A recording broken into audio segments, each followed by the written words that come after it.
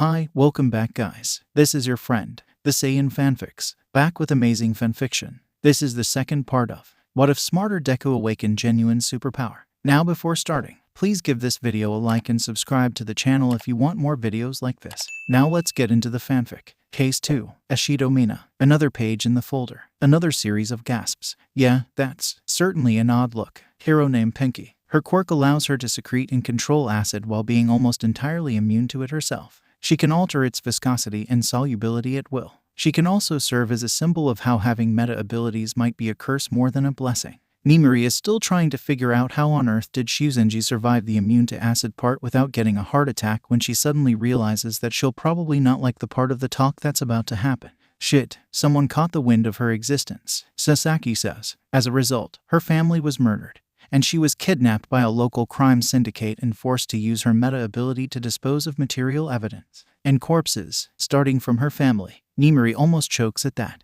What sort of monster? After half a year, she escaped. Even Defiant agrees that she requires psychological counseling, and he has actually asked for it in her stead. And the counseling she'll get. Inui comments scarcely. The principal acknowledges that with a nod. Those two are certainly the least expressive of the people in the room. Her grades weren't good. Quite the opposite. But it's not the only thing that the UA looks for in their potential students. Nina Ashido's file has an entire paragraph of text mentioning her as responsible for ending several cases of bull, and for talking down a student that snapped and threatened to detonate a bomb in her classroom. Her character file actually states that she was considered as a candidate for UAS scholarship. UA sometimes reached out to people that they thought had talents for something that wasn't about grades themselves, typically with particular careers in mind. Here, talking down that student was what brought the UAS attention to Ashido. Nina was considered an excellent candidate for a social worker, entertainment, or if she decided to counteract generally understood bullying on a slightly larger scale, politics or social activism. The discrepancy between her low grades and slightly above average IQ led to suspicions of an undiagnosed learning disability. Then she disappeared and was eventually announced dead, only to come back to life after going through hell. And she was still interested in helping others enough to offer her help to the local police. That was admirable. The remaining two cases are, to a degree, connected, Sasaki announces once they all finish digesting the second case. Considering the troubles with containing captured villains, the local police have opened a rehabilitation program of sorts. Assistant Commissioner Aizawa has no power to offer them a pardon, naturally. However, it was decided that letting them amass arguments for a pardon by having them work alongside police in the meantime is a good idea, especially with how short-staffed the police is. Let me guess. This time, it was the military-looking guy who spoke. Seriously. Who was he, and why did the facial expressions or bad group just gained another member? This part of the talk is even more of a secret? Yes. Correct. Principal Sasaki replies. As I can see some questioning stares from other people gathered, I'll quickly introduce him to you. The man who just spoke is Sekijiro Kan. He is a PE teacher, a martial arts instructor, and, although that was only for the duration of the war, a GSDF ranger. Since the reason for the presence of a teacher with his skill set is rather self-explanatory, we'll continue on with the last two students. Well, it's probably nice to have a soldier among them. Not like she is afraid of those kids. From her experience, being nice towards people significantly decreases the risk of them doing bad things to you. Case 1, Hitoshi Shinsu. Principal Sasaki resets the counter again. This time it's a kid who really looks like he should sleep more. Hero name Hijack. His quirk, hypnosis, is the first known case of a quirk capable of controlling minds, even if to a rather limited degree. Oh, well, that's rather worrying. What are the local police using him for? Kan speaks again. That's actually a rather good question. That probably explains his worried frown. I've been told that the ability to instantly hypnotize people makes you a very successful negotiator for hostage situations. Principal replies. Once again, he does so scarcely. He is about as expressive as a woodlog if Nimiri is, to be honest. Makes sense, Kan admits. He speaks for most of the people present in the room. The rest have faces so hard to read that Nimiri does not know what they think about it. There is a long and rather detailed description of the exact mechanism of Hijack's quirk in the text. It's rather reassuring. The only hole she can think of is him being capable of making you not remember what you did during the trance. Then again, it's not like he can do anything weird under the ever-watchful gaze of the cameras, and the victims will know that there is a hole in their memories, thus making it immediately obvious who was responsible. His past is mostly a mystery. They know where he was born, but the war swept through Hasu really hard. Even the principal's men failed to find anything more about him. What they knew is that he resurfaced as a small-time robber in Hasu before joining the metahuman network. Case 2, Himiko Toga. This time, it's a girl. With fangs, nasty looking, if Nimuri is, to be honest, hero named Carmilla. Another rather interesting case, although this time it's because she can serve as evidence for the existence of quirks that can be considered villainous, or at least having serious villainous connotation. I don't like the words you are using, Murai. Inui comments from his seat. Nimuri more or less agrees.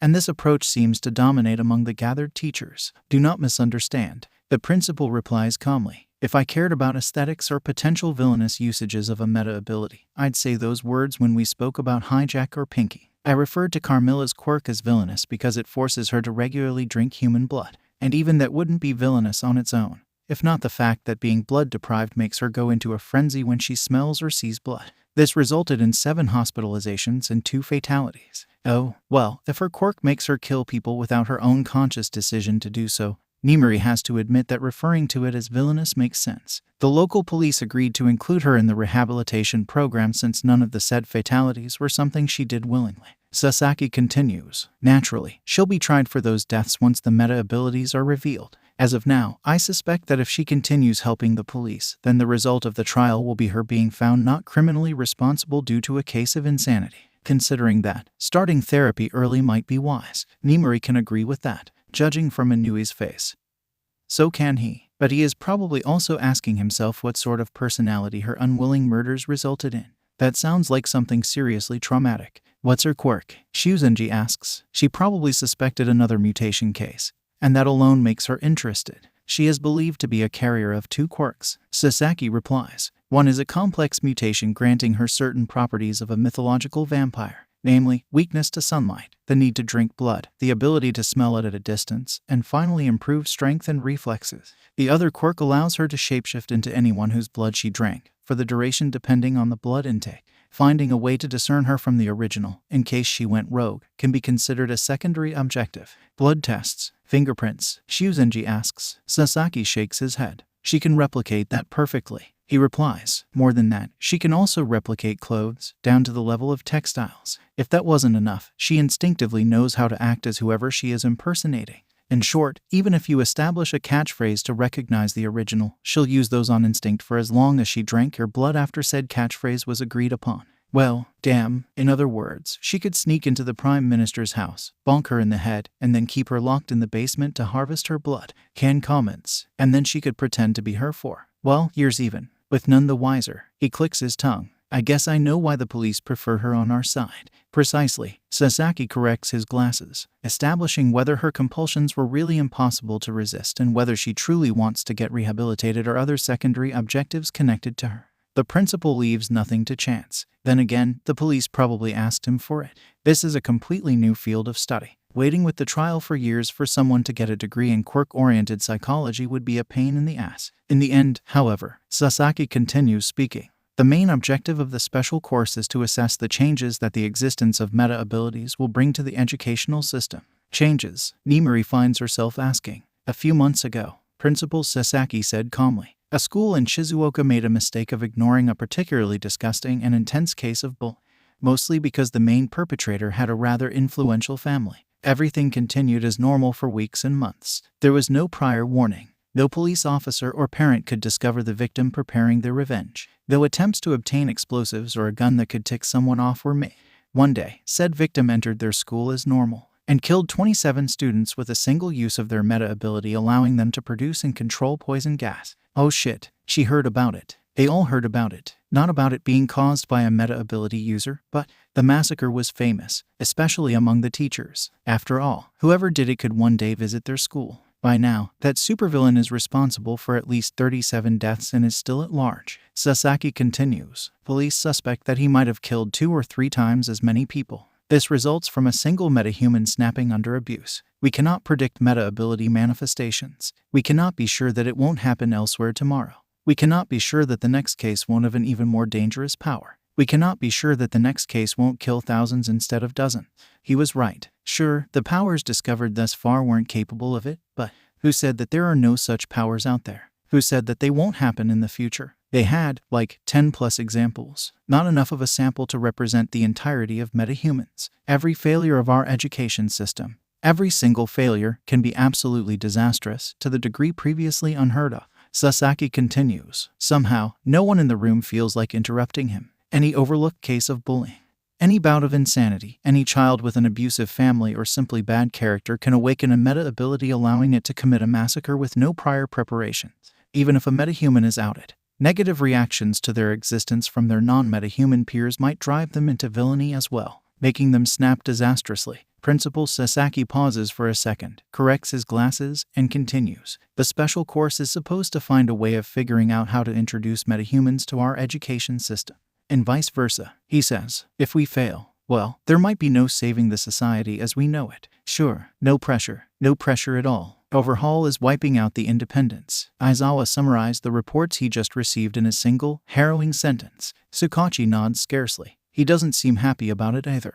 Dozens of people have already died, and it might not be the end. The fact that they are mostly criminals means a little, especially as their families often die with them. Overhaul leaves no loose ends. If you kill the family members of your enemies alongside them, the chances of someone trying to take revenge drops significantly. Chisaki is really taking the whole supervillain bit to heart, and, unfortunately, seems to be rather genre-savvy about it. His purge of all gangs and other criminal groups that didn't bend their knees before him was methodical, thorough, and done without the big man himself showing up anywhere near the front lines. Mustard was spotted several times. He at least doubled his number of kills, although most of those could be considered a joint work of the supervillain and Chisaki's elite. Why wait for the gas to kill everyone when you can enter the building and put a bullet in every head inside, while said head owners were too busy trying to breathe? After all, if given enough time, their reinforcements might have arrived, or police might have responded. Overhaul was intelligent, methodical, and genre-savvy, the absolutely worst enemy to have. If Mustard and his elites are elsewhere,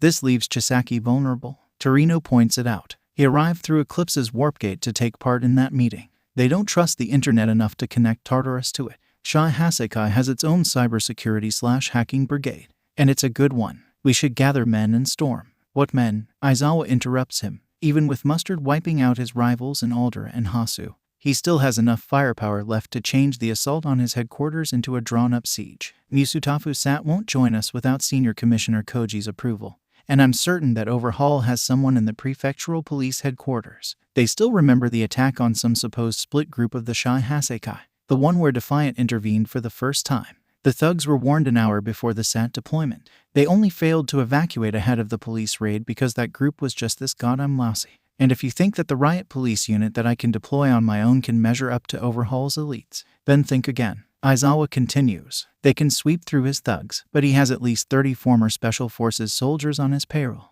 I'm supposed to send my men against that, and who knows how many villains, with zero knowledge of the internal layout about the internal layout of his fortress. Even if we deploy alongside the metahuman network members, this is still going to be a massacre. He is almost certain that Overhaul actually trains his villains in fighting alongside his Praetorian, especially with how well Mustard purges are going. Aizawa can't say the same about the superheroes available to him and his riot police unit.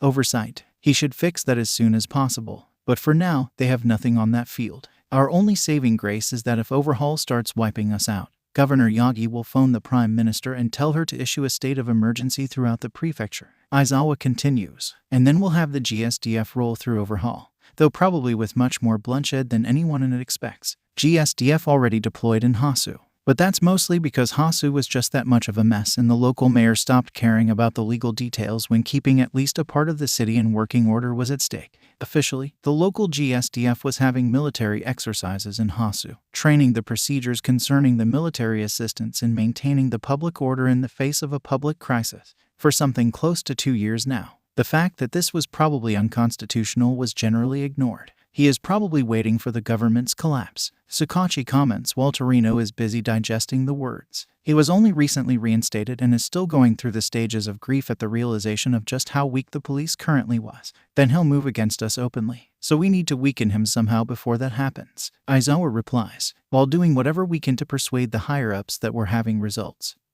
So they should wire some additional money our way since we might actually pacify the situation in our neighborhood, so that I can actually start hiring people again. He sighs painfully. They are already trying to work with half of the numbers that they had before the war, and that's only because Aizawa is doing some serious money juggling and introducing some rather serious austerity measures to avoid further layoffs. If he'll be forced to draw an operation plan with his son's crayons again, He is going to shoot himself on the spot. Enough is enough. What's the situation in the Marikane ward? He decides to ask. That's the one place where they pushed against Shai Hasekai for real. They don't have enough men and ammunition to wage 2 battles at once. We closed some drug dens, arrested most members of a local gang, had 7 more skirmishes with the Shai Hasekai forces. Tsukachi summarizes. Overhaul isn't making it easy for them. Oh, and we closed a human trafficking ring. We now control around 40% of the district, with Shai Hasekai controlling a similar part of it. The rest is the contested middle ground. Police being around meant that the people no longer had to pay extortion money to the gang. Of course, they then had to pay taxes to the government again. On the other hand, the punishment for not doing that was significantly laxer and didn't include you and your entire family being murdered at dawn. Murdered or, well, human trafficking ring was there probably for a reason. Aizawa sometimes wished that the Third World War was actually a nuclear one. Then they would all be dead by now and he wouldn't have to witness the slow collapse of society. Keep pushing, Aizawa replies. Cleaning up the entire district might be their best bet for achieving something. Anything. They are still running out of time. Hirono, Overhaul says, eyeing the newcomers with a rather emotionless version of curiosity. Of course, Hirono can read the emotion either way. They know each other long enough. What happened? I didn't expect you today. He doesn't say, but he also didn't expect Mustard to return ahead of schedule. The villain is standing behind a man in his late 20s, wearing a slightly ruined suit and a pair of glasses. Mustard has his submachine gun in his hands. He technically isn't pointing towards the man, but it's rather clear that it wouldn't take him much time to change that. I've returned a bit earlier. Hirono replies. It probably prolonged the independent existence of a few criminal businesses, but, well, they have nowhere to run to either way. I've run into someone that you really need to get acquainted with. Another holder of his superpower. Pardon, meta ability, or a quirk. They only got an incomplete version of the police manual concerning the superpowers 2 days ago. Some names are going off the tongue rather smoothly, so Overhaul borrowed them. The confirmation that the police knew about the meta abilities was something that he was waiting for quite a while. Introduce us then, Overhaul says. They are all in the underground section of his personal fortress, in one of many nondescript and rather barren-looking rooms that he and his thugs have barely started filling with necessary furniture. Level -1 includes barracks, and a heavily fortified defensive line against the attacks from outside. He actually consulted his Praetorians on how to change it into a death trap for the attacker, and they had so many delicious ideas. Once he finishes it, he'll move over to creating level -2, his personal laboratory. He has so many ideas on how to apply his meta ability, but he needs a secure place for his work. Place where he can work without getting bothered. Why did no one tell him that creating your own villainous lair is such an interesting pastime? He is actually having fun, and he gets to train his meta ability on rearranging the bedrock to carve hallways and rooms in it. Win-win situation. He is sitting on a chair. Everyone else is standing. Everyone else includes Hirono, the mystery man, Mustard, and Dabai. The last one celebrates having working lungs again by smoking a cigarette in the background.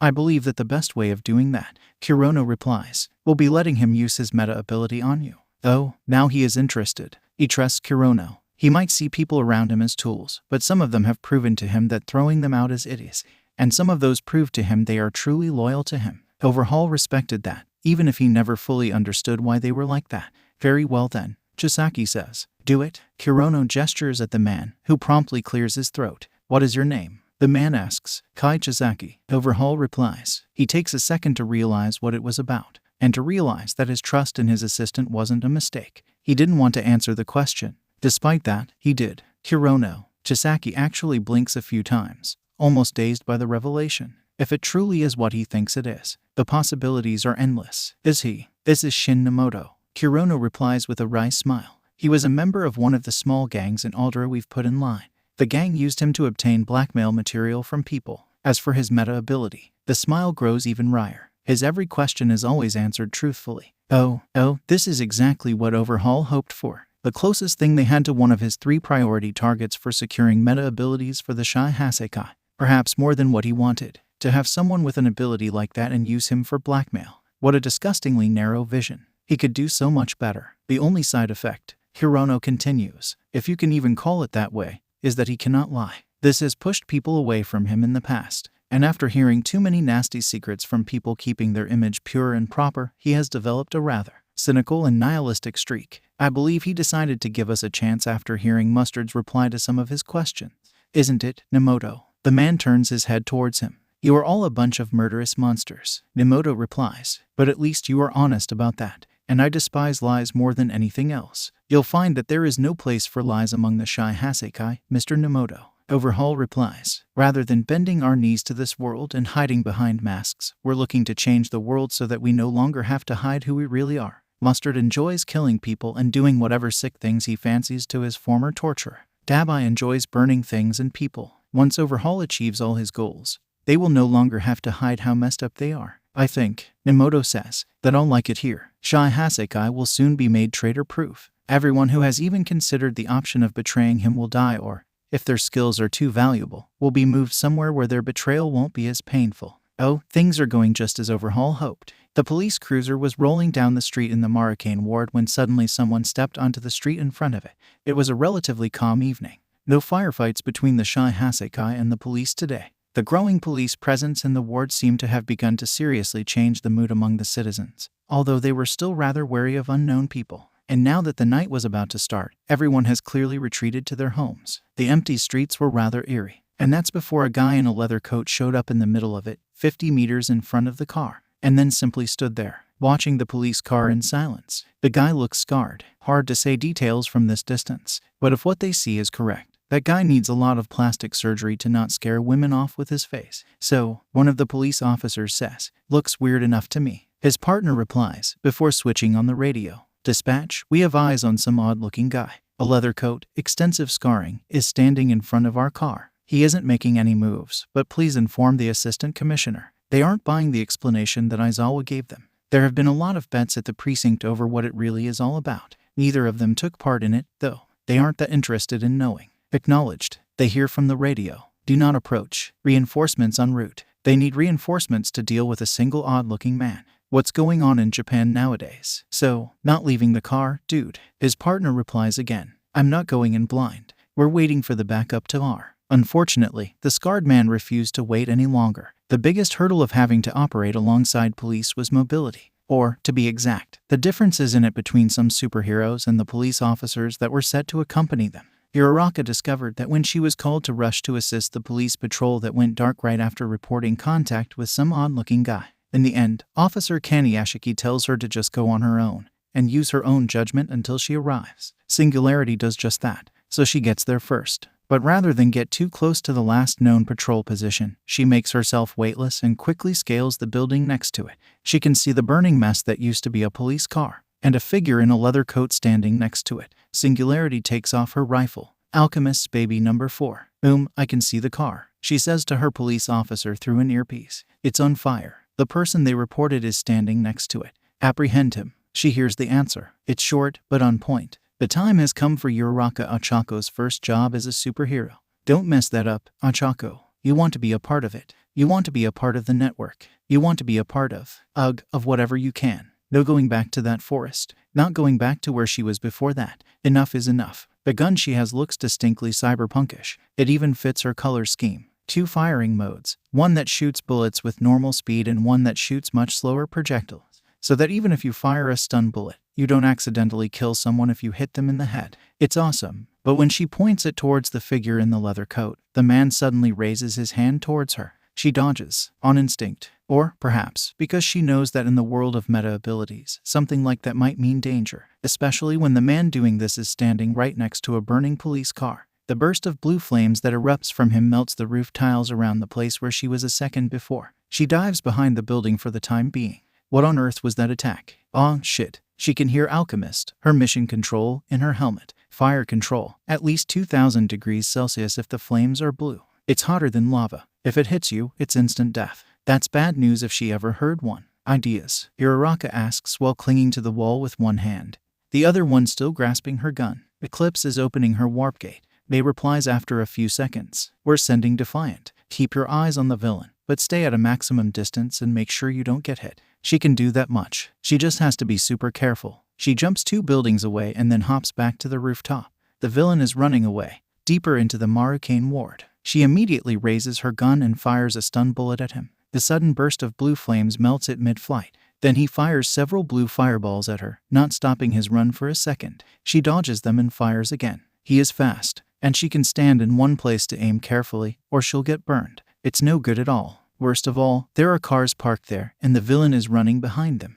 They obstruct her vision and make hitting him even harder. I don't think that I can stop him. She shouts back to Alchemist, "I'll try to slow him down as much as I can." She keeps following the villain through the rooftops. Mei is an attentive girl, but there are things she doesn't know, and things that she fails to notice. She is, chief among all, an engineer and a scientist, not a tactician. If Defiant or Assistant Commissioner Aizawa were the ones sitting in her seat, they would have realized what was happening much earlier. Why did the villain wait near the destroyed car until the hero arrived? Why was he running away, but without fighting Singularity seriously? Why didn't he try to disengage more seriously? Eclipse had just opened the warp gate to Marikane when Defiant finally asked for the full situation report. It took him less than 20 seconds to realize what was happening and yelled to Mei to tell Uraraka to disengage immediately. Mei relayed the warning 10 seconds too late. "It's a trap." Alchemist suddenly shouts to her through the comms, "Go back," and Uraraka has no time to respond to that, because the trap mechanism decided to finally spring to life at that very moment,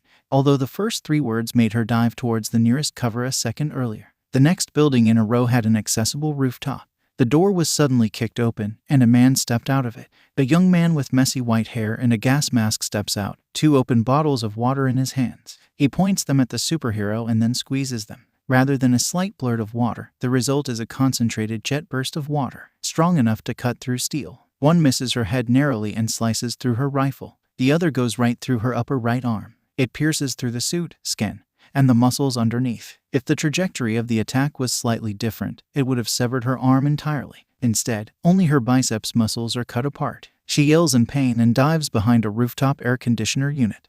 She is down. The water villain shouts, "Dust Storm, go get her." She isn't going down like that. Her right hand might be useless and her rifle won't work, but she still has a pistol. And left hand. She pulls the gun and stands from behind her corner. There are 2 villains on the rooftop now, the water one, and some blue-haired man her age, with a hoodie and another gas mask. The latter is running towards her, his hands raised. She fires at him, but he is quick. He dives behind one more air conditioner unit. His companion doesn't bother hiding at all. "You aren't going to shoot me, hero," he says, the last word accompanied by a derisive snigger. Unfortunately, he is right. He doesn't shake even when she fires at the wall right next to him, hoping to intimidate him. He opens another water bottle, this time making a vertical move while unleashing it. The resulting water sword slices her cover apart, and she only barely avoids getting severed in half as well. Dust Storm is closing in, using every cover he can. His companion pulls out another bottle from his backpack. The situation is critical. Her arm is bleeding heavily, and the pain is only kept at bay by adrenaline. And where is the flame villain? Then she hears a loud whoosh. Something flies past her. The water villain is sent back to the wall right next to the rooftop entry door, electrocuted by a small object that attached itself to his chest. Izuku is here. Uraraka was never this happy to see someone. Defiant is here. Dust Storm yells from his cover. Jet streams down. "Dabai, move your ass over here." Dabai, it means cremation. Must be that flame villain's name. Singularity, go back. She hears Izuku's voice. "I'll take it from here." She'll only be a burden to him now. It's not the time to be a H. No, it's the time to be a hero. But for him, she should listen to him and get out as soon as possible. She makes herself weightless again and jumps away. Not directly along the same route she came here. She makes some distance between herself and the street. Who knows where Dabai is? Izuku is furious. He almost lost a friend due to such a dumb thing as not asking for the situation report earlier. If he didn't waste so much time, she wouldn't get hurt. So he is not only angry at the villains but also at himself. The water villain is down. What's left is the one with an unknown power, and the flame one that he has no idea where has gone, but was probably heading here. Unless the other villain's shout was a deception. They are also all wearing gas masks. Either Mustard is around, or they are trying to make him think that he is. "You can do it, Defiant." He fires one of his stun tools at the other villain. The villain moves fast. He touches Mei's baby number 1 mid-flight, and it promptly turns into dust. Without firing, it's electrocution, matter disintegration. Either 5-finger point contact like Uraraka, or on touch like Overhaul. It happened too quickly for him to notice the details. Not dangerous, at least against Defiant. Terrible matchup, quirk-wise. He just has to keep the distance. Anything more, hero? Dust Storm taunts him. "Come on, get closer. I want that sweetie XP. That bastard tried to kill Uraraka and is treating this like a game." If Izuku was furious earlier, then now he was absolutely livid. He grabs Dust Storm and slams him into the wall right next to the unconscious Jetstream. "What, is that all?" Dust Storm seems unfazed by that.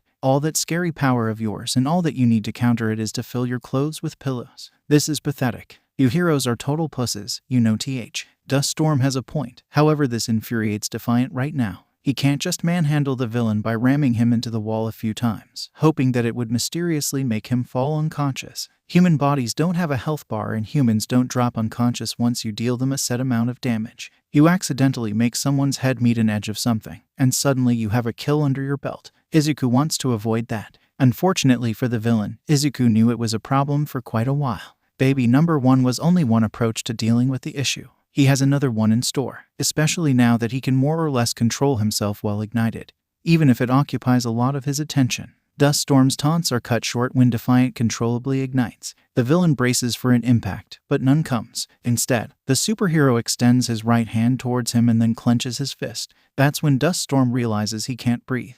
Dust Storm grasps at his neck. His hoodie and gas mask partially disintegrated accidentally. Izuku pulls him up a bit, just enough to make him unable to run away while holding his head in place. He needs him immobile. This is some very precise manipulation. He is almost down for the count when someone intervenes. "Where did you hide, Eri?" Izuku hears an unfamiliar voice asking from behind the entrance door to the rooftop. "I've hidden her eye." Defiant finds himself answering before he panics and slams his mouth shut with telekinesis. He is still ignited, so it's much stronger than he thought. His jaw hurts, but he strangled the words out of himself. "Shit, another villain. It didn't work." He hears a yell. It's the same villain that asked him the question. He must have been reporting that to someone. Dabai, mustard. The Defiant's grasp of Dust Storm failed, and the villain is now on the ground, coughing violently. For as long as he moves like that, Izuku can't force choke him again. It requires too much precision not to accidentally damage the windpipe. He should try to immobilize him again, but he feels the ignition dying down slowly. A second later, a blast of blue fire, not directed at him, but it brings his attention. Mei's drone, giving him the information advantage over the enemy, was destroyed instantly, dropping to the ground like a ball of fire and half-melted metal. Dabai is now staring at him from the rooftop on the other side of the street. He can't win that fight. Plan B. He catches an unconscious Jetstream with his telekinesis and throws him back. After maybe 20 meters of free flight, something suddenly grabbed him. Tsuyu, still under her camouflage ability, hops back as fast as she can, with the captive held by her tongue. Carrying him like that will quickly tire her, but she should be able to make some distance. They need to at least arrest someone tonight, and Dabai's flames erupt. He isn't attacking Tsuyu. He isn't attacking Defiant. Instead, he propels himself over the street with his flames, landing in front of Izuku, with his right side towards the hero. His leather coat and hair are on fire. It's not the blue flame, merely a normal, red to orange one. The flames are licking his skin. It should be burned instantly, but instead, it's only growing redder and redder, and only in the places that aren't already scarred. The flames illuminate his face as it turns towards Izuku. In his eyes, madness. Not the cold and ruthless sociopathy of Overhaul, but a maniacal desire to see the world burn. He doesn't change his position. Instead, he only raises his right arm, pointing it towards Defiant, and towards Kappa, fleeing through the rooftops behind him. Prominence. Dabai speaks, slowly, savoring his every letter. The blue flames erupt from his body, concentrating in front of his extended hand. "Su, dodge SIDWA." Izuku yells while doing so himself. Burn. The sun rises in the Marikane ward ahead of schedule. The street by which the fight was occurring was a straight one. On its both sides were apartment blocks, built according to a similar design, identical height, which saved many people when Dabai unleashed his strongest flame. The lance of concentrated blue flames missed Defiant. It also narrowly missed Tsuyu, who went plus ultra and jumped off the rooftop entirely after she heard Izuku yelling at her to dodge. It still partially melted almost a kilometer of rooftops, and after that, it pierced through 2 slightly taller apartment buildings, with enough heat to ignite everything even remotely flammable, such as quilts with sleeping people under them. Only then did it finally dissipate, scattering bits of flames over a small and overgrown park, which, naturally, was set aflame. What? Izuku mumbled to himself. He was still floating in the air right next to the rooftop, trying to puzzle up what had just happened.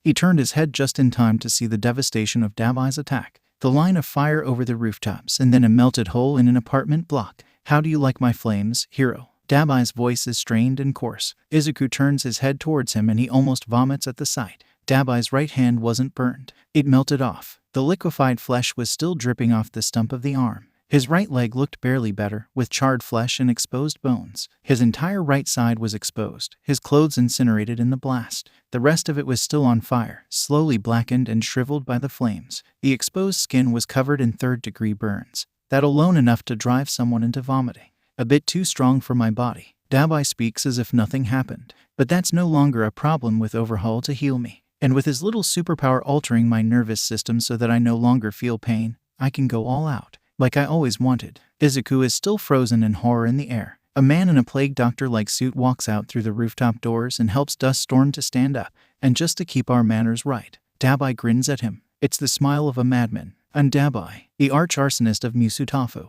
and the men behind me are Dust Storm and Inquisitor. He chuckles. I even named my attack. We're all men of culture here, aren't we? Hero, he says, prolonging the last word for what feels like an eternity. Then he ignites a small ball of blue flames over his healthy hand. The silence makes the sound of raging flames in the background almost deafening. Let's keep dancing together, defiant. Dabai smiles. The corner of his mouth closer to the burn side takes that moment to start dripping off. His eyes are dreamy. And if Izuku could read minds, he would know how immersed he was in the sounds of fire dominating the background. For as long as the music lasts, Izuku turns his tail and flees the battlefield. The biggest positive of actually having control over the local superheroes, in Aizawa's opinion, was that the local fire brigade was notified by him the second he heard the words 2000 degrees Celsius coming from Alchemist's mouth. Unfortunately, that concluded the list of positives for that night. It was going to be a long night for Takoba City. Dabai's prominence burn was powerful and loud enough to yank Officer Monika Kaniashiki out of her present activity, which was vomiting onto the pavement. She had the misfortune of seeing the arch-arsonist's handiwork up close when she came to inspect the burned police car. Being burned alive inside your car was bad enough. Being dragged out of the said car, having 3 car tires shoved onto you, being soaked in gasoline and then being burned alive was several orders of magnitude worse. Shio Shuzenji doesn't enjoy being woken up by the phones in the middle of the night, especially right after her shift ended. But when it's Murai who is phoning her, well, she doesn't like it twice as much, because she knows he wouldn't do it if the situation wasn't truly terrible. He knows how grumpy this makes her. She is practically living right next to her hospital. But this doesn't mean that she is a workaholic who actually likes situations like that. Yes, she asks into a phone. Singularity was wounded in combat. Murai replies promptly. She'll be dropped into your hospital through a warp gate in several minutes. Make sure her life isn't in danger and then get ready for a wave of patients with third-degree burns. What happened? She says, while practically jumping from her bed. She is old, but she knows when she is really needed elsewhere. Villain with a powerful flame quirk. Murai replies, temperature above 2000 degrees Celsius. He practically melted some apartment blocks in the Marikane ward. Firefighters are rushing onto the scene now, but the assistant commissioner expects dozens of victims. Shit. I'll call in everyone I can. They'll need as many doctors and nurses in the hospital as they can to deal with that. This brief heads up might have saved a lot of lives. Dabai, believe it or not, dropped dead before getting back to the Overhaul's position. Dust Storm and Inquisitor carried his mutilated corpse back. Overhaul promptly resurrected him. He expected Dabai to be rather incomplete the next time they see each other, so he came prepared. It's almost unbelievable how much one can do with his quirk and 1 or 2 dead pigs. Meat, human or pig, it makes no difference. Dabai's flesh remembers what its shape used to be. The rest is just a manner of putting things back in order, according to the memory of Dabai's body, all the way down to the DNA. Dabai inhales deeply. His eyes are clouded. It's normal for those freshly back from the other side. He will come back to his senses in an hour or two. So, Kirono decides to say the words. Did we lose? For all his intellect and usefulness, Kirono sometimes lacks imagination. This requires some correcting before the villains in front of him get a wrong idea. No, we didn't. Overhaul replies. Dust Storm and Inquisitor look at him oddly. It was a reconnaissance by force. Casualties sometimes happen. But now, we know of 2 more heroes. We learned about 1 more combat technique of Defiant. We informed Assistant Commissioner Aizawa that we won't tolerate him pushing further into this ward. And, chief amongst all, we've discovered that Glassmaker is alive. What? Kirono clearly failed to follow. He is excused. It was a long night, and Overhaul is in a good mood. Defiant and whoever the other hero was, did their best to apprehend Jetstream. Overhaul replies, and he didn't kill Dust Storm, despite being able to do so. That woman that Jetstream wounded also didn't shoot him with an intent to kill. That tells us that the superheroes aren't using lethal means in combat. Why would they do so if the Assistant Commissioner Aizawa was then executing the captives? Finally, understanding dawns on the faces in front of him. The police are holding Glassmaker and, after this night, Jetstream captive somewhere. Overhaul announces, somewhere within the Assistant Commissioner's sphere of influence. And I'd really love to find out where that secret prison is. Inquisitor should make it easy enough. They just need to find the right person to ask the questions to. Making his villains realize that getting them out of the prison is among his priorities should do wonders for morale. That's all something to do tomorrow, though. Fixing Dabai took a lot out of Overhaul. It's time for some well-earned rest. May phoned him while he was at their headquarters. In his own room, actually. He only just finished vomiting into the toilet and was now busy trying to wash his mouth to get rid of the taste. Yes, May, he replies. His voice is worn out. He is tired. So very tired. He is sure that she read it from his voice. Aizawa is calling for an emergency meeting. She replies, you, him, the principal, and Chief Inspector Torino, plus some more, on UA grounds. So, pretty much everyone that matters in their little group. Principal Sasaki probably offered to host because he was the most public figure of them all. Seeing him enter any police building would be, well, hard to hide. Other potential reasons for this are less nice. They could simply use Eclipse warp gates to arrange it. Is he afraid of the police doing something weird? I see, he replies, as noncommittally as he can. When? Tomorrow morning, she replies. Assistant Commissioner Aizawa is rather busy with aftermath. Her voice dies down on her. Looks like Izuku isn't the only one shaken up. How many? Izuku replies. His eyes rest on the mirror over the sink. His reflection looks like he has gotten a few years older suddenly. How many? He asks again. The silence that follows is long and awkward. But, eventually, she speaks. At least 27 deaths. Twice as many with various degrees of burns. She says. The toothbrush in his hands snapped. Did he use force on accident? Can this even happen? There is silence, even longer than the one a few seconds earlier. Unlike its predecessor, that one is less awkward and more painful. Why, May? Izuku asks. Why did he do it? If he wanted to kill me or Tsu, he only needed to use a fraction of that power. He didn't have to almost kill himself. He didn't have to kill those people. So why did he do it? I don't know, she replies. Her voice is shaking. She saw the recording from his uniform's camera. She saw Dabai's face, the utter madness all over it. She saw what happened to his body after his attack, and how completely he ignored the damages. She was just as shaken as Izuku, and she had no answers to the questions he was asking. On that day, Izuku realized what citizens of Gotham had to feel when they faced Joker. He didn't like it. He didn't like it one bit. He heard knocking on his door 3 hours later. It's late at night, but he still isn't asleep. He isn't sure if he can fall asleep. He decided to ignore it, hoping it would go away, that he could continue lying in his bed, staring at the ceiling, in silence, trying to not remember what happened, probably trying to fall asleep, regardless of his body refusing to cooperate. He really wanted to be alone. He even ignored a few calls from May. But the knocking continues, on and on, until finally he has enough of it. So he goes out to confront whoever it was. He expected it to be. Well, he had no idea, really. Maybe May. Transported here through the Eclipse's warp gate. That would make sense, because she was probably angry at him for ignoring her calls. Instead, he opens the door to see Tsuyu, wearing her standard attire. Namely, nothing. The fact that he doesn't even feel like complaining about it internally is probably the best summary of how bad he feels right now. Ribbit, she says, looking at him quizzically. As always, she is impossible or almost impossible to read. This time it's certainly the former. What is it about, Tsuyu? He asks. He isn't trying to sound angry or anything, but he would really prefer to be alone, to not see anyone right now. Can I come in? She asks. He has no idea what she is thinking, what she is trying to achieve.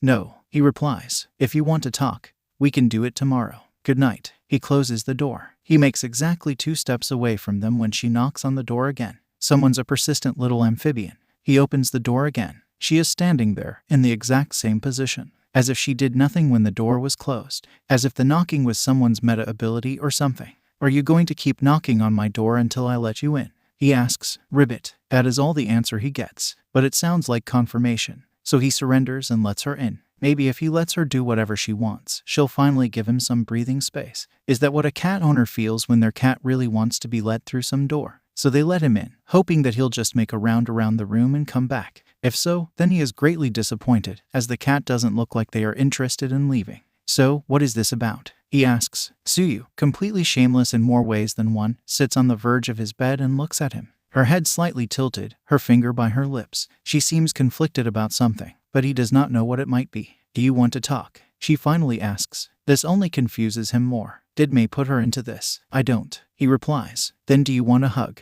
She asks, and he finds himself staring at her in complete shock and bewilderment. What? That is all that he manages to say as an answer. You're in pain, Ribbit, she replies. I want to help. That's what heroes do, right? That came out of the blue. It's all right, Tsuyu, he replies. His tone speaks of exhaustion, but mental more than physical. I had a rather bad moment earlier, but I'm doing better now. No need to get worried about. She extends her tongue, grabs him with it, and then pulls him closer. When she lets him go, he finds himself sitting on the edge of his bed, right next to her. You're not taking no for an answer, now aren't you? He says, and she stares at him. Tsuyu, it's really all right. Sure, something terrible happened, but once again, she completely ignores him. This time, rather than moving him anywhere, she is the one who moves. She moves closer to him, and then hugs him. The feeling of her breasts resting on him would probably make him freak out on a normal day. Tonight, he was just too tired and mentally exhausted to care. Tsuyu, he says, as calmly as he can. Please, you don't have to do that. Her head is still resting on his shoulder. Her hands are still on his back. The only answer he gets is a quiet ribbit he does not know how to interpret. He decides he can as well give her what she wants. Hopefully, that would be enough to make her leave. So he hugs her back. They stay like that for close to a minute. It's pleasant, not in some perverted sense, or anything like that. Izuku has a girlfriend and cheating is as unheroic as you can get. But the physical contact alone, feeling her warmth right next to him, it's just, he isn't sure how to name it. But it's nice.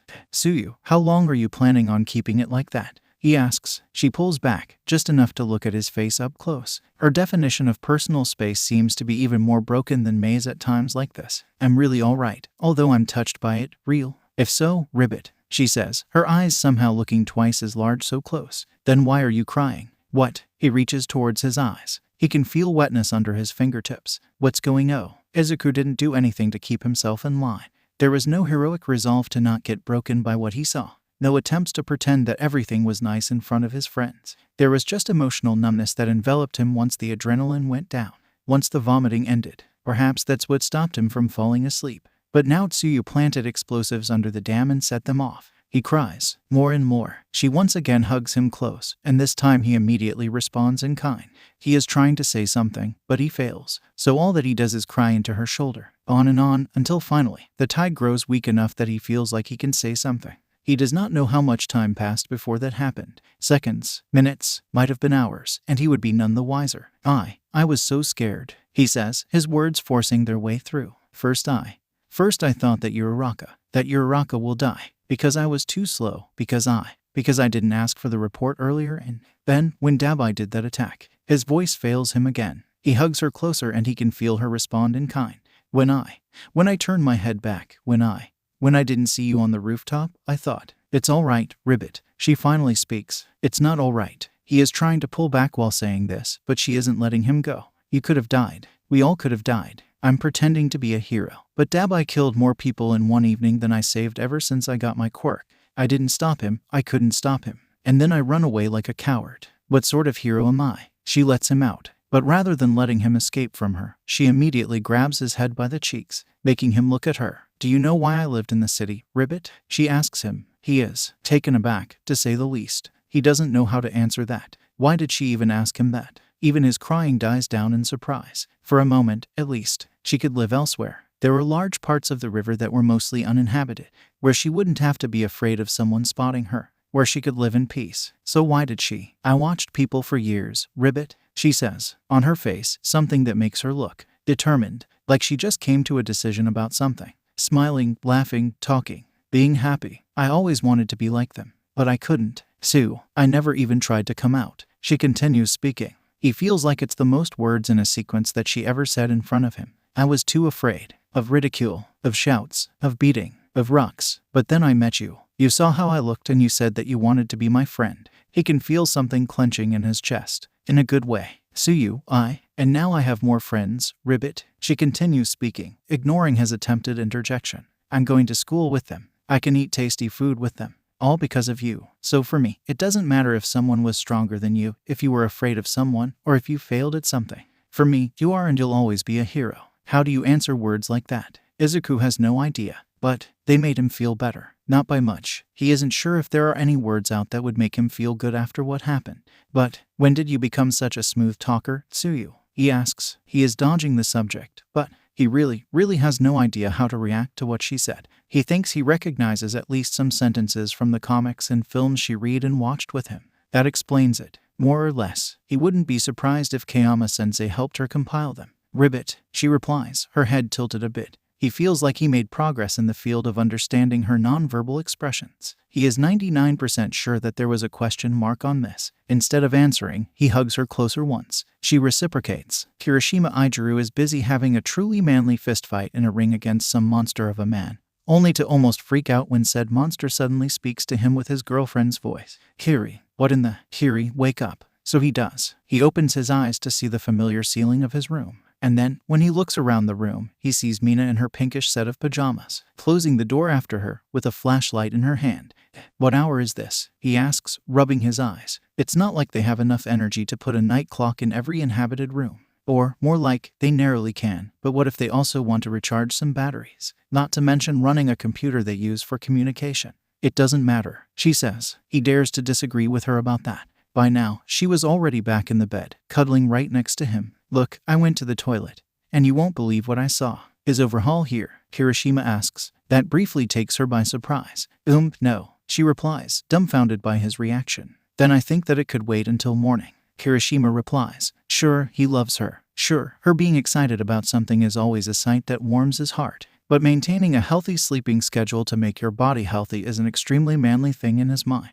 Mina refuses to take that face down. Kirishima realizes what a mistake he made when he sees her pouting at him up close. Then he suddenly feels her fingers at his sides. That wakes him up well. Ouch. He grabs her hands and stops her from causing irreparable damage to the most vulnerable part of his body. Seriously, he is super ticklish. But why is she wielding that fact like a weapon? All right.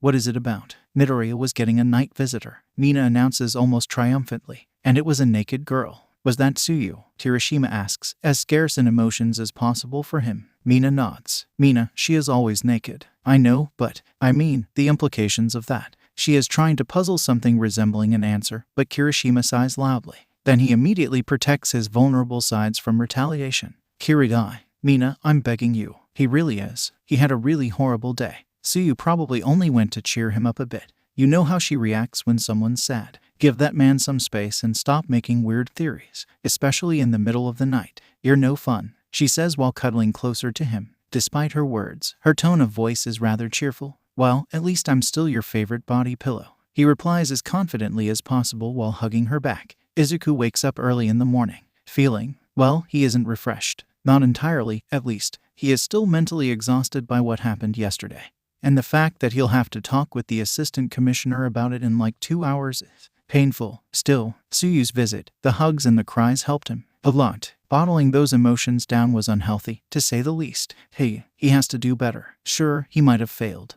They might have failed. But Takoba City has no other superhero team to take the job from them. No one else to stop Overhaul. To stop him from killing more people. He isn't like the superheroes from comics, but he'll have to do. Then he realizes he is feeling oddly heavy. It's like there was something on top of him. So he promptly looks down and then pulls his quilt up a little in. He almost has a heart attack when he sees enormous eyes staring at him from under his quilt. It's like from some horror story. Then he almost gets another heart attack because he realizes that's Tsuyu, in his bed, in the morning, still naked. Oh my god, did we? Wait, no, they didn't. He just fell asleep after all that crying and, oh, she refused to leave. Told him that suffering alone hurts more than when you share it with someone. And then loaded herself into his bed. Why did he agree to it? It made sense to him back then. Now it's much less sensible. He has a naked girl lying on top of him, her head resting on his chest. And it's certainly not his girlfriend. Tsuyu, he asks. Her eyes seem open, but wait, does she even blink? Do frogs blink? Do they sleep with open eyes? Wait, no, but they seem to have 3 eyelids, if he remembers correctly, so she might look like has her eyes open, but in fact, why didn't he research that subject properly? Ribbit, she asks. She sounds vaguely pleased. Did you spend the whole night in my bed? She might have left and returned or something. Wait, would that even change anything? Ribbit, she confirms his fears with a single word. She looks rather lazy. Izuku isn't sure how to describe it. Warm, cozy, soft, nice. Well, at least someone is happy. Besides, she almost died yesterday. Perhaps she needed that as well. Not to mention, with all those things she told him, about how much she dreamt of having friends before she met them. She was probably as terrified of losing Uraraka and Izuku as Izuku was about losing them. She was just less expressive about it. When he inquires about the reasons for her still being here, she ribbits loudly while standing up. Then he suddenly feels the end of her tongue on his cheek, before she quickly flees the room. Wait, did she just kiss him on the cheek? It wasn't that, right? May sounds reassured when he phones her. She actually insisted on making it a quick video chat to inspect his looks. Look, I have to admit something. Izuku plays it openly. The last thing he wants is May hearing about it from someone else and getting weird thoughts. I might have, slept with Tsuyu last night, and Awesome, May beams at him and he was absolutely and totally surprised by it. I mean, once we go public, I might as well spend months away from you. I'm totally alright with you having 1 or 2 more girlfriends, especially when it's someone I like and trust enough not to get worried about them trying to knock me out of the deal or trying to steal my wealth and babies from me. I was actually trying to talk Ochako into that. It's at this moment that she realizes the horrified look on Izuku's face, and she promptly realizes that something's wrong and she might have misunderstood. Like, something. She has no idea what. Wait, what? Izuku is doing his best not to yell, but it's really, really hard. I didn't sleep with her like that. She just cuddled me into sleep because I was really out of it. May realizes what happened and promptly shrinks in her seat, and even that made me feel guilty about it, so I wanted to come forward about it. May, what the hell's wrong with you? And what was that part about your Uraraka? Could you please elaborate a bit, Mo? Suddenly, the connection is severed. Izuku is certain that this isn't a connection problem. He actually waits for like 10 seconds, just in case it was the shy Hasekai attack with some communication jamming. But no, this means only one thing. He is going to have a serious talk with his girlfriend once the emergency meeting is over. Shino Sasaki looks up at May, whose head is now sticking from her workshop's door. So much about reading the newspaper in peace and quiet. What happened, May? She is, and has fully acknowledged that fact, her nanny. Almost an unofficial adopted aunt at this point. Yes, May referred to her like that once, but Shino pointed out that it makes her feel old. May promptly asked her if Shino could be her older sister. May was occasionally weird. It was best to get used to that. I think we're having our first argument. May replies, of course, it's about that boy. The I will finish your career Shino packed into a single container with a rather fluffy, broccoli-colored hair on top of it. Do you have any idea how to? Good luck with that. Shino replies and looks at her newspaper again. Should have thought about that before you blackmailed me. May should get a lesson about not blackmailing people close to her. Shino decides that it's time to teach her that. You realize that I still have that blackmail material? Yes. May promptly obliterates Shino's attempts to educate her. Ugh. Alright. She realizes her situation and puts the newspaper down. What did you do, May? Because of course, it's something she did. Really? Shino asks, with her best deadpan face.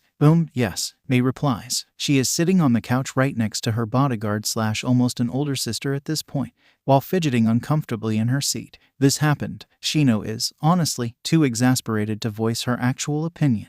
This was, wow, a very May Hatsune way to provoke an argument in a relationship.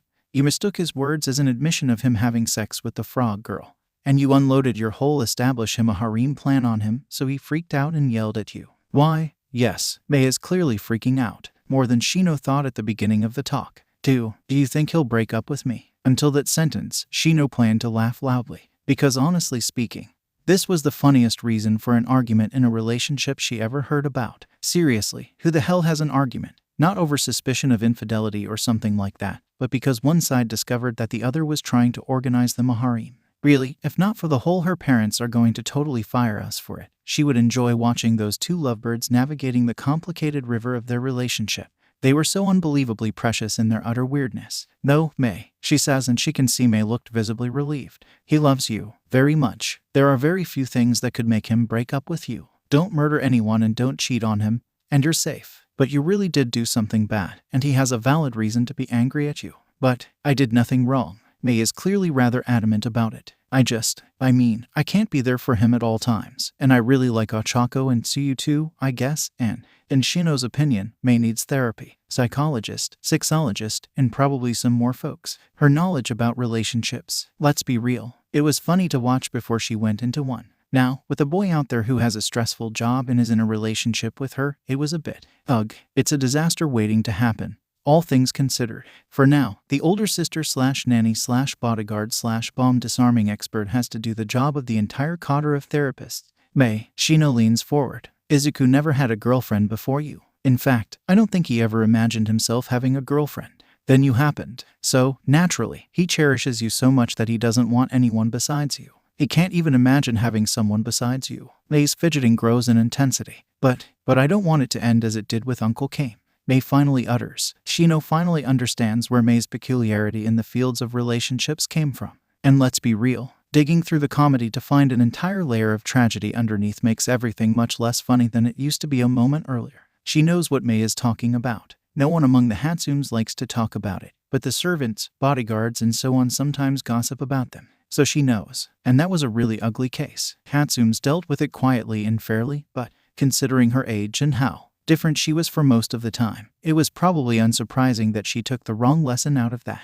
May, Shino says. Look at me, May. She does so. Shino is proactive enough and holds her hands as delicately as she can. I know you liked your uncle. He was one of the few people around here that could actually follow you when you started talking about inventions. But you have to understand that he wasn't a good person. But, May, Shino keeps pushing. Because honestly, this issue has to be unfucked post-haste. The lesson you should take from what happened to him isn't if they were alright with sharing. Nothing would have happened. The lesson you should take from that should be do not promise someone that you'll be faithful to them until death unless you really plan to. He brought this onto himself. She deflates a bit. Looking at her now is just painful. Is Shino really changing into her older sister in all but blood? She leaves thinking about it for later. In the meantime, she leans towards May and hugs her. May, to her slight surprise, hugs back. Why are relationships so complicated? May says quietly. I don't know what to do for most of the time. You've barely started. Shino replies as softly as possible. You might be a genius in engineering, but even you make mistakes when you start working on something completely new, right? She pulls back a bit, just to be able to see May's face. May nods back after a few seconds of thinking. How do I fix that? May finally asks the right question. I don't even have a blueprint for this. I don't know what I broke, and oh no, engineering metaphors. May was really out of her depth, and probably more confused and scared than she was in quite a while. This always makes her default to the things she is familiar with. Look, Shino says slowly, I'm not a telepath, but I think I figured your boyfriend enough to understand what really ticked him off. You don't want him to find a girl behind your back, right? May replies with a nod. Why? I just... May seems to be confused about that as well. I mean, we have a relationship, right? I don't want him to do things like that without me knowing. She already made it obvious that she is alright with that if she gets notified. Of course you do, Shino confirms. So why did you try to talk Uraraka into a relationship with him behind his back? May freezes. Shino gets to see the blood slowly leaving her face. And it's not a nice thing to watch, even on the girl that, technically, blackmailed you and will probably lead to you losing your dream job. Oh no, May is absolutely terrified. Not what Shino hoped for, but, oh no, I have to. She is about to leap off the couch, but Shino grabs her quickly. Wait, May freezes while looking at Shino. Didn't you say he is about to have a very important meeting? May thinks it over and nods. You'll fix all of that once he returns from it. Give him the time to focus on the job. Izuku Midoriya was very serious about his job. Oh, May calms down a bit. Only a bit, though. But, how do I fix that? Apologize. Will that be enough? I mean, she is almost adorable in that. Almost. It's adorableness with a hint of something that makes Shino want to hug her and say that everything will be alright. May, Izuku loves you. Shino replies with all the confidence she can muster. And he knows how odd you occasionally are. I guarantee you he'll forgive you if you apologize and promise not to do anything like that behind his back again. So calm down. Why? You're sure? May asks, her eyes practically begging. Yes, I am. Shino might know Izuku Midoriya for only a relatively short while, but let's be real. That kid is so adorably innocent that he is probably ashamed of himself for yelling at her by now. Shino wouldn't be surprised if he planned to apologize to May for that, while probably freaking out as much as she was. Now go, work on your babies while he is busy. Thank you. May gives her a rib-crushing hug before running away. Shino lets out a loud and pained sigh. Suo, Shirotoko says, her head popping up from her favorite nap corner, right behind the couch where the relationship counseling took place. I think I prefer disarming explosives. Shino replies honestly, at least ever since the Hatsums bought us that remotely operated bomb-disarming drone, which was honestly a very Hatsum thing to offer to someone's nanny. Izuku had little time to think about what happened between him and May. He is angry, both at her and at himself for lashing out at her. He knows she is living in her own world a bit, and he regretted the "what is wrong with you" bit,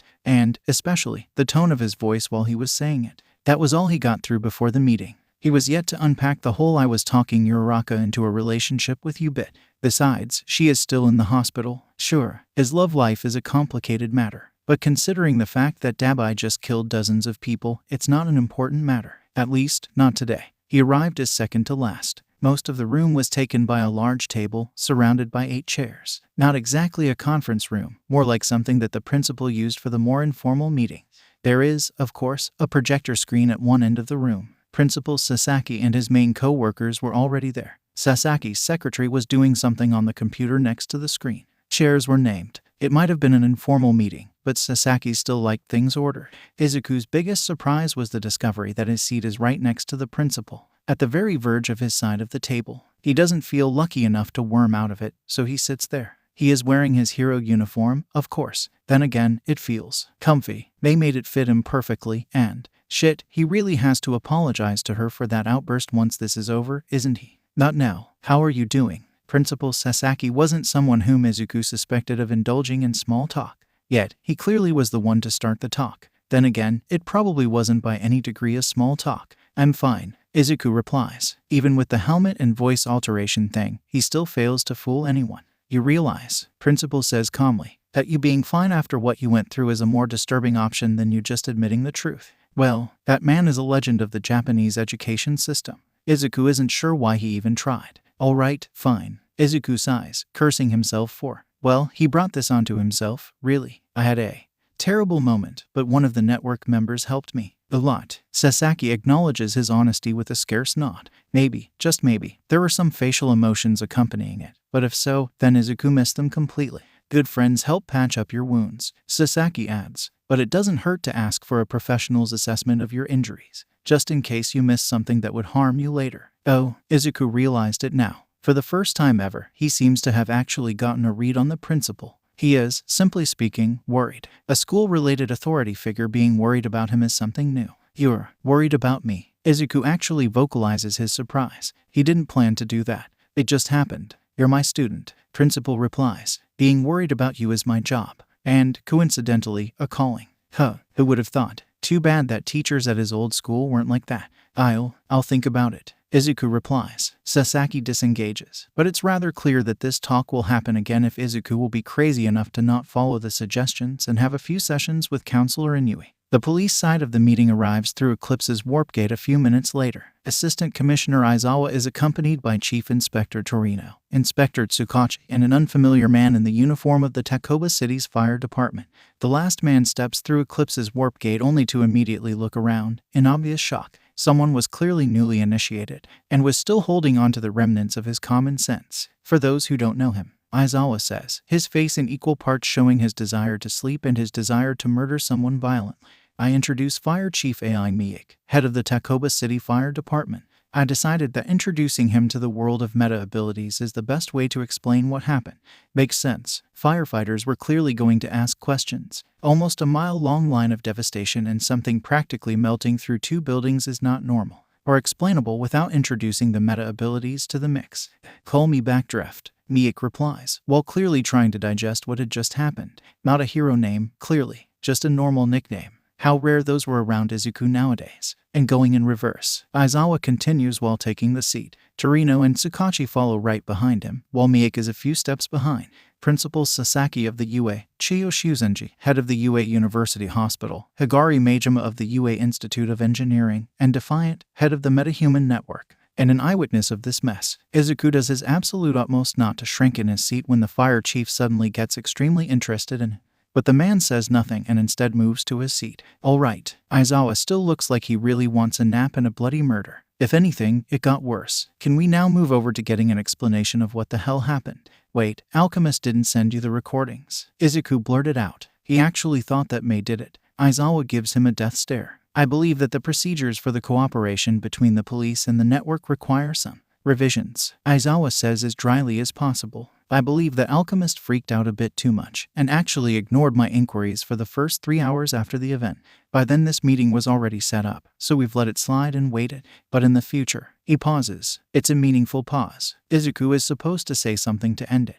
We'll work on that from our side. Defiant replies. This shouldn't happen again. May, for all her wonderful intellect and creativity, wasn't exactly the first pick for doing de facto administrative work of being their primary contact with the police during the emergency. She was the mission control, yes, but that's mostly because she had a very modern computer with several screens, that she could actually look through the recordings from the suits and drones at once. She wasn't a tactician, and working according to procedures and actually responding to the police inquiries straight away, especially while she was worried about her friends. Certainly not her forte. Good, so we have that covered. Aizawa replies. Torino looks at the UA side of the table with a hint of hostility. Not a personal one, he just feels hostile in general. Now, what the hell happened? In the shortest version possible, Overhaul lured Singularity into an ambush while deploying 4 new villains. Izuku replies, including his second S rank, whose attack was the source of the fire. I believe it might be best to show you the recording of the battle. because, frankly, he himself could barely believe how much firepower Dabai had. And May mentioned she sent the recordings to Principal Sasaki with the meeting in mind. The projector screen was in the room for a reason. Very well, Aizawa replies. Principal Sasaki nods at his secretary. The recording starts right from the moment when Singularity rushed to the last known position of the police patrol, leaving Officer Kaneyashiki behind. Aizawa raises his hand almost immediately. Oh God, it's going to be one of those review your last operation meetings, isn't it? Long and detailed dissection of what went wrong together with trying to talk about what could be done about it. Debrief, if Izuku remembered the term correctly. Oh, the price Izuku has to pay for not antagonizing the local police, as much as I understand the line of reasoning. Aizawa says while the recording is paused. This cannot stand, considering the contents of Officer Kaneyashiki's report and what I learned from overheard network communication. This whole mess probably wouldn't have happened if they didn't split. Izuku agrees in theory. If Singularity stuck to her accompanying police officer, Dabai probably wouldn't lure her into an ambush. In practice, though, now you make it sound like it was Singularity's fault. Izuku replies. He doesn't try to sound confrontational. It's more of a statement of fact. How Aizawa saw it is anyone's guess since the man stays calm. Not my intention, problem child. Aizawa replies. Izuku slightly boils on the inside. He isn't a child anymore, damn it. In more ways than one, actually. The reason for the split was a valid one. No police officer can keep up with you or Singularity while on foot, and it was a time-sensitive deployment. But this incident, Izuku wonders how hard it is for him not to say disaster, made it clear that we need a different way of monitoring you. Fair. Izuku can't really disagree with that. The only problem is that he doesn't have any idea how to do that. If I may interject, Principal Sasaki cuts in. I might have an idea on how to fix this procedural flaw. All eyes immediately drift to him. The oversight should simply be remote. Oh, that's the idea. Remote, Aizawa asks, clearly surprised. How would that work? He probably isn't used to having access to so many drones and other technological wonders. Hatsume working alongside his police department is a recent development. Sasaki looks at Majima. The engineer groans a bit. The network members are already carrying more monitoring devices than you have decorations on an average Christmas tree. Majima replies, at least those fully outfitted ones. And that's without counting Alchemist's observation drones. We'll pick a building, put some computers inside, connect them in real time and have 1 or 2 police officers on standby to offer their input. The idea seems sound, but it will not get automatically accepted. Who is going to pay for that? Aizawa immediately jumps to the most important subject. Establishing Tartarus practically wiped out our rainy day funds, and this sounds like a costly endeavor. Thankfully, mine remain untouched. Sasaki says dryly. This isn't the way I expected to use it, but the security outside of my school is vital to UAS long-term existence. I consider this an investment into my and my school's survival chances. If I may add, Izuku really feels out of place, but they are talking about the future of himself and his friends. He should at the very least offer his own input. I'd prefer to avoid having someone try to micromanage me in the field. Also, having someone talking into my ear constantly will be rather distracting. There was also the part where Force had a stamina bar that couldn't be measured by any equipment. Izuku would probably quickly end up receiving an order that he wouldn't be able to follow because of exhaustion. And how was he supposed to prove that he didn't have enough strength? And that he didn't ignore the order while using that as an explanation? This is understandable. Aizawa replies after weighing options for a few seconds. He probably imagined someone trying to do that with his police officers and decided that he'd rather shoot himself than have it like that. How about a compromise? Real-world police assistance if possible. The command center takes over only if you split. It will keep contact to the reasonable minimum and, in case of multiple heroes deployed at once, will focus on the bigger picture. This way or another, may Hatsume's mission control proved to not work as well as they hoped. They need an alternative. This is bearable, so to say. I'm alright with that, but if you'll add a firefighter to the command center's crew. Izuku replies, both because this is a very good idea, and because he wants to start his work relationship with the fire chief on a positive note. Backdraft gives him a questioning look as his only answer. Look, I'm certain that any firefighter will notice things about to explode, electrocute someone, or start a fire way faster than any of us. Not to mention the fact that having someone to advise us on what to do if a villain collapses a building with people inside and the nearest rescuers are minutes away sounds like a pretty good idea.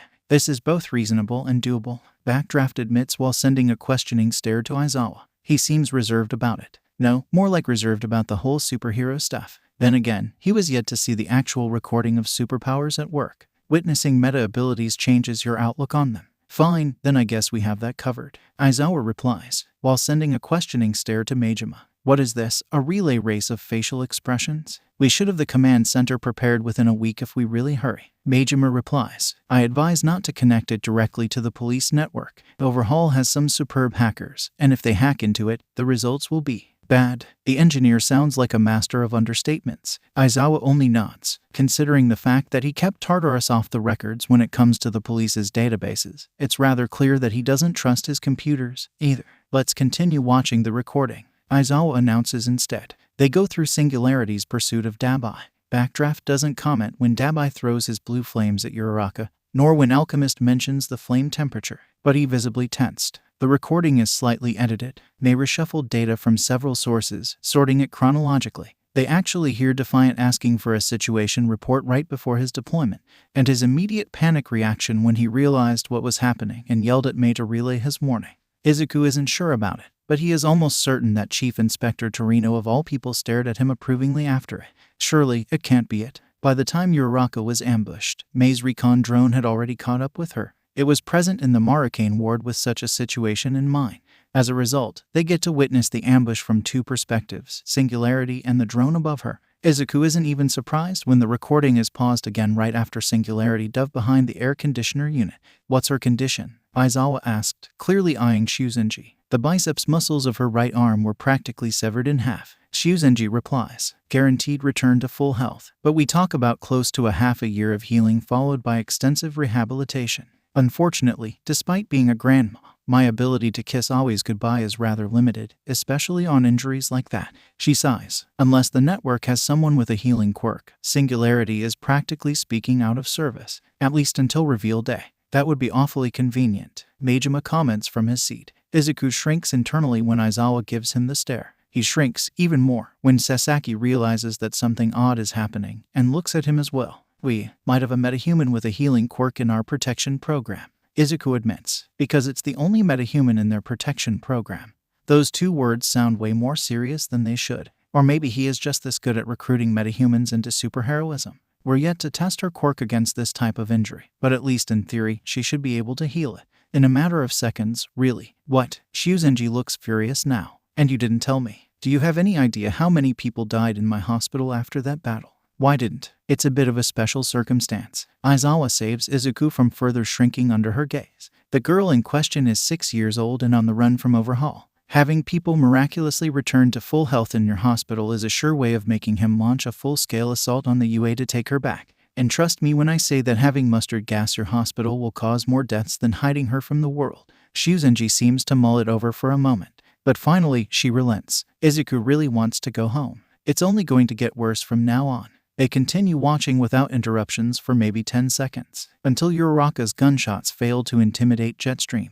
Okay, first things first, Aizawa says while the recording is paused. I commend Singularity for not shooting him on the spot. However, only because she knew that Defiant was en route, and she was clearly trying to hold them back until his arrival. Make it clear to her that if she is cornered like that again, she may shoot her opponents. The last words were clearly directed at Izuku, who frowned under his mask. Really? He asks. That's a bit of a change in policies. Less than 15% of gunshots are fatal? Aizawa replies scarcely, almost to the point of deadpanning. If you have to choose between guaranteed death of yourself and a measly 15% chance of your enemy dying, take the second option, please. Just don't approach him when he is down and unload the entire magazine into him. What he doesn't say is that the policy probably changed a lot when Dabai melted apartment blocks with people inside. Mustard only executed the loose ends during their skirmish in front of Kirishima's apartment.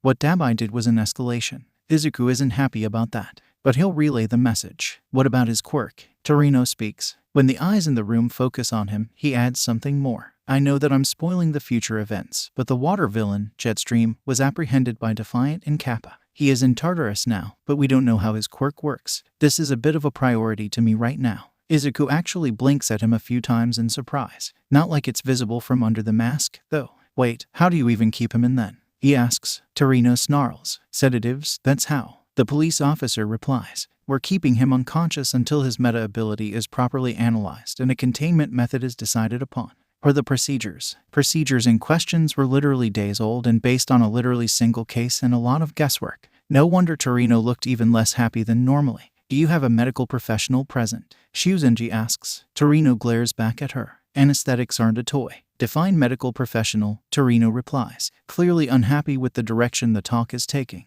Shuzenji isn't happy either, considering how narrow her eyes turned. It's not like we can just drop by the nearest hospital and start asking people if they want to be a part of an illegal secret detention facility for supervillains, for who knows how long, and without means of contacting their families and friends in the meantime.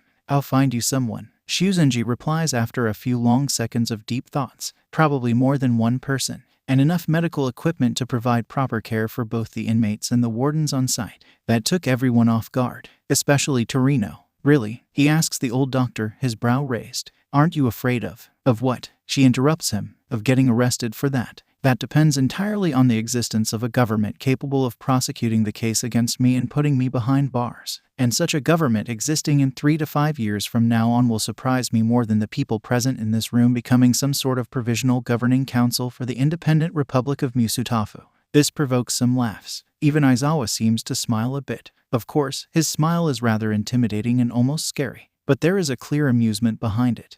So, Quirk, Torino returns to the subject once the laughs die down.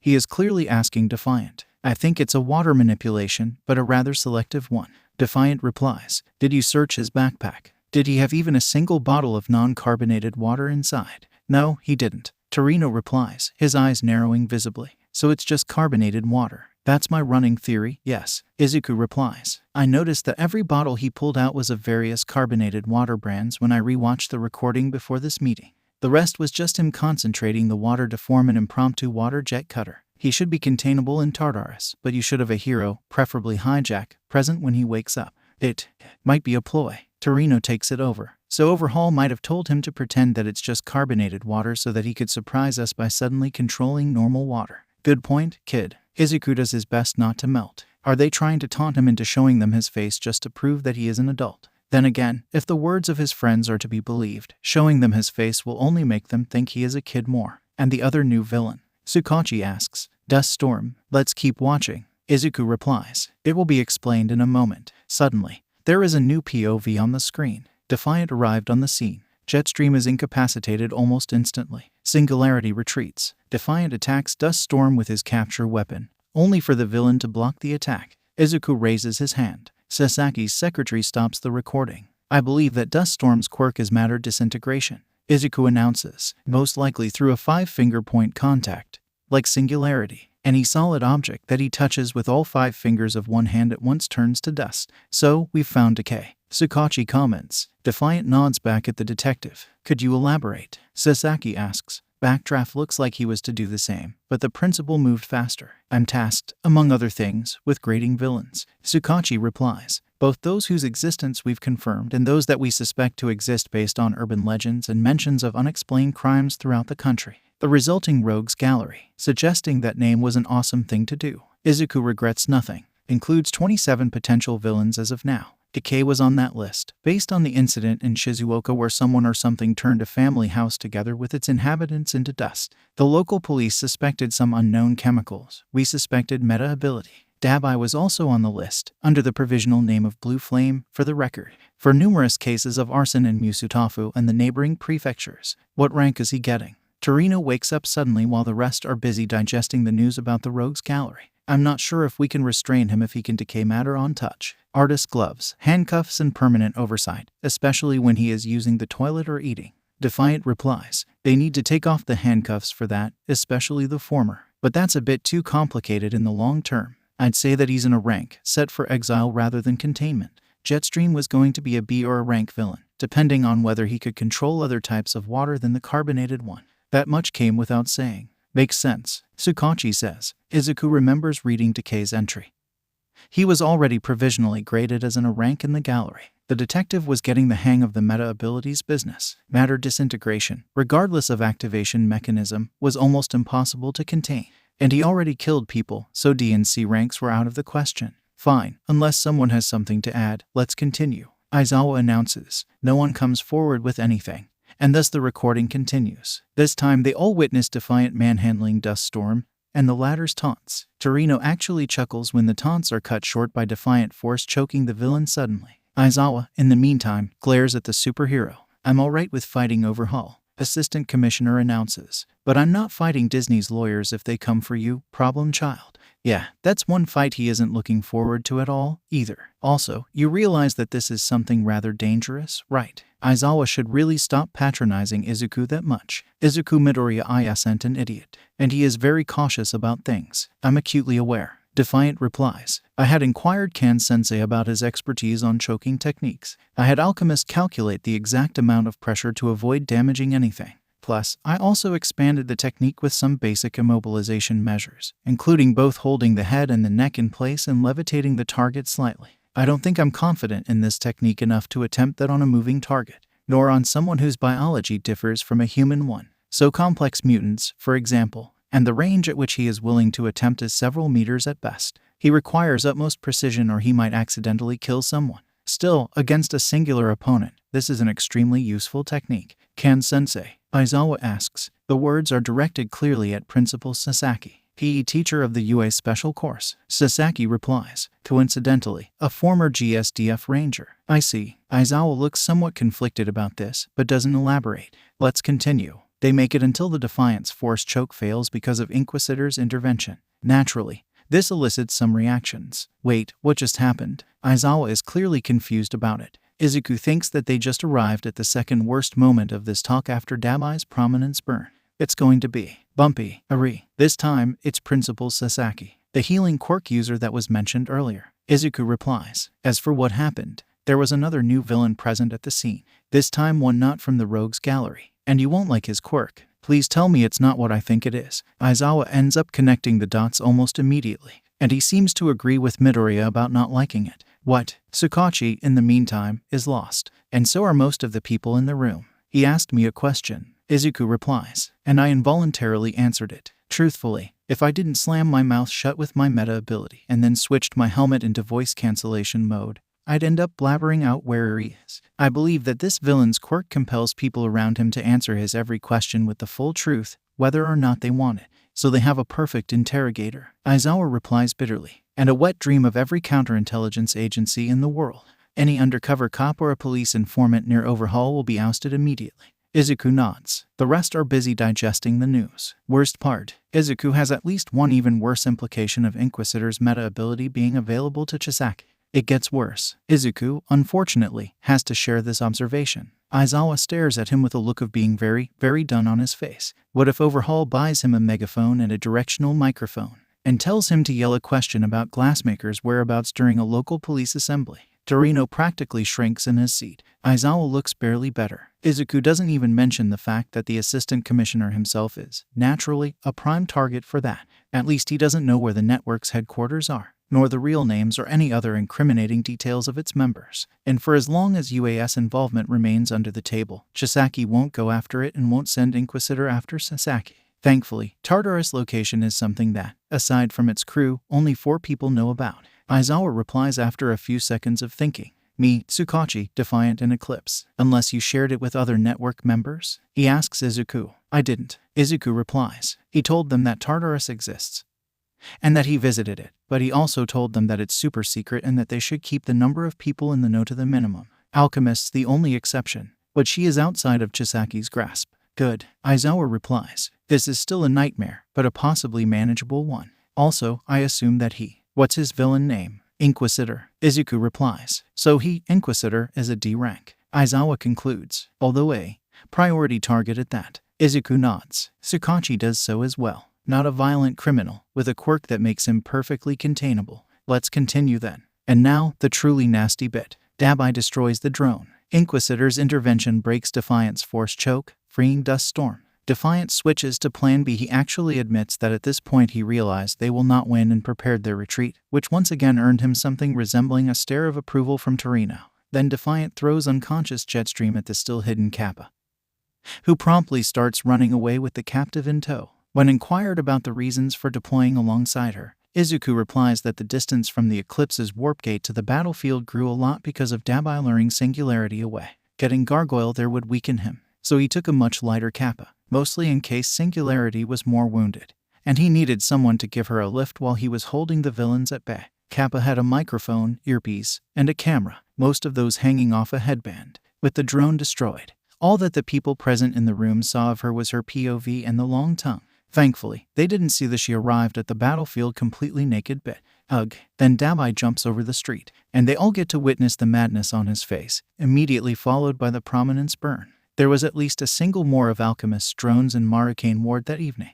They just didn't make it to the battle, but were able to show the line of fire carving its way through the urban landscape from a distance. Oh my god, it's Backdraft. On his face was a combination of horror and shock. Izuku isn't surprised. How? Aizawa responds with a question. How on earth did he? Izuku doesn't like to interrupt police officers, but this time, he has to. Watch it until the end before having that talk. And they did so. As a result, they get to witness what was left of the villain after the attack, his body melting and collapsing under the heat of his own attack, yet his face still filled with maniacal happiness, announcing proudly his villain name and the title of the arch-arsonist of Musutafu while his face melts, and then his willingness to keep fighting, only for the defiant to turn tail and run.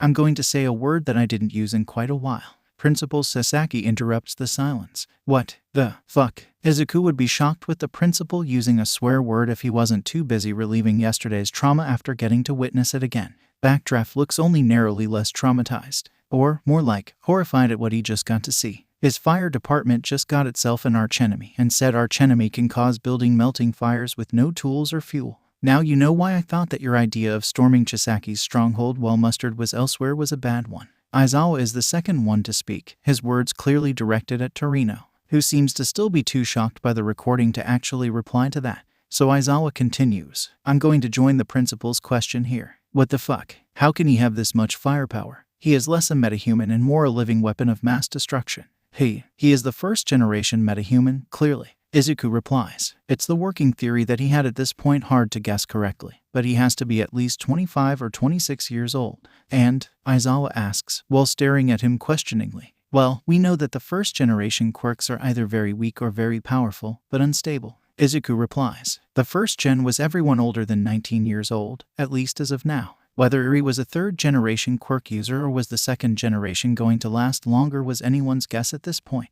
Dabai's quirk is extremely powerful, but he clearly lacks resistance to his own flames. But now he ran into Overhaul and ... and Overhaul can heal him when he goes too far. Aizawa takes it over, so he no longer uses his quirk to cause a spark or two to set up a fire, but can melt down buildings. Izuku nods. Aizawa looks like he aged a decade during the last 10 seconds. Backdraft looks only narrowly better. S rank, Aizawa says. Sukachi in defiant nod as if on cue. There is really no debating this. And just so we're clear, if you are fighting him in a populated area, civilian lives are always at stake. Fight to kill, not to apprehend him. Once again, there is really no debating that. Defiant would have preferred not to do this, but Dabai is a complete pyromaniac who was probably getting a hard-on when setting people on fire. With this firepower at his disposal, there was simply no other option. Not if they were civilians within his range of attack. Even Defiant was ready to admit that. Despite not liking that, I have to tell my men about it. Backdraft finally speaks. When eyes turn to him, he expands on that.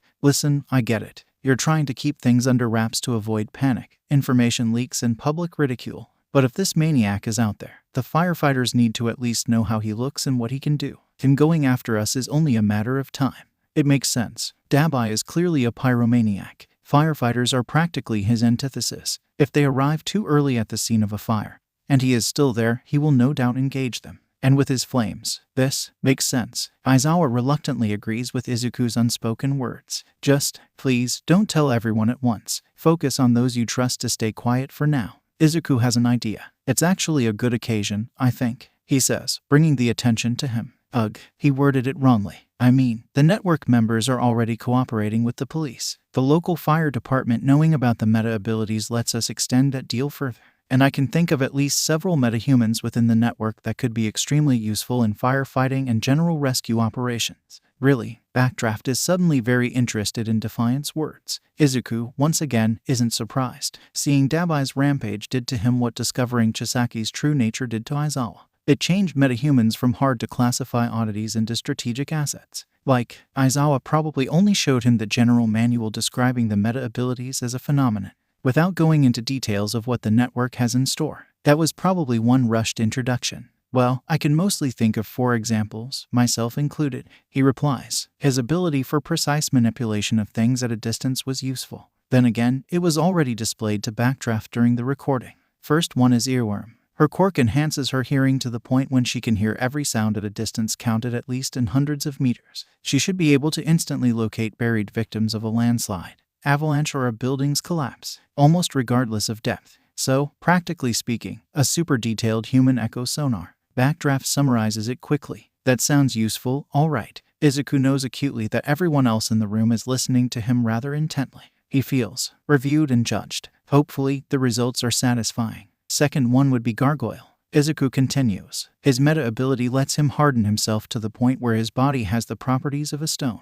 With a breathing apparatus, he can practically walk through the fire without noticing it's there. He is also much stronger and extremely resistant to impact when using it, although also heavier. Still, with some correct guidance, he could avoid collapsing through a weakened structure of a house on fire while assisting the firefighters with his strength.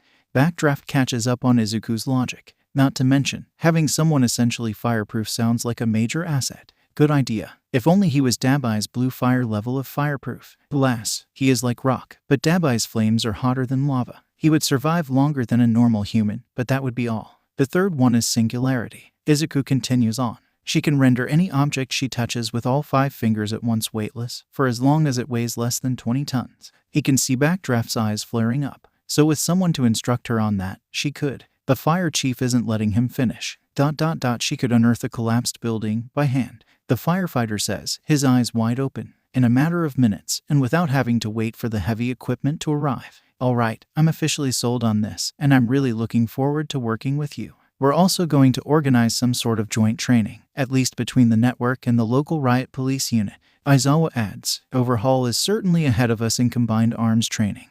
And trying to fight his elites without that sounds like begging for trouble. I'm sorry to interrupt you, but Tsukachi, oddly silent for a moment, suddenly speaks out. I think I just noticed something odd, and I think that sharing this thought might be a good idea. Yes? Aizawa asks him. Look, I realize I might be switching cause and effect here. Tsukachi says, but don't you find it weird that the first metahuman with a fire quirk we know of just happens to have one of the worst cases of pyromania in human history? Izuku, of all people, finds himself lost. Others, naturally, are even more lost. At least judging from all the questioning stares that the detective gets. We know that first-gen quirks are all unstable. Tsukachi elaborates. But thus far, we've only looked into them causing medical issues. What if they also cause psychological changes to their holders? Oh, now Izuku realizes what this is about. How did he miss that? Sure, Dabai was a rather extreme case, enough to draw attention to the situation, but I think I don't follow. It's Shuzenji that asks. Clearly, the subject has shifted onto her field of study, so she is active once again. I mean, let's go through the known cases of first-gen quirk users. Tsukachi replies. Case 1. A man with a quirk letting him negate the activation of other quirks within his line of sight. He also is rather grumpy, pessimistic, and negative. Aizawa controls himself too well to give his subordinate a death stare. He is still keeping his power a secret. Izuku isn't even sure if Torino knows. Case 2. Dabai and his extreme pyromania. Case 3. Overhaul. By now Izuku is busy running all that metahumans known to him with this idea in mind. He has rather conflicted thoughts about what he discovers. He has a quirk that lets him rearrange everything around him, according to his whims. Tsukachi continues. Don't you find it odd how much his rather unhealthy level of ambition and his utter disregard for the existence of other people plays into that? There is also Case 4. Dust Storm. He is clearly 20-something, has a quirk that turns everything to dust, and sounds like someone who cares about the people around him even less than Overhaul. Wait, what about the second-generation metahumans? Aizawa replies in a hurry. He seems slightly shaken by this theory, and Izuku isn't surprised by that in the slightest. I don't see them influenced so second-gen quirks are more stable. Izuku interjects. Maybe their influence on the minds of their users is less pronounced, but I think I can find 1 or 2 signs of this mechanism among the metahuman network. The real problem is that I can't tell if, for example, Irum got her sound-based quirk because of her being so interested in music, or if she was so interested in music because she had a dormant sound-based quirk waiting to manifest. Hijack has a mental quirk, and maybe this aggravates the mechanism, especially considering his slight controlling tendencies. Izuku really doesn't care what he is doing with Toga when they both lock themselves in his room, which happens oddly regularly for the past week, at least for as long as she agrees to that. He thinks he prefers not to know. The worst-case scenario of learning the truth would be Mei getting influenced by it. This might as well be a quirk version of a birth defect. Shuzenji chirps in. She seems convinced. Much rarer in the more stable second generation, but almost universal among the first generation. I'll inform Inui, Principal Sasaki announces. He is in the best position to confirm or rebuke this theory. The meeting didn't last for much longer after that. Some decisions were made. Some information was shared. Aizawa decides he has to find a way of informing at least the Assistant Commissioner Mira of the Aldera City Police Department about the existence of the superpowers. Hasu is a lost cause. But they can't hope to take Overhaul down if they only fight him in Takoba. He has yet to figure out how to do it. Mira might freak out or send some half-forgotten governmental death squad after them. It will require some subtle probing before going in for the kill. Murai Sasaki informs them that there was a police raid on some Yakuza clan in Shizuoka 3 days ago, with his sources indicating that both sides deployed metahumans. He will attempt to establish contact with whoever fought on the side of the police, but considering the fact that the Shizuoka police were rather secretive about it, it would not be easy. It also confirmed the theory that Takoba City Police wasn't the only regional police department to realize what was happening and trying to fight fire with fire. Comparing notes between the two sides could be highly beneficial. Shio Shuzenji gives out her report about what she thus far established about the biological side of meta abilities. It's not much. In fact, most of it can be summed up to I have no idea how they work, since even the DNA doesn't deviate from normalcy in the slightest. The only interesting thing is her confirmation that complex mutations are something else than simple mutation. For, unlike Earworm, both Carmilla and Kappa were actually genetically divergent from the human baseline.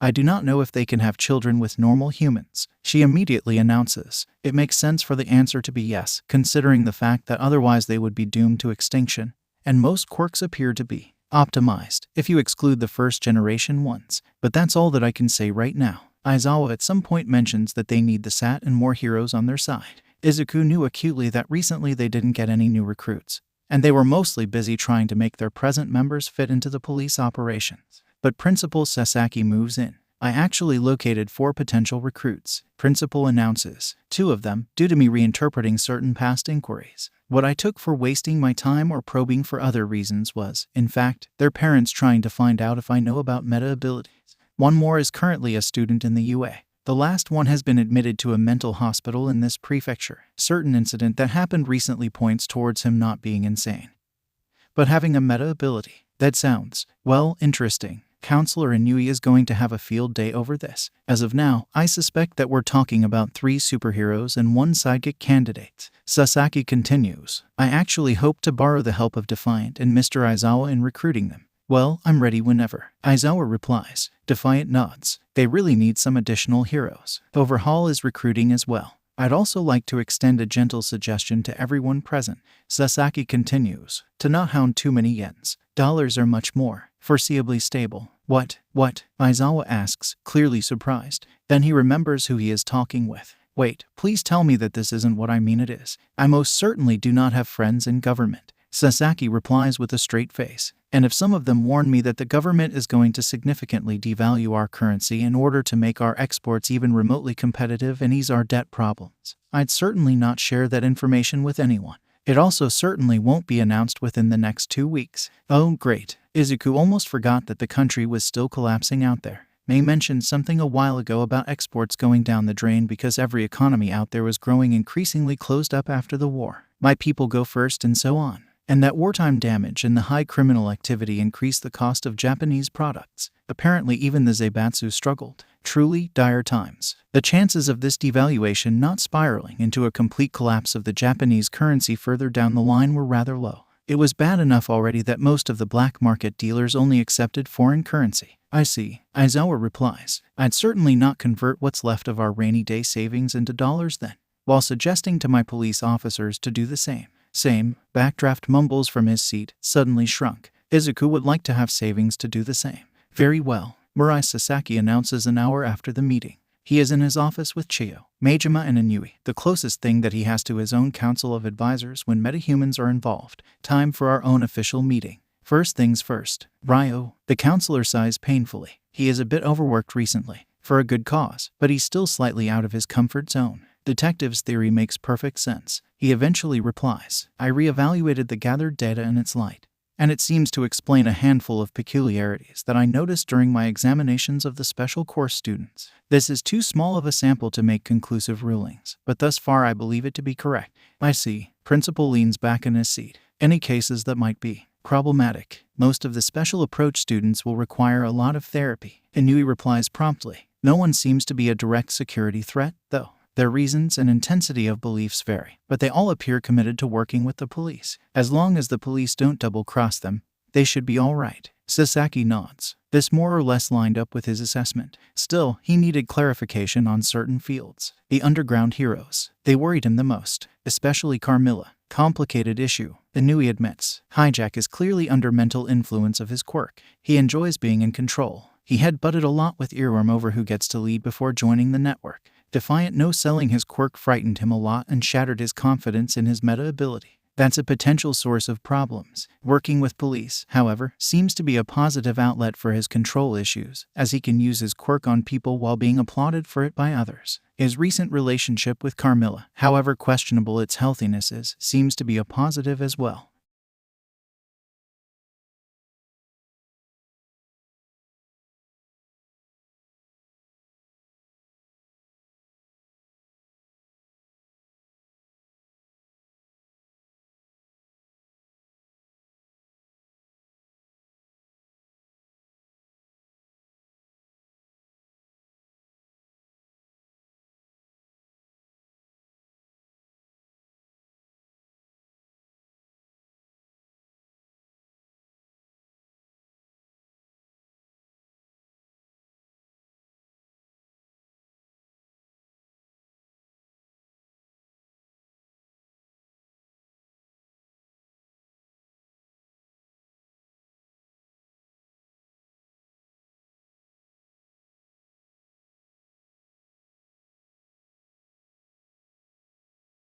And, Sasaki says, it's a question, and Nui understands it.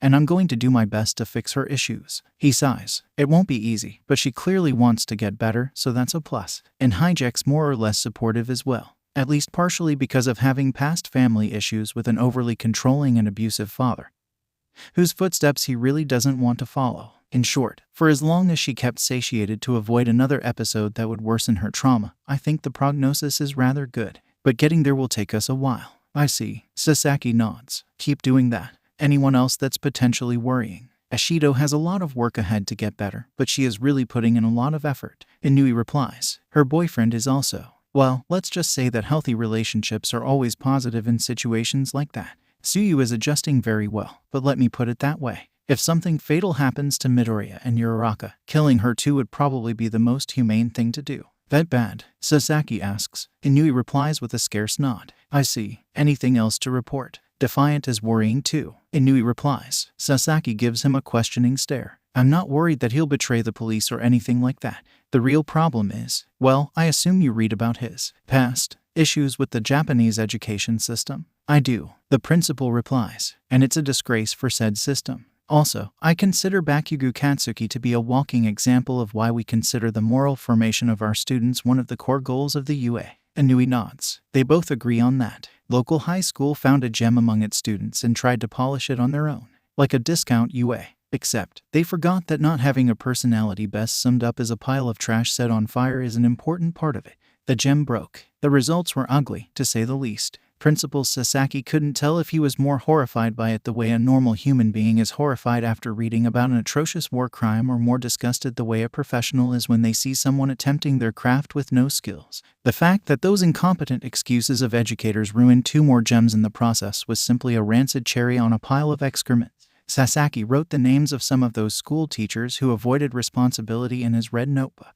Those who know him a lot know that this is a terrible thing for them. Because when Principal Sasaki has a really bad day, he opens that notebook, picks a name at random, and ruins the chosen person's life. It always puts him at emotional ease. The fact that the targets of his wrath always deserve it makes it only narrowly more palatable to people. Midoriya didn't really heal from that. Inui says, if I were to grade his self-esteem on a 1 to 5 scale, I'd write him down as no. Even after Bakugou, he had the intellect to pursue a lot of careers, but that asshole of a childhood friend beat any aspirations out of him. He was in a social equivalent of a vegetative state until his superpower manifested.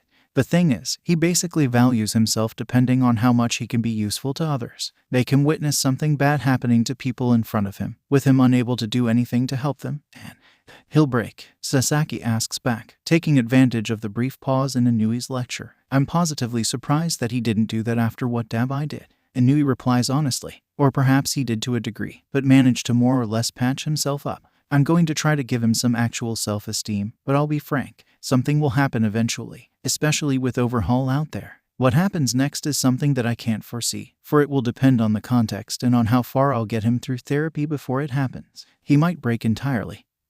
He might pick himself up, or he might break whoever was responsible for whatever happened. The counselor shrugs. I really can't tell. Worst of all, I don't think that Midoriya is in any shape or degree replaceable. You mean because of his strength? Shuzenji pipes in. She and Majima were mostly busy listening to the talk while waiting for their own turn. No, Inui replies. Look, I'm speculating here. But don't you find it weird that Izuku Midoriya suddenly began to amass followers and friends right after he developed a superpower that can be summed up by the word attraction of things? You're kidding, Shuzenji says, on her face a disbelieving frown. This can't. I'm not saying that his meta ability directly influences others. Inui interrupts her. If meta abilities out there could passively influence others to this degree, the world as we know it would be doomed in the long term either way. But I suspect it might. How should I put it? Slightly enhance his charisma, enough to make those already likely to do so look up to him, get pulled closer to him, so to speak. Attracted has a bit of an incorrect connotation. He sighs. Losing him will probably be a crippling blow to the network in the long term. He cannot know, Sasaki announces after a few seconds of digesting it. Even a suspicion of something like that will make him second-guess his every interaction with his friends under the assumption they might be influenced by something in his quirk against their will. Inui nods. It's a likely scenario considering what they knew about that kid. Anything else? The principal asks. When Inui shakes his head, he turns his head towards Shuzenji. Anything to add? They are all mostly healthy, she replies. Some carry signs of long-term malnutrition, but we're working on that. There is one exception. And once again, that's Midoriya. He didn't exactly admit to it in front of me, but his DNA tests prove he has the Hayes-Wilksack disease. Can confirms that Defiant knows about it and uses that as an explanation for not taking part in physical training.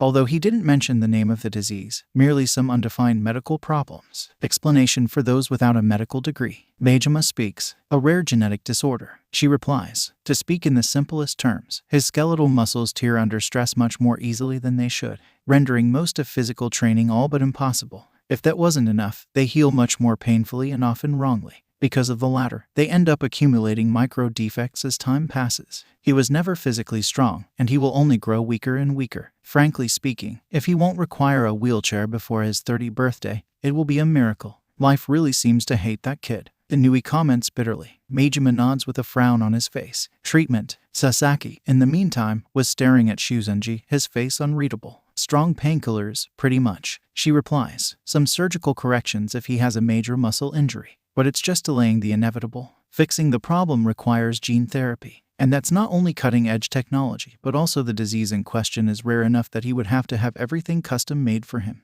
We talk about several $1 million, at the least, and probably several months of treatment in the United States. Sasaki thinks it over for maybe 5 seconds before arriving at the conclusions. Made preparations for the treatment. She gives him a questioning stare. He will not agree to leave Tekoba for so long with Overhaul still around. But once that issue is dealt with and he remains a superhero, I plan to pay for this. Murai Sasaki is more than just a principal of Japan's most famed educational facility. It took him a lot of work, but he was also among the wealthiest people in the country. He has no start to people like Hatsume's parents, but he can still finance such a treatment from his personal funds, without losing much. Of course, his funds aren't endless. A lot of it came from stock trading. And the sad thing is that nowadays it's hard to profit from the stocks, so he doesn't earn a lot of money anymore. But he still has enough to invest them in students that he thinks have potential. Murai Sasaki isn't the great eminence hiding behind his graduates that the sensational journalists make him to be. To begin with, UA worked that way before he became its principal. He merely expanded on that. What's more, trying to subsist on people's gratitude alone was a short-living idea. Demanding things and expecting repayment for their education would twist any positive feelings into chains binding them to someone else's will. And then they would break those. Instead, he thrives on connections. He knows people, a lot of them. He knows who to ask about things. And the people in question know that he does, and he will ask questions for them, for as long as they are ready to answer questions when he comes to them,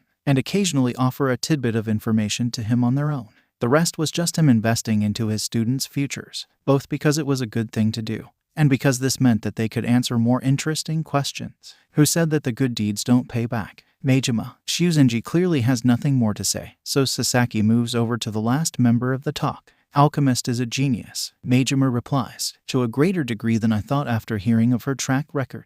So either Hatsum Industries was hounding some of her patents, or she has now found her calling in assisting superheroes and she is going plus ultra on her work. I'd suggest doing your utmost to make her apply to the UA officially. For now, I'm giving her a laboratory with several of our best students as helpers. This should improve the speed of producing new gear, as she'll be able to focus on designing new things while letting them manufacture them for her. For now, she's doing this remotely from her Kyoto workshop. Great. Sasaki lets himself relax for a bit in his seat. There is clear progress on all fronts. Too bad that he learned of this war so late into it. No information network is foolproof and you can't get answers when you don't know what questions to ask. Valuable lesson for the future. Izuku has interviews with the prospective new heroes scheduled for the next 4 days. For now, he returns from the meeting to the network headquarters, really looking forward to resting a bit. And, naturally, visiting Uraraka in the hospital. Alas, Shuzenji still didn't give them a green light. Still too much activity because of the Dabai's victims. Way too many questions that might have been asked. Besides, they want Tsuyu to visit her as well, and it's hard to do so stealthily when you look like that. He also had a talk to have, so he retreated into his room and video called Mei. Alright, play it cool. You can do it. The call goes through. I quote him sorry, Izuku says loudly, only to immediately end up being majorly startled, because Mei yelled the same words at the same time. And yes, she was also startled by him saying that. Only the fact that Shino Sasaki wasn't there to witness the moment saved her from dying out of excessive laughter. They just stared at each other for several long seconds, trying to figure out what to do now that their every plan for this talk was thrown out of the window. Eventually, Izuku arrived at the conclusion. You go F. He decides to be a gentleman. But Mei cuts in. No, she shouts back at him. You go first, please. She was clearly hoping to get some more time to rethink what she was about to say. Probably. Then again, who is he to question her decision? All right. Izuku takes a deep breath. I really shouldn't have yelled at you. Yes, I was angry. No, it doesn't explain what I did. And I especially should ask you what's wrong with you. That was some terrible wording. Because let's be real, Mei is weird. Yes, she probably should get at least some therapy in order to be able to, if she wanted, interact with society. But no, there was nothing intrinsically wrong with her. She was just different. It's just that knowing how to buy food for yourself and how to not embarrass everyone in the vicinity during the meeting were useful skills to have. Even to Zaibatsu heiresses. You never know when that changes, especially in times like these. Oh, she blinks at him a few times. Didn't expect that. I mean, apologies accepted. No offense taken and so on. Izuku lets out a sigh of relief. So, can I say my bit now? Yes, of course, Izuku says quickly. She takes a deep breath in. I'm very, very sorry for trying to do anything to our relationship without asking you first. She actually bows in front of the camera. Literally the last thing that Izuku expected when he braced himself for this talk. I'll never do it again. He actually expected having to spend at least half an hour trying to explain to her why what she did was wrong. Oh, apologies accepted, Izuku replies. It truly saved him a lot of time. It looks like Mei is slowly figuring out how the relationships work. At least, if she genuinely realized that what she did was wrong rather than apologizing just in case. She blinks at him a few times, clearly trying to think something over. Damn, looks like Sasaki-sen was right. She finally announces, you didn't break up with me, and all I had to do was. Okay. There was a lot to unpack in this rather short sentence. Izuku decided to go up in a reverse chronological order, and to interrupt her before she gives him even more to unpack. Wait, you thought I was going to break up with you? Izuku says, and she makes that startled deer in front of the car light's face. Mei, I'm not breaking up with you over something like that. Look, I realize that you, lack common sense a bit, so I'm taking that into account. Oh, she says, looking at him with a surprising intensity. Yet somehow, he still feels like she is thinking about something, and that she really isn't putting her back into her stare. More like he just happened to be at the point where she froze her eye movements in order to focus on her thoughts. So Shino was right there too, And time to move over the second subject, as Mei so graciously helped him with that. I'm absolutely thrilled that you moved over from using romance manga for relationship tips, Izuku announces. Sasaki-san sounds much more, grounded in reality. It's great that she is willing to help you. In Izuku's opinion, Mei really needs a nanny. One capable of disarming bombs if needed. Oh, don't worry about the last part. Mei smiles at him cheerfully. She is clearly relieved that everything was sorted out. I blackmailed her, so she can't refuse to help me. Wait a second. By I blackmailed her, she doesn't mean an actual blackmail, right? Izuku forgot to inquire about details when Mei claimed to have blackmailed her to get to agree to her ward visiting Takoba. How exactly did you blackmail her, Mei? Izuku asks. It's clearly not what he thinks it is, right? Oh, I compiled false but convincing evidence for her and the rest of her crew committing numerous crimes while in service of Hatsum Industries, enough to get them fired if I went to my parents with it. Mei replies, confirming Izuku's worst worries. She is actually beaming at him, as if awaiting praise. Mei, Izuku says slowly, that's blackmail. She looks at him, as if not sure why he said that. She literally told him she blackmailed Shino, after all. Mei, that's a crime. She actually freezes at that. Shit, really, she says, clearly shocked by the discovery. I mean, I thought I was just obtaining arguments to strengthen my negotiation power. Of course she did. Ugh, Izuku should have asked earlier. Mei, please destroy the false evidence, he says, as confidently as he can. And please apologize to Sasaki and her crew members for what you did.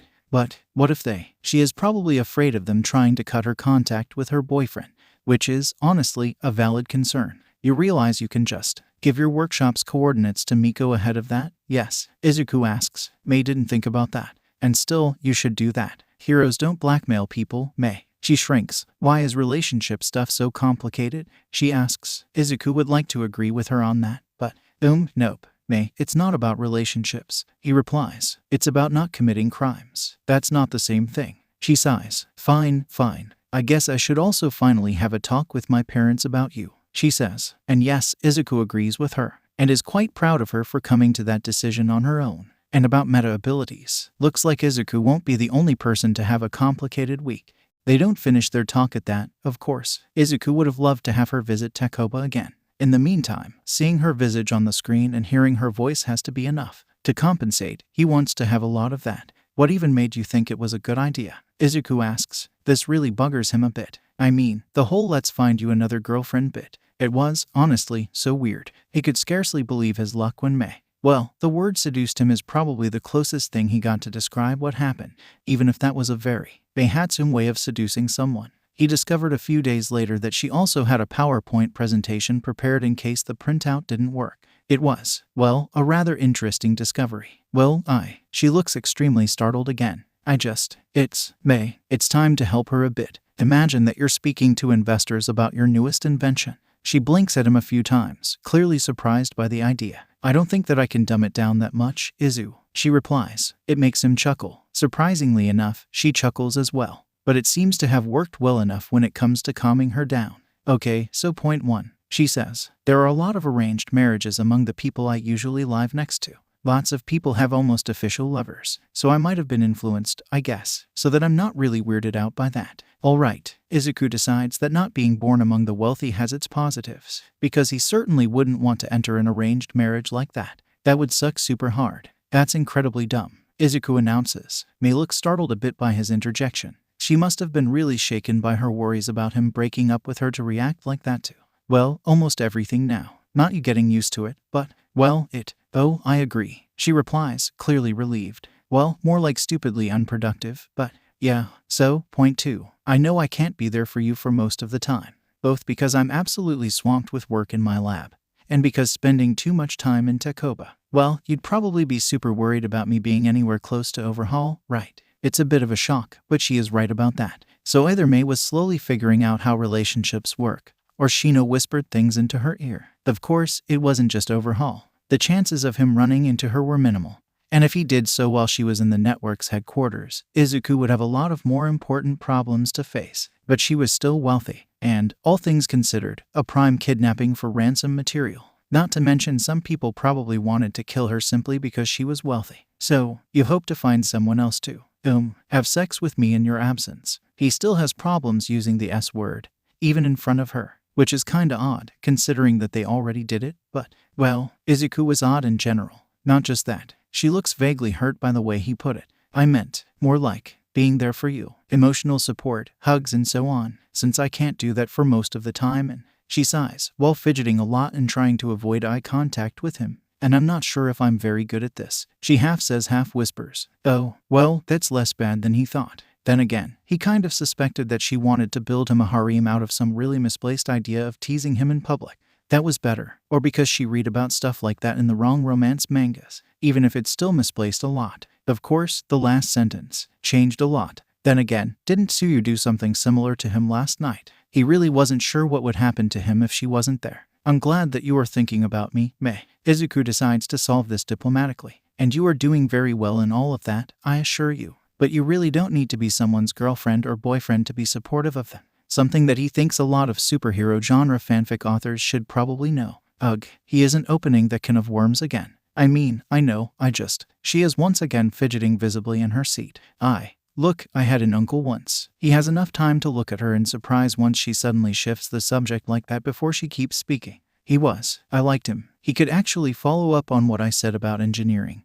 And that's not very common. He can imagine. Mei is a genius, considering all the things that she has made. Izuku can't really follow up on that, though his expertise on meta abilities makes him an inspiration to her. But, well, it turned out that he wasn't a good person, she says, looking down. He had a wife, but he cheated on her. If he did it openly, like other people around me often do, it would probably not be that bad. But he pretended that he really, really loves her and, well, he had several lovers in secret. He was like that in front of them, too. One of them had some undiagnosed mental problems, had a breakdown and, well, she poisoned his wife and she went to jail and he was kind of exiled from the family. I never saw him again and you thought that if you'd be alright with sharing me with others, nothing like that would happen. He interrupts her. Once again, she looks like a deer caught in the headlights. Mei, I would never. I know. She retaliates by interrupting him as well. Shino explained this to me already. I was wrong about that. Sorry, she says, looking down again. Why are relationships so complicated? He can hear her mumble to herself. Well, he wonders about that himself quite often nowadays. It's all right, Izuku replies. You apologized for that already. It's all forgiven, so really, don't be so worried about it. She gives him a faint smile. It really warms his heart. Any other reasons to mention? He decides to ask, just in case. Well, I really like Ochako, she says, and clearly this isn't about the thing that came to his mind, right? She feels so lonely and, yeah, it's not what came to his mind. Phew, that would be weird. And you thought that making her my girlfriend would make her stop being lonely. Izuku summarizes it. Mei, there are other men out there. You didn't have to share your own. That's how it works normally. I mean, yeah, but she has a crush on you and Mei freezes. Izuku does so as well a second later when he realizes what she just said. I shouldn't have said that. I should not have said that. His girlfriend quickly says, you haven't heard anything and no, I did. Izuku, at this point, regained his bearings enough to actually speak. She has a what? How? Since when? How do you know that? Did she misunderstand something again? It's just that, right? There is no way Uraraka looks at him like that, right? It looked like she was considering switching off her internet connection to avoid answering the question. But eventually, she surrenders. Well, Shino mentioned Uraraka looked kind of dejected when she said that I took you upstairs to have sex with you, so I kind of confronted her later on. She did eventually admit that she has a crush on you, but she thinks that acting on it is unheroic since you are taken, and I can't. I won't. I mean, I don't want her to hate me or anything. That was a very odd way of making her not hate her. Technically logical, but completely ignoring common sense, which makes it a very Meihatsum approach to the problem at hand. I think I need to sleep on that. It's not like they can visit Uraraka in the hospital today. Dr. Shuzenji made a no-visit rule for now, because of the hospital only starting to recover from the chaos following Damai's attack. With Tsuyu again, Mei asks, then she shrinks suddenly under Izuku's gaze. Not like that. I mean, I'd be totally alright with it, but it's not, like, mandatory. And I think you really need to, not be alone. He sighs. Mei has a fair point, especially considering how close he was to breaking last night, and that somehow he had no nightmares. He expected new ones, especially since the last ones were yet to end. He is, sort of too afraid of sleeping alone. Will the nightmares come then? Are they going to be worse than usual? Still, he has to draw a line somewhere. If she comes on her own, I will not fight her over that. Izuku replies, but don't tell her or anyone else about it. It has to be her decision. He doesn't expect to see her, but, well, she feels just as damaged by what happened as he is. If she decides she needs a hug too, he will not object. All right. Mei looks relieved that the talk didn't spiral into a dangerous place again. Izuku is only narrowly surprised when he hears knocking on the door soon before nighttime comes, especially when it's a very familiar, persistent knocking. Opening the door and getting to see the source of the knocking, however, almost knocks him out. Ribbit, Tsuyu announces, interrupting the awkward silence. Izuku is rather thankful for that, despite the rather miserable look on her face. He wasn't sure if he would manage to say something without breaking into laughter if she didn't take the initiative. For the first time in their history together, she was wearing clothes while not on the UA grounds. Except, that was a onesie. A clearly frog-themed onesie. Not a serious frog theme, either. Something straight from a cartoon. very green and very, cartoonish. Certainly not the first clothes that he expected to witness on Tsuyu. Then again, it, kind of, fitted her. Way too much, even. That's what almost broke Izuku's funny bone by applying too much pressure on it. Izuku controlled himself enough to be able to speak without making it any more awkward. So, what changed? She looks at him with her best quizzical face from under the hood. Why are you wearing this? While looking very unhappy about it. And probably a bit confused. I asked Kiyama-sensei. She said that sleeping naked with a boy that isn't your boyfriend is bad. So I decided to find some clothes. So there is someone in the general vicinity of Izuku who has some common sense when relationships are involved. And that's Nimuri Kiyama. Well, who would have thought? When did you ask her about that? Izuku asks, though after letting her into his apartment. No need to let her stand in the corridor in front of his room. Worst case scenario, Mina will notice. She said to call her if I'm not sure what to do, ribbit. Tsuyu replies, or if I'm confused about something. So I did. Now that Izuku thinks about it, Kiyama-sensei does act a bit motherly around Tsuyu, at least when they are at school. Izuku really isn't surprised. Once you get used to how Tsuyu looks, she's adorable, cute, makes you want to cuddle her. Izuku is afraid to say it like that even in his head. But it's the truth, except her being naked almost all the time makes it problematic, especially to a boy her age. And this outfit, Izuku has a suspicion, but he'd like to have it confirmed. Mina, Tsuyu replies, confirming Izuku's suspicion. They have a very limited amount of funds, using part of her share to buy a cute onesie for a girl that normally doesn't accept any clothes on herself is something that Izuku expected from Mina. I see. Alright, Izuku, let's be honest about it. You're already mostly used to it by now. Her discomfort is, well, Tsuyu in that outfit might be the cutest thing you've ever seen, but she clearly doesn't like that. Kiyama-sensei is right, but, look, if you don't like it that much, you can take it off. She gives him a quizzical look, and a questioning ribbit. Tsuyu, I want you to start wearing clothes. Eventually. It's sort of important part of reintroducing her to the society, and letting her operate normally once winter comes. Just, small steps. If it's making you this uncomfortable, you can, return to it later. Tsuyu seems to be digesting that concept. Despite his recent breakthroughs in understanding her facial expressions, Izuku does not know how to interpret what was happening in front of him right now. How do I look in it, ribbit? Tsuyu eventually asks, and it's the one question Izuku didn't want to answer. Even doing so to himself in his thoughts was a step too far. How do you answer it? His heart isn't ready. His brain isn't ready. His soul is cracking whenever he even thinks about it.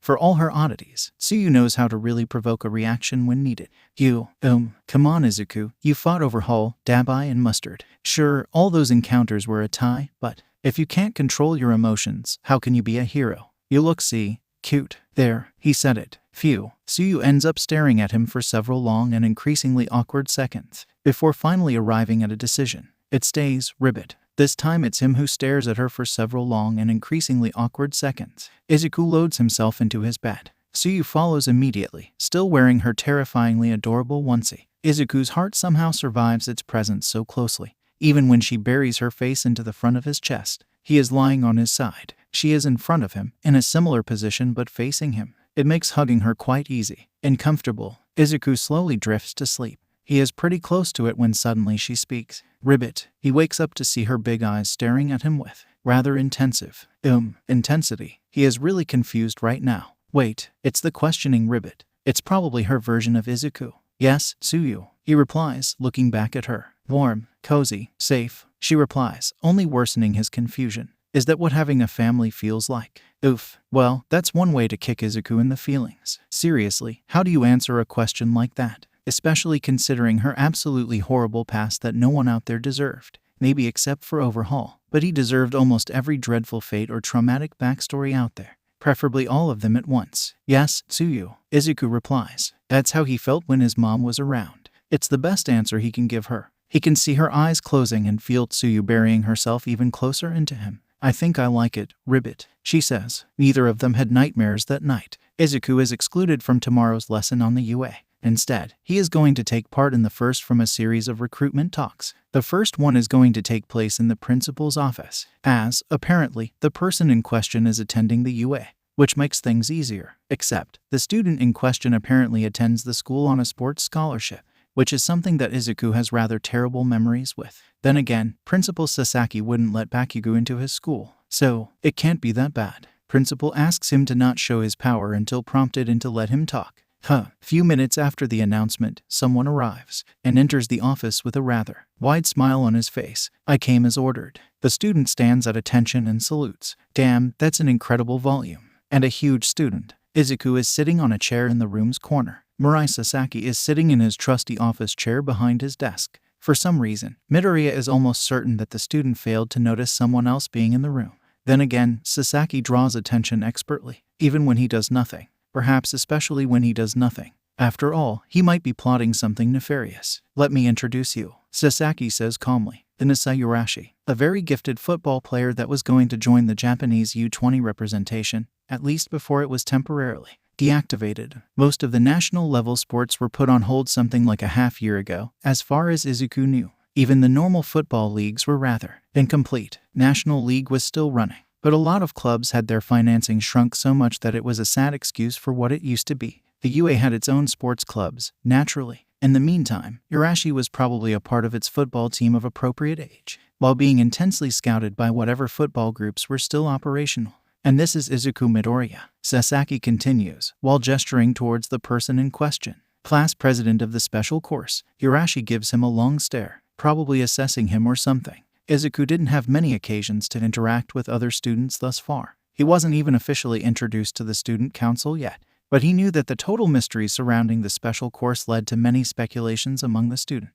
Inasa Urashi was probably curious. It was, as far as Izuku knew, the first time that a non-special course student saw a special course student up close. Izuku replies with a stare of his own. Inasa vaguely reminds him of Bakugou, except he didn't feel hostile. The volume was familiar, but nothing besides it. He could live with that. Or so he thinks. Did someone tell you? Urashi eventually says, ... that your hair looks fluffy. Oh god, is he an airhead? Even Principal Sasaki lets out a slight sigh while correcting his glasses. He feels vaguely exasperated at that question. Then again, Izuku is faintly relieved that the volume truly is the only similarity between Urashi and Bakugou. Well, yes, Izuku replies. May mentioned something like that when he showed her his face. Good, Urashi replies while giving him a thumbs-up gesture. Then he turns his head towards Principal Sasaki. Why I was told to come, if I may ask. We're interested in talking about your secret training. Sasaki replies. Urashi's smile freezes for a second. I'm afraid you have miscalculated the effective range of the cameras placed throughout the campus, Inasa.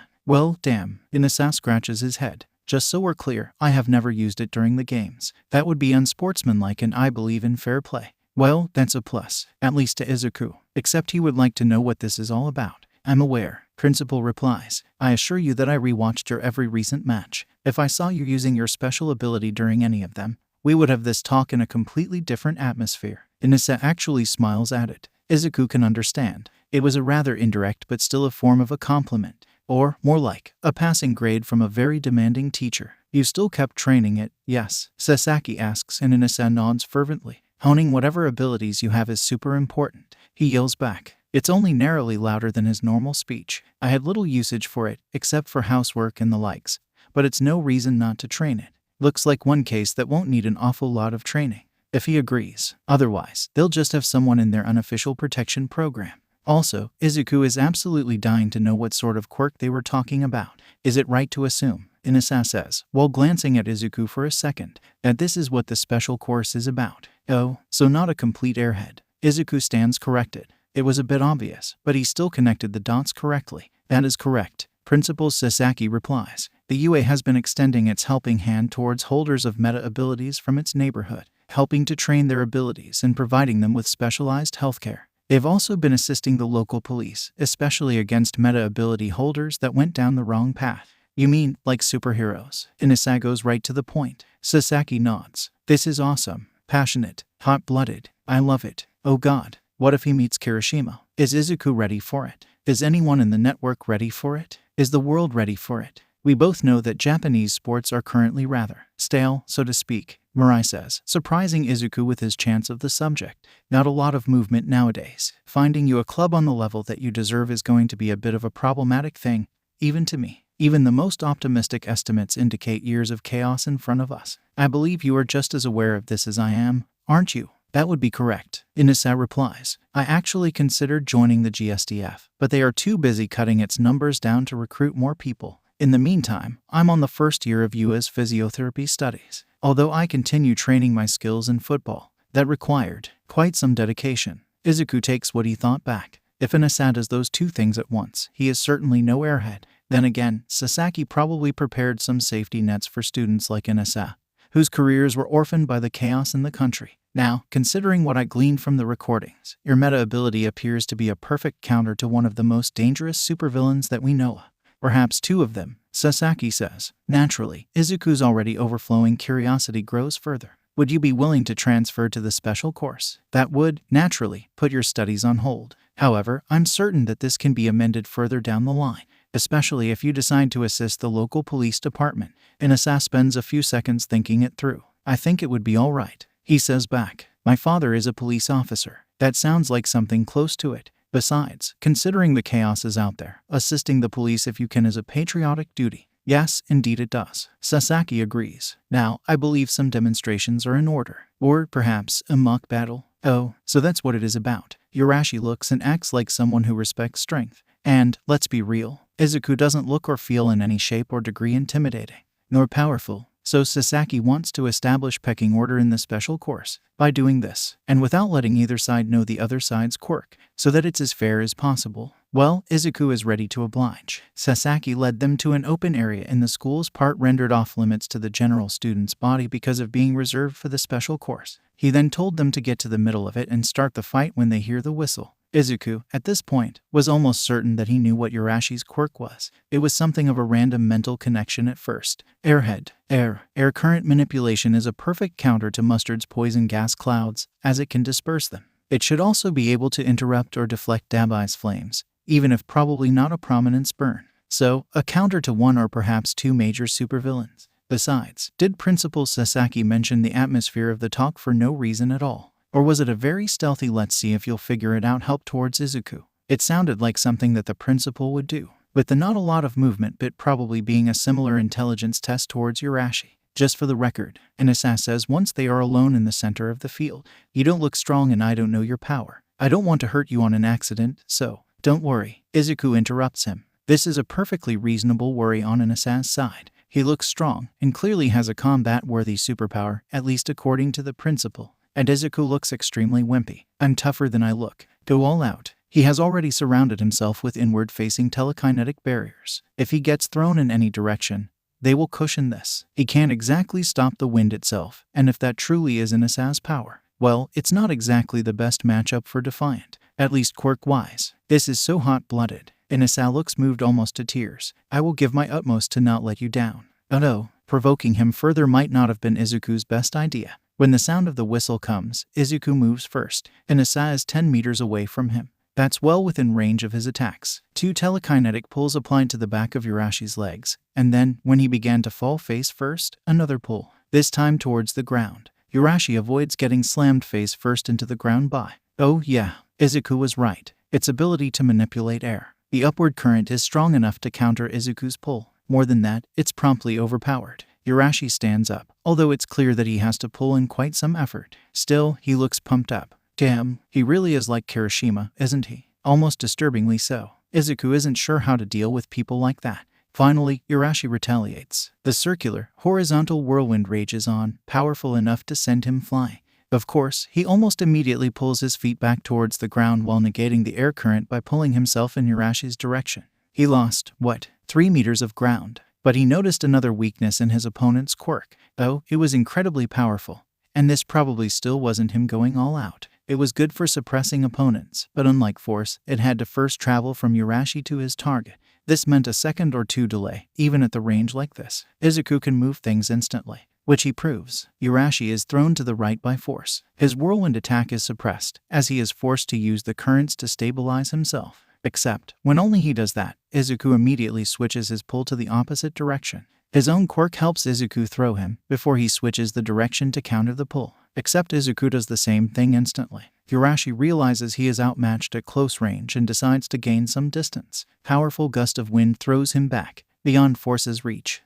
That's actually some good combat instincts, Izuku decides. He probably realized that a quirk this fast and strong has to have some limits. Range was the most logical one. If Izuku could manhandle people like that dozens of meters away from him, he would be unbeatable. Instead, it's just a measly 20 meters, and his control sucked close to that distance. Inasa stands up, the fight temporarily coming to a halt. The wind dies out, while Urashi stands outside of Izuku's range. "You are really strong," Inasa yells at him. "It's only courteous of me to hit you with all I got." Well, Izuku was yet to ignite, so he wasn't going at Inasa with all he had. Then again, what exactly could be Urashi's strongest at? Oh my god, it's a tornado. A real, life-size tornado. With Urashi at the center, somehow untouched by it. The wind currents surrounding him are strong enough to tear the grass off the field while damaging the trees that were too close to him. Principal Sasaki is holding one of the trees at the edge of the clearing, with a face indicating a sudden realization that suggesting this mock battle wasn't the best of his ideas. Izuku ignites. There is a brief glint of shock in Urashi's eyes when Izuku closes the distance between them much faster than Inasa thought was possible. Second later, the tornado dies down when Izuku restrains his arms. He didn't move them a lot, but Izuku saw him do that when he controlled the winds. There was a connection between his meta ability and that. So when he immobilized his arms, he impaired his quirk. Impaired, but not deactivated it fully. He realized it when Inasa threw a chunk of dirt at his face. He dodged, but, well, it's time to finish this. He maintains the lock on Inasa's arms while force choking him. Not to the full unconsciousness, but after a few seconds, he lets him go. Inasa falls to the ground, coughing furiously. "Do you surrender?" Izuku asks. Inasa doesn't answer, but he taps out. Phew, that was reassuring. Izuku is deeply uncomfortable choking people that weren't nasty villains. And even then, he was shallowly uncomfortable. In the meantime, Urashi likes fair play. He'll get fair play. Izuku approaches him on foot, and then extends his hand. Inasa by then seems to get his breathing back in order, so he grabs it. Izuku lifts him up. Somehow, this little gesture feels like it brought Inasa to the verge of tears. "You are super strong," he yells, "and I'm really looking forward to working with you." One new superhero was added to the roster. Probably, Inasa still has to survive the following 10 minutes, and it might be an achievement. Your first mission is surviving Principal Sasaki's wrath, Izuku says. Urashi instantly glances at the principal, who is walking towards them through the thoroughly decimated clearing, with a rather worrying expression on his face. "I think he didn't expect you to unleash a tornado in the middle of his school." "Oops," Urashi replies while shrinking severely. "I quote am super dead." Somehow, Inasa Urashi survives the principal's wrath, although the scolding is rather intense. Izuku quickly sends Kirishima a message about finding him a new best friend.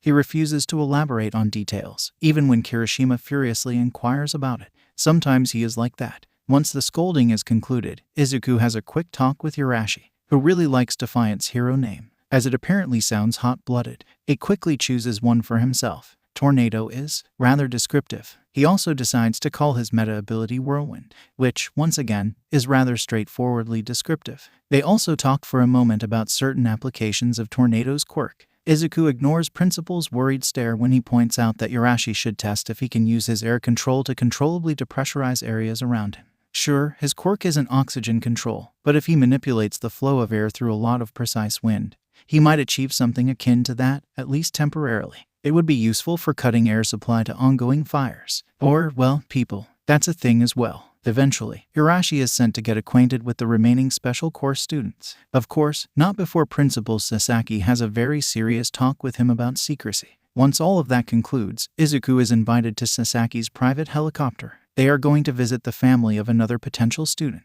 Well, UA is really pretty damn wealthy, isn't it? They are heading to Shizuoka, the neighboring prefecture, so it's not a particularly long trip. So, the silence gets awkward at some point. Who are we going to visit? At least he is wearing his hero uniform now. He feels comfortably anonymous inside it. It turns out that the Hatsume family isn't the only Zaibatsu with a member of their family developing a meta ability. Principal Sasaki replies, and unless Enji Todoroki has been greatly over-exaggerating, his youngest son might equal Dabai in firepower. And oh, just please, Sasaki says, don't start a fight. And, preferably, leave talking to me, alright. Oh intensifies. Alright, Shino, Mei announces with a bright smile. I'm going to tell my parents everything during this family meal. Well, Shino Sasaki has mixed feelings about it. On one hand, it means no more secrecy. On another hand, her comfy work at Hatsume Industries might be over after it. At the very least, Izuku proved to be a nice human being. Discovering that Mei was oblivious as to the fact that she was doing something wrong was rather enlightening. Her apology to her bodyguards was a surprise, but a welcome one. Great, Shino says. You do that. She forgets to ask about how Mei is going to break the news to her parents. Big mistake. The family meeting is surprisingly normal, if you exclude the rather lavish furniture, and the fact that aside from Mary Hatsume, Kimiko Hatsume, Mei Hatsume, and her younger brother, there is also Shino Sasaki.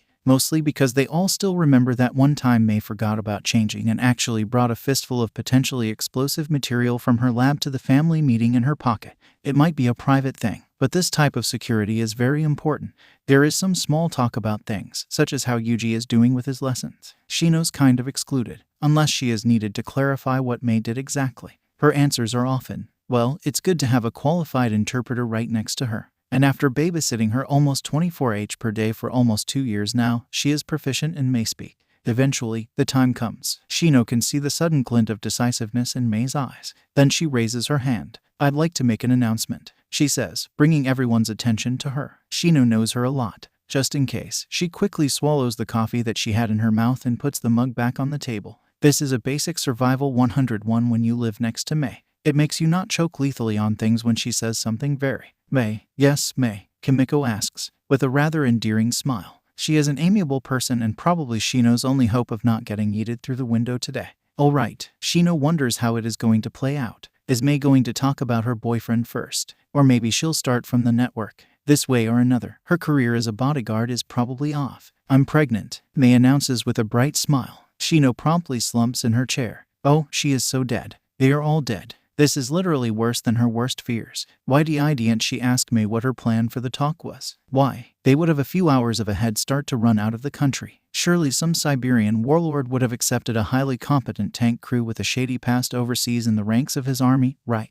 Without asking too many questions. Is it about your babies, was it? Her father asks. Naturally, neither of her parents take her announcement seriously. Those special inventions that you are making while being super secretive about it. No. Mei seems confused at not being taken seriously right off the bat. I took a test and all that. Last days of the first month, I think, so it's way too early to say anything else. Mei, please. Mary still didn't buy it. This is a serious thing. Please do not use words when you don't mean th. He pauses because his wife promptly elbows him on the side. He looks at her, only to see her gesturing towards Shino. So he moves his eyes there and sees Shino white as a sheet, very busy shrinking in her seat. The bodyguard gets to see her employer going through several stages of grief in an instant, before the train derails completely and lands on the field of shock. Wait, you're serious? He shouts. Mei nods, clearly confused as to why he reacts like that. That was good news, right? Oh my god, who is the father? Is it? Shino can see his eyes darting towards her, so she goes fuck it and interrupts her not for long employer. It's not Chadora, she says, while continuing her routine of shrinking in her seat.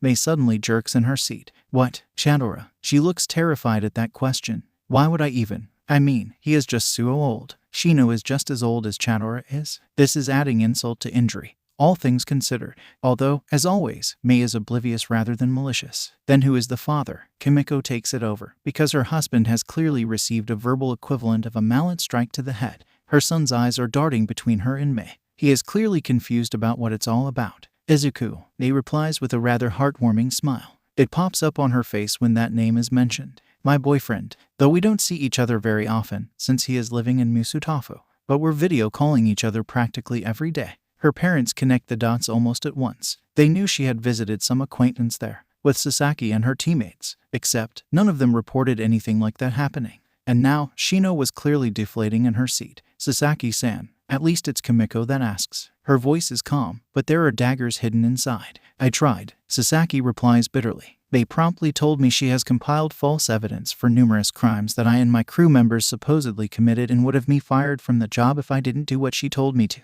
And that no one would believe my claims that she, the Chaos Gremlin extraordinaire, has obtained a boyfriend, or could blackmail someone for whatever reasons. Mei, her parents shout in unison. That's, I know, she interrupts them. I didn't know that blackmail is a crime. I thought I was just strengthening my negotiation power. Izuku explained it to me already and told me to dispose of it and apologize to Shino and the others. So I did so, today, and I came forward with it towards you. Sheesh. Well, that's certainly a point in Izuku's favor in her parents' eyes. Or at least that's what Shino figures out from the looks on their faces. And, at Izuku, Kimiko keeps pushing, while gesturing at her husband to not say anything. Considering how red he is, it's a good idea, as it's not the embarrassment red, unfortunately, more like the murder red. What can you tell us about him? Well, he is my age, Mei replies. She looks delighted to be asked that question. He has very fluffy and soft hair that I enjoy playing with very much. He is attending the UA while working for the local police department. He is also a great inspiration for my inventions.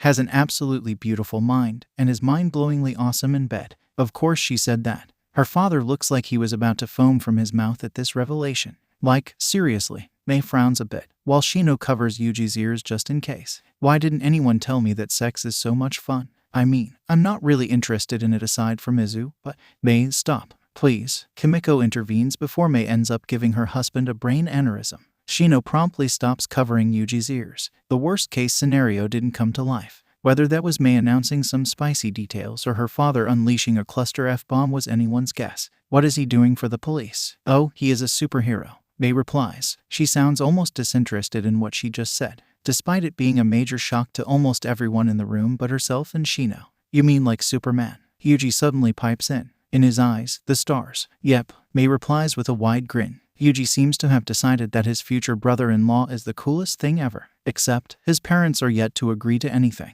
And they are very, very surprised by that discovery. Sup, Kimiko almost repeats the word after her son before catching up to what that means. Mei, we've made a decision about that. We told you not to look for people with. Yes, I recognize that you've come to a decision, Mei replies. But given that it was a stupid-ass decision, I have elected to ignore it. He watched MCU films with her, didn't he? Of course he did. After all, superheroes. Mei was slowly turning into as much of a fanboy over them as he was. Then again, that was actually something potentially useful nowadays. Shino and her crew watched some, just in case, while having an intense debate on how would I incapacitate someone with a power like that. Mei, that's… Finally, her father recovers enough to speak. Dad, no. Mei interrupts him, while being clearly angry about something he did. That's probably the first time Shino ever saw her do that. Even her father is shocked. What your research found were the first-generation meta abilities. They are all either super weak or super unstable and deadly for their user, so you found the former only. Second-generation meta abilities like what Izuku has are way more powerful. This doesn't change, and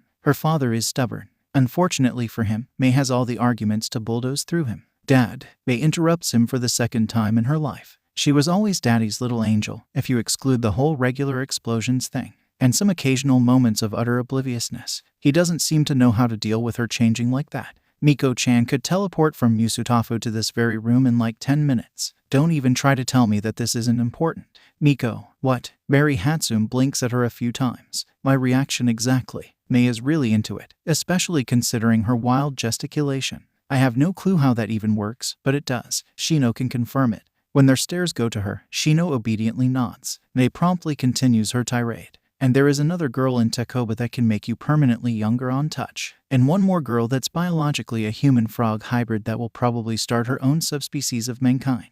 Hell, I got to meet a literal vampire. Don't tell me that this isn't important. So I'm not missing out on that, no matter what you're going to tell me. Wait, it's her father again. You're serious? Yes, she practically yells at him. Dead serious. The world is changing, and Hatsum Industries is doing nothing about it. I fell in love with Izu when I saw him rescue a 6-year-old girl from a supervillain that kidnapped her, all while using a gadget that I made for him. My adorable baby number 1. I'm not going back to designing fridge components after that. Her brother's love and respect towards his soon-to-be brother-in-law seem to be skyrocketing. Someone has clearly obtained a fanboy. Her parents, in the meantime, are still shocked, practically speechless. I'll just add, Shino takes one for the team. That Mei has also decided that becoming a first support engineer for superheroes will make her as famous as Wright's brothers and so on. Yes, that too. Mei beams at her. Her slight outburst has calmed down slightly. Thank you, Shino. You're welcome. Shino replies and returns to slumping in her chair, awaiting the inevitable death penalty for her career. So yeah, I've been supplying a superhero team with the things I built with your money. Mei continues her announcement. Shino decides not to point out how she forgot to mention the bit when she built a literal gun for them.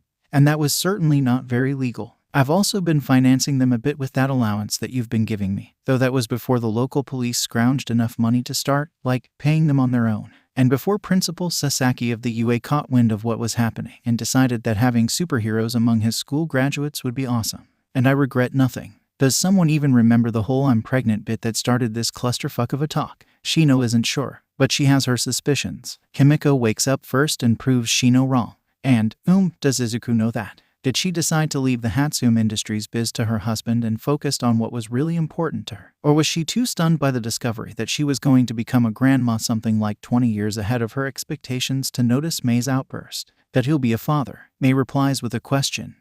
No. He would worry way too much and I don't want to distract him from his work. He has many people to save. I'll tell him once it'll be visible. Kimiko looks at Shino. There is an unspoken question on her face. Somehow, the former tank commander realizes immediately what it is about. They are absolutely adorable, she replies, and precious, and madly in love with each other. And it's certainly not any dastardly plan of his, as he is way too innocent for that. Also, she was the one to seduce him, since he apparently failed to imagine someone like her being interested in someone like him. Yep, Izuku has to work on his self-confidence. May agrees. Even I noticed that it says a lot about him is actually pretty sad. Kimiko Hatsum arrives at a decision. She stands up from her seat, approaches her slightly distraught daughter and promptly gives her a hug. May, she says loudly, while her daughter hugs her back. I'm so happy that you finally found yourself a boyfriend. Shino can see May's face switching from why are you approaching me to a look of pure delight and happiness. Heartwarming, really. Kimmy. Her husband appears to be trying to protest, but she pauses the hug for a split second and gives him a death stare. Yes, we're happy for you. Very much. He is doing his best, but his smile really doesn't look very honest. If Shino's work experience is anything to go by, what awaits them now is a long business discussion, followed decision of whether Sasaki and her crew members will remain at Hatsum Industries' payroll. Oh, joy. In the end, Mary Hatsum's business acumen ends up winning against his instinctual desire to murder the boy who not only dated his little girl behind his back but has also ended up making him into a soon-to-be grandfather. Shino suspected as much. He was a CEO first, engineer second, and his business acumen was rather incredible, at least considering his company's track record. He could imagine what sort of boon to logistics Eclipse's quirk could be, even if she was dedicated to being a hero. Who said that there weren't more meta abilities like hers out there? He was also knowledgeable enough on the issues of advertising to realize how much of a boon outfitting superheroes could be in that field. Sure, it all had to be custom made, and for now, the market wasn't yet born. But what company in the DC universe wouldn't benefit from being able to proudly announce that yes, Superman is saving people while wearing the hero uniform they made for him? Yep, great a marketing material, no doubt. And thanks to his daughter's boyfriend, they had up to a few months to prepare for the inevitable reveal day. Shino's inevitable end of bodyguard career turns out to be actually all but inevitable. Hearing May confess about the actual degree of false evidence she amassed made her parents realize that yes, Shino had absolutely no choice in that, because they would totally fall for it and probably end up having Sasaki and her crew members jailed. Besides, May loudly announced that if they were going to fire Shino, then she is escaping from home, going to UA and asking Principal Sasaki to hire her unofficial older sister / personal bomb handling expert / relationship advice source as security guard there. With her friends, Shino Sasaki honestly didn't expect that, but it certainly warmed her heart. In the end, the day ends on a surprisingly positive note. Izuku is still in the helicopter when the message arrives. They are almost there, and Principal Sasaki told him he can ask Eclipse to warp him back once they finish the business. They are merely trying to hide Warpgate quirk existence from Todoroki's. At least for now. Sasaki actually offered to help him with his homework a bit. The man looked vaguely bored over the long flight himself. He also gave Izuku a rather interesting stare when Izuku thanked him earlier for the atmosphere comment. Izuku wasn't sure what that was about. Alchemist, my parents have been informed about us, about the network and the meta abilities existing. Oh, Defiant, the result. Alchemist, my dad wants to kill you for having sex with his little angel. My mom wants to show you my embarrassing pictures and thank you in person for tolerating my personality quirks. My little brother thinks you are the coolest thing ever because I compared you to a Superman.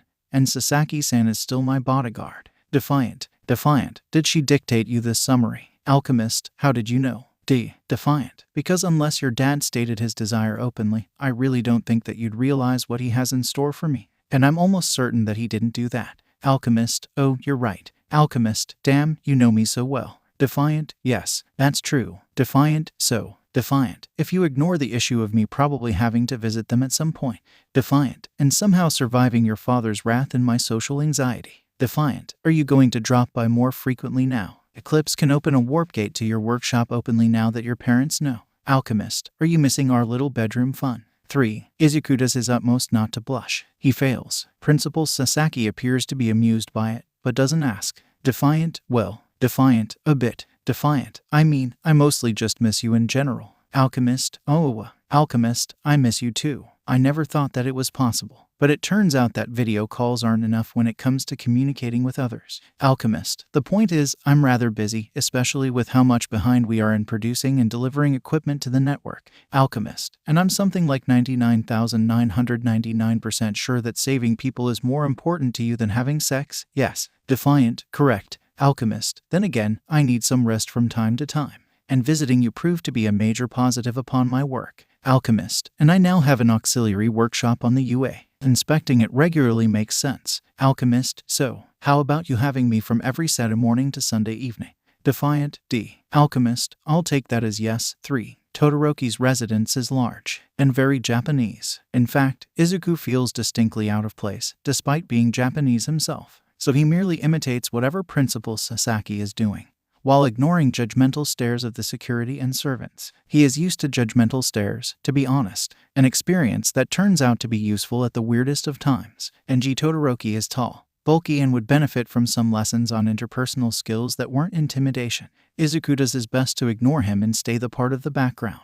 Shoto Todoroki is there as well. Like his father, he has short black hair and blue eyes. Unlike his father, he feels emotionally vacant. There isn't much life in his eyes. That's for sure, if not for the fact that doing so would either not do anything or start a small civil war. Looking into those eyes would make Izuku phone child services. Well, if they met a year earlier. Shoto Todoroki was 18.5 years old. Izuku also didn't like the way Enji was describing his son in front of Principal Sasaki. It felt less like a father describing his son and more like a horse merchant describing a horse. It was, ugh, are Hatsune the only nice people among the Zaibatsu or what? Then again, one of them apparently wants him dead for dating his daughter, Sue. Principal was busy persuading Enji Todoroki about entrusting his son to the UA, mostly by pointing out that they were uniquely equipped to deal with meta ability holders, including both the ability to train their quirks freely while in perfect secrecy, and the fact that they can also give them a top-notch conventional education. There is also the part where they will be allowed to interact with future elites of the country. Connections are important, especially for people like the soon-to-be heir of Todoroki's. Enji looks more or less persuaded. Shoto looks unreadable. Midoriya feels out of place. He wasn't even introduced. He is just standing there, in the background, while the people around him treat him like a piece of furniture. At some point, the arrangements are made. The deal is struck. That's when the principal decides to announce the optional superhero bit. Absolutely not. Enji Todoroki shoots the idea down instantly. Really, Sasaki appears unconvinced. In times like these, supporting the law enforcement in Japan is. My Shoto has a role to play. Enji replies, glaring at the principal. Despite his immense wealth and influence, he knows that antagonizing Mirai Sasaki isn't a smart thing to do. So he keeps his anger limited to his eyes. He is going to inherit both the history and wealth of the Todoroki family. If he dies, Natsuo and Fayumi will run the heritage of 2 centuries of my ancestors into the ground. The answer is no, and I'm not budging on that. Izuku realizes why the principal told him not to start a fight. Because he really wants to smash that nose in now. Who the hell cares about family wealth? Losing your son should be the real problem there. There is also the part where Enji Todoroki is completely ignoring Izuku Midoriya's existence. It's like Izuku is beneath his notice. The man in front of him resembles his childhood bully, except for the violence. Very well. Principal Sasaki surrenders. I believe that it's time for the demonstration of your son's meta ability. The demonstration occurs in the forest beside Todoroki's residence, away from prying eyes. Izuku whistles loudly when he sees the sheer size of the glacier that Shoto generates within several seconds. Hundreds of meters of ice, seemingly out of nowhere. Principal Sasaki looks shocked by it too. This is certainly an incredible level of firepower, except, probably too much for it to matter. What enemy might require encasing him in a glacier this big? Worst of all, doing that within an urban landscape would cause rather incredible collateral damage, and it's really hard to keep it hidden from the world. His father is looking at the spectacle with a combination of pride and satisfaction. Izuku is even more surprised when Shoto then promptly generates a lance of fire that melts a lot of the ice in front of him. Ice from the right side, fire from the left side. Interesting. Was Shoto Todoroki their first case of true dual quirkness, or was it a single quirk which had 2 opposite functionalities? Fascinating, either way. Existentially dreadful if it was the former. Your assessment. Principal asks Izuku. Naturally, this requires some further questioning. Witnessing that power being used once doesn't tell him a lot. Can you manipulate ice and fire once you create them? Izuku asks Shoto. Or can you only generate them and give them some initial properties? I can't control what I didn't create. Shoto replies. He is rather emotionless, and I can only alter what I made when it's close to myself. About 10 meters, but the closer to me, the better my control. so it's less control and more shaping of what I made. Makes sense. He naturally has to control what he creates to at least some degree. Otherwise, he wouldn't be able to, for example, form his fire into that lance-shaped projectile. Although once it was fired, Izuku saw no changes to its trajectory or shape. Defiant turns towards Principal Sasaki. He can offer him an honest answer now that he knows it. I'd win. Izuku replies honestly, and probably with a hint of personal viciousness. And Todoroki's victorious grin is pissing him off. Seeing it freeze suddenly is rather pleasurable. I have enough mobility to avoid his long-range attacks and get close for a takedown. But other than me, I think only Tornado and Eclipse can have something resembling a fight with him. The whole point would be to stay between 10 and 20 meters away from him. Too far for the force choke, but just right for some manhandling, which would be enough to interrupt his counterattacks. Shoto would be able to use his flame to destabilize and assas air currents enough to keep the wind hero vulnerable to his ice attacks. And in case of Eclipse, she can slice through the ice glacier, while using a floating surface to fly around to a degree. And, oh, Izuku has an idea. How dare you, Sugas? And G is trying to yell something rather nasty. Todoroki-kun, Izuku asks, ignoring the patriarch of the family. Shoto looks at him with a hint of a question mark on his face. Have you ever tried to cool down and then rapidly heat air? What would that do? Shoto asks back. This time, instead of question marks, there is a hint of interest. And G somehow shuts up. It might have something to do with some of Mirai Sasaki's gestures. The principal realized what it was about and urged Enji to not interrupt it. Principal Sasaki knows one thing, that it's a sign of a lack of culture to interrupt a master of a craft at work. Explosion. Izuku replies. Probably a big one. If you want to check it out, make sure that the ignition happens away from you. You clearly have a resistance to both hot and cold because of your quirk. But explosion is something entirely different. If you can heat and cool the air, you should be able to generate a weak wind. Then just concentrate the cold air somewhere, and follow up on it with heating. Shoto tests it out immediately. It's a completely new technique, so naturally he fumbles a bit. The resulting explosion still shatters several meters of the glacier in front of him. Izuku whistles again. That's going to be a source of some super cool things once he trains this technique well enough. Not like it will be used in heroics, but somehow Enji Todoroki doesn't comment on Izuku ignoring him. The fact that his actions resulted in his ideal son becoming slightly more powerful in the long term seems to have excused the bug in front of him from a scolding. The patriarch of the Todorokis decides that wasting time is illogical. He tells his son to go to UA immediately, in Principal Sasaki's helicopter, while taking whatever he wants from home with him. There aren't many of those things. It all fits in a large backpack. The helicopter is airborne for maybe 5 minutes before Shoto Todoroki turns his head towards the now unmasked Izuku. I have a question, he says, his face still looking like one belonging to a robot who tried to imitate humans but failed miserably in the emotions department. Izuku replies with a questioning look. Do you have any ideas about my hero name? Nothing satisfying comes to my mind. And I don't know if there are any naming conventions in place. Izuku would have been less surprised by Enji Todoroki crawling out of Shoto's backpack and yelling at them for not singing praises about his masterpiece constantly. Even Principal Sasaki is staring at Shoto in shock. Izuku blinks a few times. I know you are legally an adult and so on, but your dad sounds pretty. Well, he sounds like he is rather adamant about you inheriting his fortune. He does. Shoto replies with a scarce nod. The Todorokis are an ancient family with many traditions. The branch families and various companies belonging to us will accept no one who isn't a direct and confirmed blood descendant of the head of the family and his or her legal spouse. And my father will do his utmost to not let my siblings inherit it, due to disagreeing with them about the future of the family. Well, that's an excellent summary as far as excellent summaries go. So, Izuku tries to figure out how to proceed with that talk.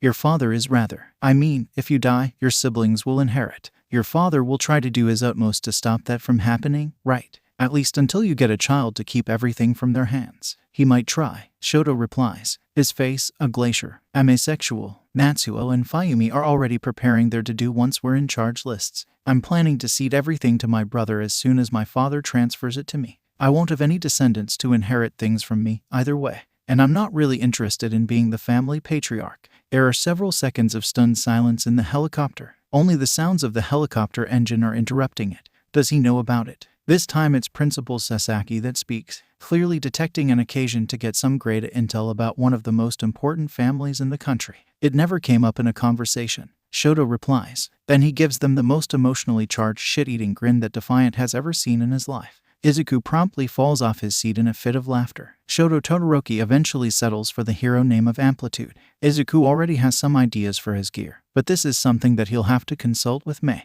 There are only ideas. He needs his girlfriend to tell him how feasible they are. The biggest problem will, naturally, be making him bulletproof. Izuku expects Amplitude to be another singularity. Backline attacker, except less of a sniper and more of an artillery battery, keeping his distance from bullets, or, perhaps, hiding behind his ice. They will also have to run some tests concerning how fireproof he was exactly. Can he hold against Dabai's flames, even for some time? That alone would be a major change to the current status quo. So, Izuku asks at some point of their flight back, "Why did you decide to become a hero with us?" Shoto makes a thoughtful face.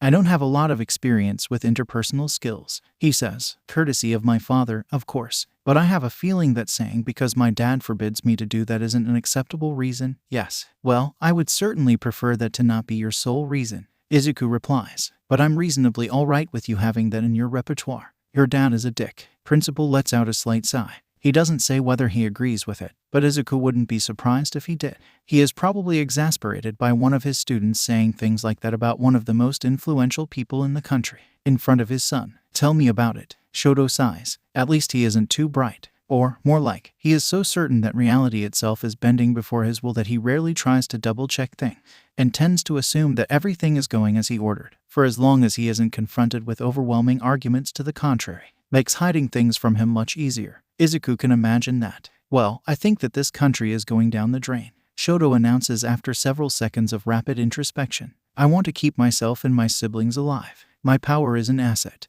but assets are something you need to improve upon if possible. Becoming a superhero sounds like a logical way of getting practical experience, while doing some good deeds and getting to meet some decent people my age, no less. Well, that's a much better motivation," Principal Sasaki admits while Izuku nods. "I noticed the lack of your father on that list." "Oh, he'll be fine," Shoto replies. Once again, his face is utterly emotionless. Cockroaches can survive a nuclear winter. Surviving a civil war will be a child's play for him. Once again, there is a shit-eating grin blooming on his face. Once again, Izuku breaks into laughter. This time, he manages to stick to his seat. Assistant Commissioner Aizawa is almost done with a meeting between the heads of the precincts in Takoba when he receives a message.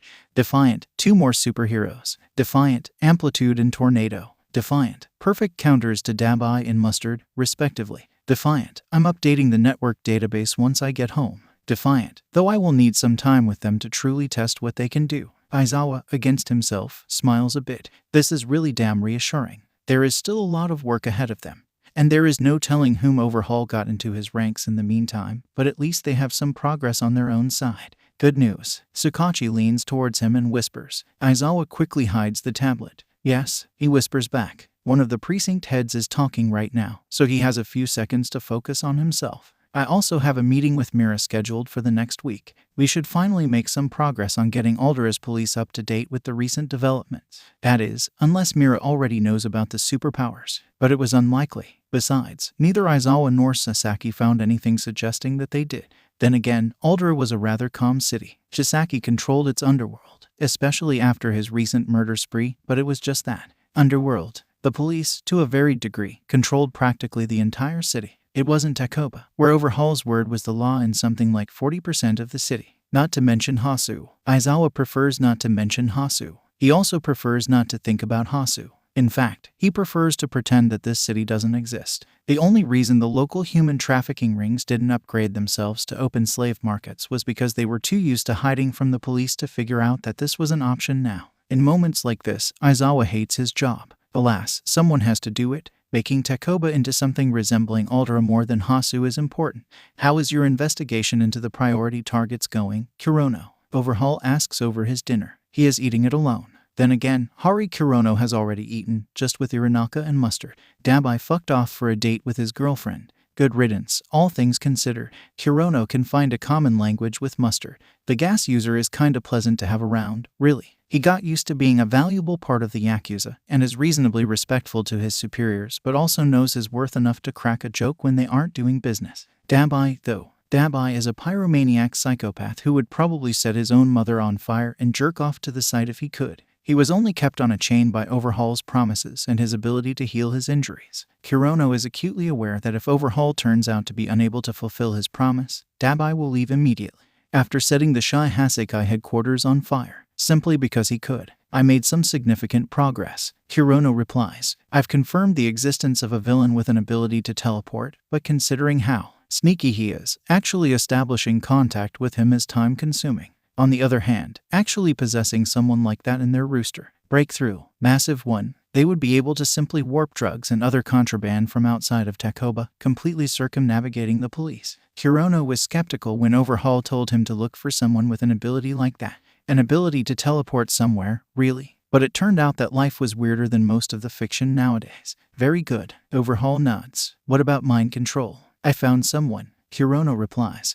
And Overhaul gives him a questioning look. However, the person in question holed himself up in some village in Nabu Mountains. I believe his quirk is strong enough to control every villager, something like 100 people, at once. He changed the village into his personal fiefdom. Overhaul seems vaguely pleased by the person in question already being a villain. Certainly makes the requirement easier, since he doesn't seem to be interested in moving anywhere. I've taken the liberty of starting some covert investigation before telling you about it. Hirono replies, mostly to establish how his quirk actually works before you'll get anywhere close to it.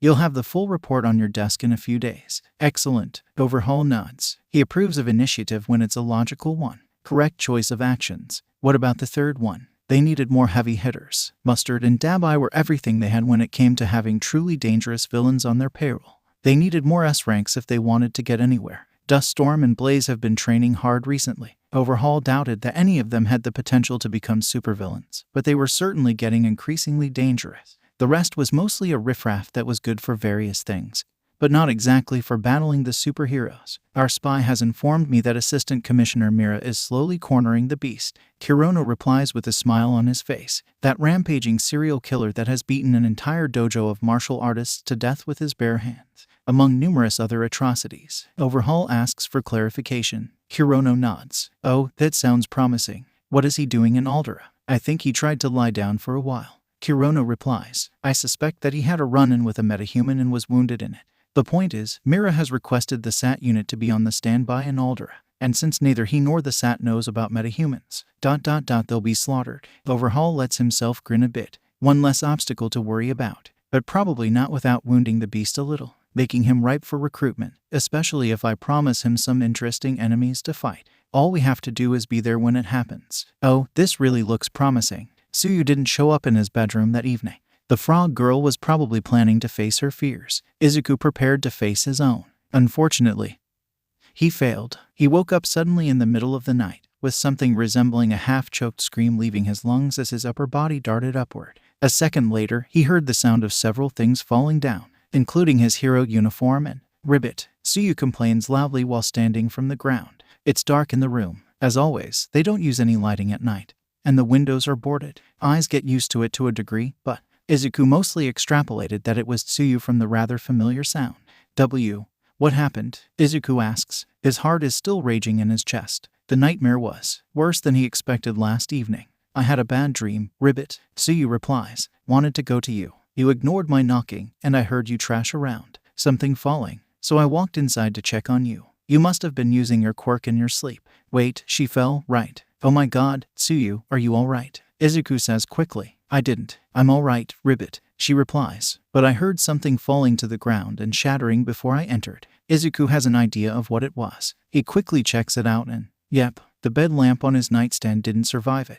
Oh, great. At least he wasn't actually using it and they have some spares at the abandoned flats. Then he remembers about the procedures. They have those now. There are people out there who want them dead. Or worse, you can never know who is out there. He pulls out his phone. Then he enters the network's internal chat. Defiant, made some noise. Bad dream, used my quirk accidentally and broke my night lamp. Defiant, I'll probably go downstairs to drink some tea to calm down. Eclipse, aye. We were about to go investigate. Eclipse, THX for the heads up. Eclipse, if you need something, call us. It's Eclipse and Pinky's shift as night guards. Long and kind of lonely time, spent in darkness on the building's top floor. It was abandoned, but its windows weren't boarded. This allowed them to see at least the streets surrounding the headquarters, and they had 2 pairs of night vision goggles, courtesy of May, plus a handful of microphones placed throughout the building. Some were in the corridors, some were on the outside of the entrance, just to detect intruders. The feed was all going real-time to the guard post. There were reasons for Izuku not assigning 2 people in a relationship to this job. If Kirishima was there with Mina, or Jiru with Miko, they would have something completely different in mind than actually keeping watch. Talking is significantly less distracting than, well, the alternative. They were all young and healthy and, in most cases, in relationships. They also suffered from a severe lack of options for hobbies. Going to school and doing homework actually gives them something to occupy their free time with. And if you put a lot of teenagers, young adults in one building with too much free time, well, Izuku says once that is done, I think I need to wash my face, and then drink some tea in the common room. Do you want to come with me? He really doesn't want to be alone right now. Ribbit, she says. He doesn't see her face, but he knows that she just agreed with him. He was really starting to figure her out. It's odd. The common room is covered in darkness, and the building around them is quiet. The welcome party for Urashi and Todoroki ended many hours ago. That they both agreed to move in was actually surprising, at least considering how scarce their new quarters were when compared to their standard habitation. It was a surprise, but a welcome one. Izuku uses his phone to light their way. He starts boiling the water for the tea. The room is, well, not chilly, but certainly not warm. When he turns his head, the light from his phone illuminates Tsuyu. She is sitting on the couch, hugging her knees to the chest. And she is, because of course she is, naked again. Ugh, she probably didn't expect that he would be up. Otherwise, knowing her, she would come wearing her onesie. Oh, well, he mostly got used to that. He sits by her. She immediately pulls out a blanket that someone left on the couch. Izuku realizes what she wants, so he promptly helps her cover them both. It's quite cozy. So, Tsuyu says once they get comfortable, What was your nightmare about, Ribbit? He can barely see her face, despite them being so close to each other. There is only some minuscule, flickering light from the gas stove a few meters away from them. Why is she asking? Knowing her, she probably believes that sharing your pain makes it weaker. She might not be entirely wrong. Izuku is ready to try finding out if it means that the rest of his night won't be like the first half of it. He had enough of nightmares for a while. Normally, it's about the day when I saved Rewind. Izuku replies, I slam overhaul into the wall like I did, except he doesn't fix himself. His underling is screaming. Rewind is fleeing away from me. May shouts at me that I'm a murderer and then she hangs up on me. Sometimes I go home to see my mom phoning the police to come and throw me into a prison.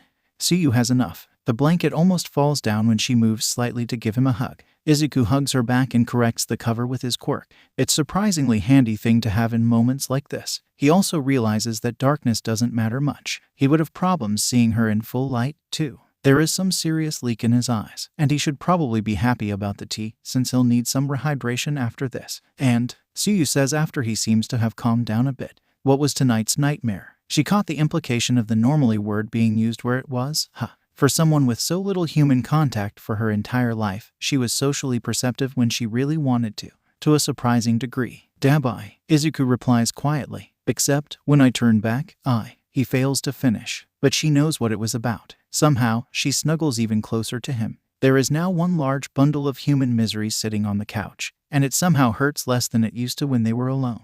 And you? Izuku manages to finally ask. It's enough about him. It's not enough about her. There is a long silence. He can feel her breath on his skin. It's quicker than Izuku is comfortable with. Tsuyu, it's all right, he says. If it's too hard, you don't have to. I wake up, she says, interrupting him. Izuku wasn't sure if she heard him talking. In the basement, I walk up the stairs, like every morning. She pauses for a second and Izuku realizes she is crying. But the building is empty. Why? You aren't there. You never were. It was all just a dream. What can you do when faced with words like those? Izuku doesn't have enough hands to hug Tsuyu as much as she deserved. He doesn't have the way with words to soothe her pain with them. All that he can really do is to be there. Let her sob into him for as much as she wants, while embracing her with all his might, to make her know, not just in mind but also in her emotions, that she isn't alone. That she will never again be as alone as she was for most of her life. She saw Dabai, even if from a distance. She knew that she almost died when he unleashed his attack. Yet her worst nightmare was still being left alone once more. That says a lot, really. Much more than it should. It's all right, Tsuyu. Izuku whispers into her ear. We're not going anywhere without you. She withdraws a bit. She is still crying. Her face is close enough that despite how dark it was, he could see her eyes. Why?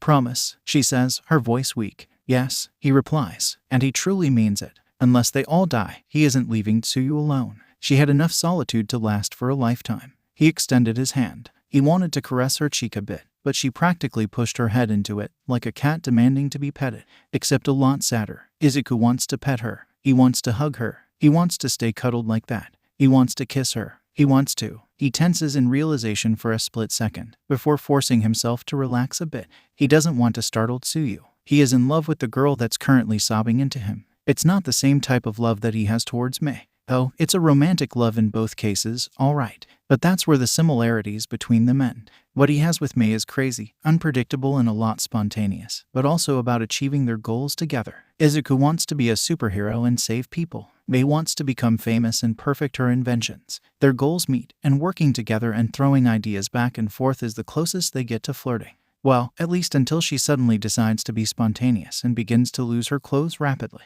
Tsuyu was different. Tsuyu was someone he wanted to spend his evenings cuddling with while ignoring the world around them. Someone he wanted to cherish and protect. Someone he wanted to show the world to instead of changing it together. She was emotions and stability to Mei's intelligence and chaos. However unexpected a combination those two were. Then again, Izuku wants less emotional chaos, not more. He had way more than enough of it already. Izuku freaked out. On the inside. For as much as she was oddly competent in reading people occasionally, she didn't seem to notice. The water chooses that very moment to boil. He used his quirk to pour it over and then levitate the cups closer to the human cuddle pile. This gave him a while to focus on something else other than her. He really isn't sure what would happen if it didn't happen right when it did. His sudden introspection has already made him painfully aware of her existence next to him, and of the fact that she was completely naked, with her breasts resting on his body. Then again, she was crying. And he has just stopped crying himself. This really isn't the time for that. This is the time to drink the tea, calm themselves, and probably come back up to sleep together. In a distinctly non-romantic way. Let's leave thinking about serious stuff for tomorrow. Izuku sighs. It's a long and painful sigh, completely unbefitting of the person who's commonly believed by anyone in the network to be a ray of sunshine incarnate. Why? He says, while looking at the ceiling of his bedroom. Why did it happen? What is wrong with me? Ribbit. Tsuyu, still lying next to him and treating him like a body pillow, replies. I was about to leave the bed. He wanted to cuddle a bit more. Then things happened. Things happened is an excellent summary. He just had sex with a girl that wasn't his girlfriend. Sure, Mei has explicitly told him she is absolutely alright with that, but he told that he doesn't want that. And then this happened. It makes him feel like a hypocrite. He doesn't like that. Hypocrisy does not befit a superhero. Hypocrisy does not befit a decent human being. Why is he so absolutely weak when stuff like that happens? Oh, wait. Counselor Inui mentioned something about him deriving too much of his self-worth from the surrounding people. He wanted to make Tsuyu happy, to make her suffer from her past less. When his dumb teenager brain decided that the best way is love, he really has to ask Mei to tell him a straight no about other relationships. That will keep him in check, because he certainly won't hurt any of them. Brilliant planning, Izuku. Should have thought about earlier, you idiot. Nothing's wrong with you, Ribbit. Tsuyu announces, while giving him a quizzical stare, still mostly buried under his quilt. I wanted it. Well, that much was rather obvious. Izuku doesn't believe himself to be a charming, smooth talker. But when it happened, she played along, looking happy about it. He still doesn't know why, though. Also, why does neither of his girlfriends have a lot of common sense? Is it a necessity to think that Izuku is good boyfriend material? Is it a necessity for being alright with sharing your romantic interest with someone else? Really? Izuku asks with slight disbelief in his voice, probably because of his internal self-doubt. Why? I asked myself what person I'd like to spend my life with, Ribbit.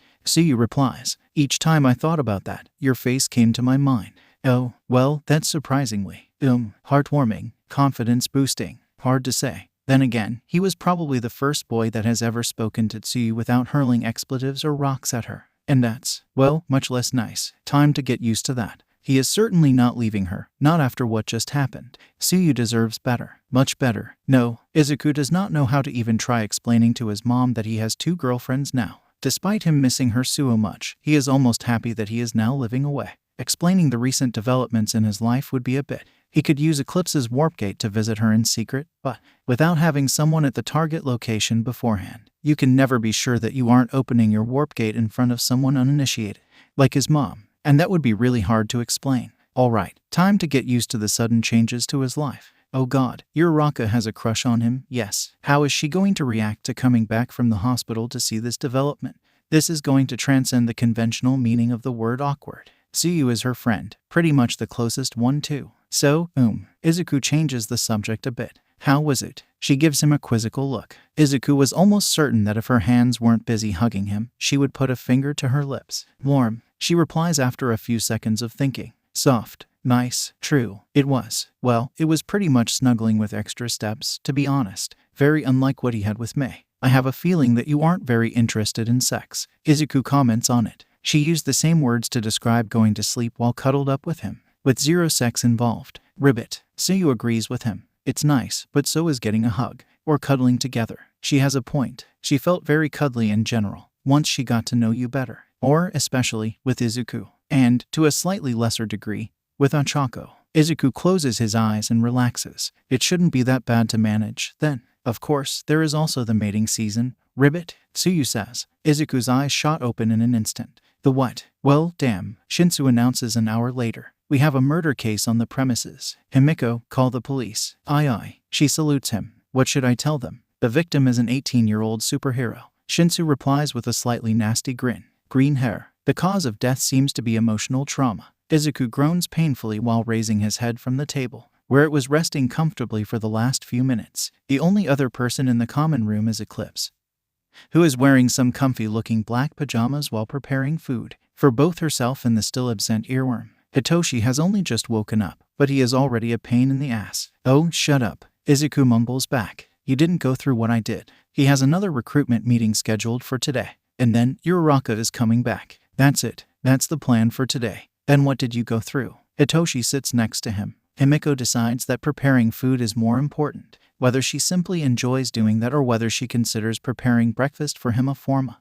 No, Izuku won't even think about it. It would make things too weird. Not everything comes down to sex. Due to a combination of some very weird things that are a bit of a doozy to explain, I slept with Tsuyu. Izuku decides he can as well go through it. Miko almost ends up getting burned by the stove. Himiko handles knives good enough to not get cut, but it's clear that someone less skilled might have ended up, well, maybe not disarmed, but probably disfingered. Oh, Shinsu blinks a few times. That's clearly not what he expected. What's the alchemist's opinion on that? It's kind of nice for him to ask about it, really. Looks like Izuku's plan of making Hitoshi into a decent human being is working. The progress is small, but visible. They are having a video call right now. Izuku replies, comparing experiences and setting up the weekly schedule. Well, Shinsu really looks like he just got thrown out of his comfort zone. Congratulations. Miko snorts in the background. Izuku decides he doesn't want to know, and so he doesn't ask. Himiko, in the meantime, seems to be in a very good mood suddenly. Or at least that's what Izuku thinks. Her mask is sort of concealing that from him. Why is my life like this? Izuku says, about as exasperated as he could. My mom didn't raise her son to do stuff like that. I'm a disgrace upon the good name of my ancestors. Not like he knows any, to be honest. Even his own father is still a faceless and nameless enigma. Japan is clearly coming down the drain. Eclipse announces suddenly. And you are already preparing to play the role of a post-apocalyptic warlord ruling the wasteland with a trusty harem of deadly beauties at his side. She gives him a thumbs-up gesture, without stopping her process of preparing food for a second. Nice thinking, Chief. Izuku actually chuckles at that. Looks like his funny bone is still there. What does that make me, then? Shinsu asks. Eclipse gives him an appraising stare. Evil Chancellor, with his own pet assassin, constantly scheming behind the warlord's back in order to usurp his position. She finally says, clearly asking for his opinion on that. You should get Himiko some stripperific outfit with skull motifs, though. Cool, Shinsu says, with a wide grin that only further exacerbates his eye bags. I'm in. Himiko appears to agree with him on that. Izuku groans. That's when Kyoka enters the room, wearing her house clothes. So, a t-shirt, short skirt, knee-high socks, and a pair of comfy-looking slippers. She is one of the few of the network members that actually had a backing in their families, and got to take their clothes with them when joining. It shows. Oh, there you are. She shoots her girlfriend a questioning look. Wait, what are you doing? Preparing you a delicious and nutritious breakfast, my love. Eclipse replies with a grin. I've really put my back into it. Back in my outstanding cooking skills, you can. Miko, Kyoka says, her voice suddenly sounding exhausted. That's just cereals. And I think you kept the milk on fire for too long. Because it's boiling over right now. At least she didn't add the cereals to the milk before boiling it, thanks to Shinsu telling her it's not a good idea. Oh, shit. Miko promptly throws herself into desperate attempts to salvage whatever's still salvageable. Kyoka sighs and heads towards the couch while playing with her earphone jacks. Shinsu and Himiko are laughing openly. Okay, the former might have chuckled briefly, but for him that's an open laughter. Is there someone normal left in this building? Should Izuku try to find out? Alright, you can only die once, unless reincarnation is a thing. How did you two even get together? Izuku asks. They were apparently a thing before they ran into Hitoshi and Himiko, so he was curious about that. Even if you exclude the whole is there someone normal left bit, he never asked in. Well, getting some knowledge on that field might be useful. Oh, that's a super romantic story, actually, Miko says loudly, still fighting with the milk. She actually used her quirk to block it from spilling any further. It seems to be working. She asked for a good music playlist for gaming on one of the Discord servers I was on. Kyoka cuts in. Things escalated. Kyowo, Miko shouts back, clearly dejected by her wonderful story being cancelled before it had the time to spread its wings. Shinsu chuckled again. It must be his life record of chuckles per day already. And the day has barely started. Also, why do you look worse than Hitoshi? Kyoka shoots Izuku a questioning look. Something happened. Shinsu decides not to comment on her first sentence. I was this year old when I discovered that frogs have a mating season during the spring, Izuku announces. On his face, utter tiredness mixed with a desire to crawl under a piece of furniture and stay there until his body decomposes. And we better teach Tsuyu to wear clothes properly by then or things are going to get awkward. At least that's early summer still. They have a lot of time left. They narrowly missed the worst-case scenario. I shouldn't have asked, Kyoka replies after a few seconds of shocked silence in the room. Anyways, so how do? Todoroki rolls into the room. For someone from such a distinguished family, his looks and attire are all but distinguished. His father would probably get a brain aneurysm after seeing him in the present company, especially when he was wearing sweatpants and a rather messy shirt, plus a pair of slippers. Todoroki, Shinsu immediately restarts yesterday's game. Your father, I have considered getting custom-made slippers in his image in order to step on something resembling him regularly. Todoroki immediately replies, but the temptation to slam my feet into furniture pieces would have ruined my toes quickly. Then they both fucking dab at each other. Izuku is so done with them. The game is called Make a New Creative Insult each time your father is mentioned. Shinsu enjoys seeing him play it the same way a craftsman enjoys looking at a master of his craft at work. He, too, hates his old man with a passion. Naturally, the two of them hit it off immediately after meeting. There are laughs throughout the room. The mood is pleasant. They are about to depart for school, at least except for Kirishima, who is probably preparing his new hero uniform for a shift in Tartarus, and Jiru, who is going to be the one sitting out today. They need to have someone at the base at all times, just in case. Besides, she'll attend today's lessons, just not in person. E-learning is a thing. I have a question. Todoroki suddenly freezes his march towards the counter and looks towards Izuku. Can we get something from McDonald's for dinner today? Talk about the unexpected things happening. Why? Izuku asks. Well, it was always just the traditional Japanese food in my house. He replies, his gaze almost unsettling. I love cold soba, but I want to see how a McBurger tastes. That's a bit costly, Izuku replies. At least if we all go for that, they'll send someone to buy it, and then have Eclipse pick them up from some quiet alleyway near the McDonald's. My father told me to take whatever I want from our home with me, Todoroki replies. Izuku is practically bracing himself for something hilarious, so I took one of his credit cards. As a maniacal grin takes over Todoroki's face, Izuku realizes that their new recruit is going to be the death of him. Tsuyu comes down 10 minutes later, wearing her frog onesie, oddly enough. This sight causes an instant riot in the room, which the frog girl ignores with calmness that would impress Principal Sasaki. Damn, Shinsu whispers to Izuku as Tsuyu walks towards the fridge, still ignoring all the looks and quiet comments. I think I get why you did it. This sight really makes you want to cuddle and protect her, doesn't it? Izuku actually shoots him a surprised look. You are literally the last person I expected to notice this, Izuku announces. Shinsu looks vaguely hurt by it, although I have to agree with your assessment. On the other hand, I think it goes both ways between us. Their past interactions, at least since Dabai, were pretty much the two of them constantly trying to patch each other up at least a bit, and more or less succeeding at that. Although you don't know how strong a building truly is until an earthquake or a hurricane comes. Mina took just that moment to come down too, followed by her boyfriend in his new hero uniform. It's a logical outfit. The real problem with Kirishima's quirk is that the sudden changes to the texture of his skin would easily damage most equipment that was too close to his skin. His equipment is tailored to take that into account. There are the armored boots, because you never know when something attacks you from beneath. Their inside size is varied. They are filled with elastic material that can be easily replaced if it's damaged because of the user's hardening, changing his feet shape a bit. Said filling also makes his boots comfortable once he hardens, despite the shape changes. Above it are the dark pants that only look baggy. They actually have a lot of armor plates sewn into it, enough to not restrain its movement and not get damaged when he goes into full hardness mode, but also capable of making his impressive resistance even better, because there is no such thing as too much resistance to hit. His hands are exposed. While hardened, he can shape them into blades or claws. This is a major asset, especially when he requires different types of damages. This is further supplemented with a collection of 4 taser knuckle dusters hanging off his belt for easy access when needed. His upper body is mostly unprotected. The changes it goes through and the size of it would make anything else impractical. Instead, all he gets is a comfy black t-shirt that's made from a material that's both elastic, warm, and hard to catch fire, while still being cheap enough to be replaced if it gets shredded.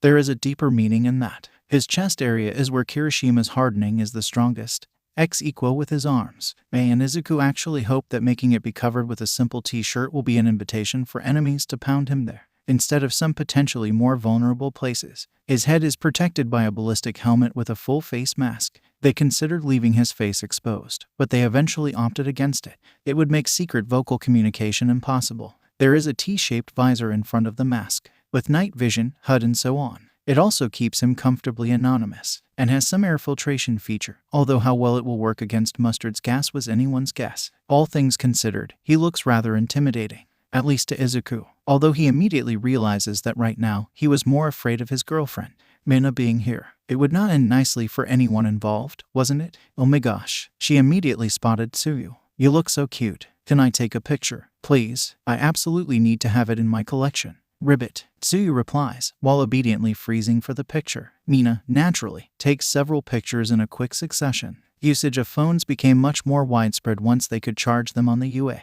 Izuku has some mixed feelings about it. Seriously, you look awesome. Mina coos. You'll find yourself a boyfriend in no time with a look like that. It was undeniably true, especially considering Shinsu's reaction to it. Of course, it was also a bit too late for that. I already have one, Ribbit, the frog girl announces. Those who already know pretend that they didn't. The last thing they want is the shipper queen of the network thinking that they hid some salacious details from her. Shinsu shoots Izuku a wry smile. Izuku wants to die. Really, Mina is surprised by it. So is Kirishima, a fact only visible because he is carrying his helmet in his hands. Since when? Unfortunately, Tsuyu has no filter. She is worse than Mei in that field, since Mei is only oblivious to social norms. Tsuyu has that but is also blunt and considers every occasion to speak with someone a good thing. Since this morning, Ribbit, Tsuyu replies, me and Izuku had sex. There is a loud bang in the room. It's not an introduction to Overhaul's goon assault on the headquarters, unfortunately. It was the sound of Izuku's forehead meeting the table in front of him. Shinsu pats his head, although Izuku is certain that his smile is that of a smug snake. Shiri, I knew it. Mina immediately yells. Kirishima sighs loudly. I called it, because of course she did. Her ceaseless attempts to ship anyone in the vicinity were normally a feature more than a problem. Except, once everyone around her began to form pairs, the result was her going increasingly outlandish in her theories. Then again, even the broken clocks show the correct time twice a day. Alchemist knows. Kirishima asks. Izuku doesn't see that from his current position, but Shinsu nods, and she is all right with that. Another nod. Well, I guess that's not unmanly then. Not sure if it's manly, though. This requires more data. I think it is. I mean, he manages to satisfy 2 girls. Mina points out. Izuku wants to fly out of this room, find Overhaul and tell him to end this pain. That takes a lot of manliness to pull off, especially for someone this small. Oh great, beat him up while he's down. What a great thing to do. I vaguely remember you saying that you like how manly I am. Kirishima looks at her questioningly. Should I take those words as some veiled suggestion or? He dodges the tickling attack. All right.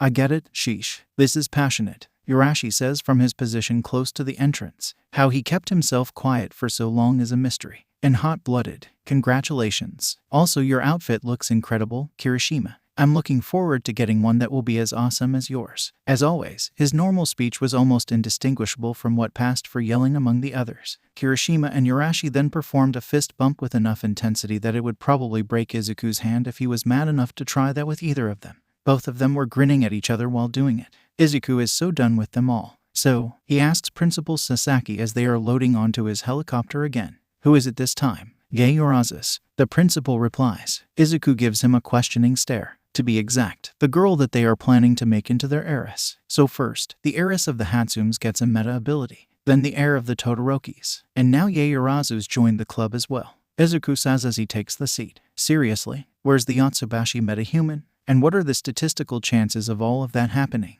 Small, Principal Sasaki replies. But they exist. If we discover that heirs of all or most of the major industrial conglomerates in the world developed meta-abilities, then I'm going to decide that it's suspicious. As for the Yotsubashis, their heir is 7 years old, which probably excluded him from the list of potential metahumans, at least for several more years. Well, at least one Zaibatsu family that isn't involved in the meta-abilities business. How damn reassuring. Your name is Koku Hanabata, isn't it? The man in front of him says, waking him up from the brief stupor. It was an interesting time in his life. The discovery that there is more to his charisma than he thought has made his ambitions multiply. He carved his way upward in the ranks of his party, only to get kidnapped, not by the man in front of him, but by some freaks who had issues with him using his charisma to influence people and amass more and more political power. The people that freed him worked for the man in front of him. Hanabata knows good manners are important. His suit might be completely ruined after all that he went through, but he is still a politician first and foremost. That's correct, sir, he replies. Who do I have the pleasure of speaking with, if I may ask? Someone very interested in your power. The man replies, someone seeing absolutely no problem with you using it to the fullest potential. The world knows me as Rikiya Yotsubashi. Koku's eyes widen. He was facing one of the wealthiest and most influential people in the country, someone that even the government dared not to antagonize. But you may call me Destro. Yaorazas are significantly less dickish than Enji Todoroki. Then again, that isn't much. In Izuku's opinion, even Kai Chisaki is less of a dick than Enji Todoroki. He at least has a decency to treat Defiant as an equal rather than a bug. Of course, he loses the points by being a mass-murdering maniac, but, well, he at least isn't that much of a dick. Their daughter is pleasant, both to look at and to talk with. She feels upbeat and optimistic, a rare trait nowadays, though perhaps understandable when you are this wealthy. I believe that considering her ability and the fact that she is a bit sheltered, having her attend the UA would be a splendid idea. Her father says during the dinner. Izuku has never seen half of the food in front of him. Private tutors brought her far, but social skills and connections are also a necessity. This is naturally understandable. Principal Sasaki agrees. Considering what I know about your daughter's level of education, I believe that she'll be more than capable of attending our university while also being a part of the special course. Momo Yaorazu appears to faintly blush at this assessment. Izuku isn't surprised, considering what sort of person is saying that. It means a lot. Mirai Sasaki is scarce with compliments. This drives their value up. That sounds like a good idea. Her father agrees. Her mother nods in agreement, especially the chance to meet others like her. Well, it looks like Jiro and Todoroki aren't the only metahumans with supportive parents, although Enji Todoroki's support is a bit unique. What exactly is the goal of the special course, though? I must say that the fact that its class president stayed in his mask the whole time is a bit concerning. Someone asks the right question. There is a way of exposing his mouth while keeping the rest hidden. They made sure of that. Whether she made his mask that way to let him eat or whether it was to save some time while wanting to spontaneously kiss him all of a sudden was anyone's guess. That's an optional part of the special course. Principal replies, I'm afraid that meta abilities are already being misused by people out there. I know of at least several regional police departments that decided to fight fire with fire and began to field their own metahumans. Most of the special course students are a part of that. This warrants a certain secrecy concerning their identity. Wait, you mean that? Masashi Yaorazu is trying to say those words, but Mirai Sasaki moves faster. Superheroes and supervillains. The principal deadpans. What a time to be alive. It takes the elder Yaorazu about 3 seconds to come to a conclusion, similar to the one that Izuku has at this point. This country is really done for, isn't it? He says bitterly. We would have survived that normally, but now, I don't think that the government will survive it. Principal replies honestly, by which I mean both the current cabinet and the government as an institution. We're looking forward to a period of chaos and civil strife, which will most likely include a temporary fragmentation of Japan. My work with the special course is at least partially motivated by wanting to establish an organizational framework for dealing with the phenomenon of the meta abilities, which includes everything from healthcare through education to law enforcement. Oh, well, it makes sense, considering what Izuku knows about Principal Sasaki. Getting some new high-quality graduates is probably as much of a reason for him as that. Mirai Sasaki is intelligent enough to kill 2 birds with 1 stone as a matter of standard policy, something that Izuku should never forget. Momo, Masashi asks, if I can help, I want to. She replies, that sounds like a sufficiently heroic mindset, at least in Izuku's opinion. Well, it's about time that they got a demonstration of her quirk. Izuku is really looking forward to it. Momo Yaorazu turns out to be a living material printer, capable of synthesizing about everything that she understands the structure. Izuku can only wonder how far she was going to get within a few years of learning to use it. In the meantime, though, the situation is a bit more complicated. Not a superhero candidate, he says, after he tested the strength of the sword that she made. It took quite a lot of his telekinesis to break it. Momo looks dejected all of a sudden. Masashi Yaoyorozu feels something akin to a worried frown. Reason? Sasaki asks. He probably wants to avoid having an argument, and clearly trust Izuku's expertise in quirks enough to believe that his answer will be sufficient. This quirk is certainly very versatile and useful. It's hard to disagree with that, really. But there are two major problems. First, she can only generate items from her body. This means that she must expose her skin in order to use her quirk to its full potential. Considering the number of criminals out there that are armed with guns, this is simply too dangerous. And the second reason, Sasaki asks, after the onlookers have 2 or 3 seconds to digest the news. Tools are just that. Tools, Izuku replies. Most of them we can simply bring with ourselves to the field without having them manufactured there. Yes, she can react quicker to a change in situation than most of us, but if she is only as powerful as her tools. For example, if she manufactures a gun, she will be simply an armed civilian, not an equivalent of the supervillains that we know about. Unless she goes through some proper combat training, she probably can't match even the regular villains and criminals. Worst of all, their current enemy is fielding a small army of Spec Ops operatives. They wouldn't even notice that they fought a metahuman if they ran into Momo Yaoyorozu. Izuku himself didn't feel comfortable showing up anywhere near them, and he was practically bulletproof. Well, unless they manage to snipe him when his telekinetic shields are down, or bring some heavy artillery to the field. They had a lot of police officers on their side that went through various degrees of combat training. Putting a Zaibatsu heiress with a fraction of their skills anywhere near danger was literally asking for trouble.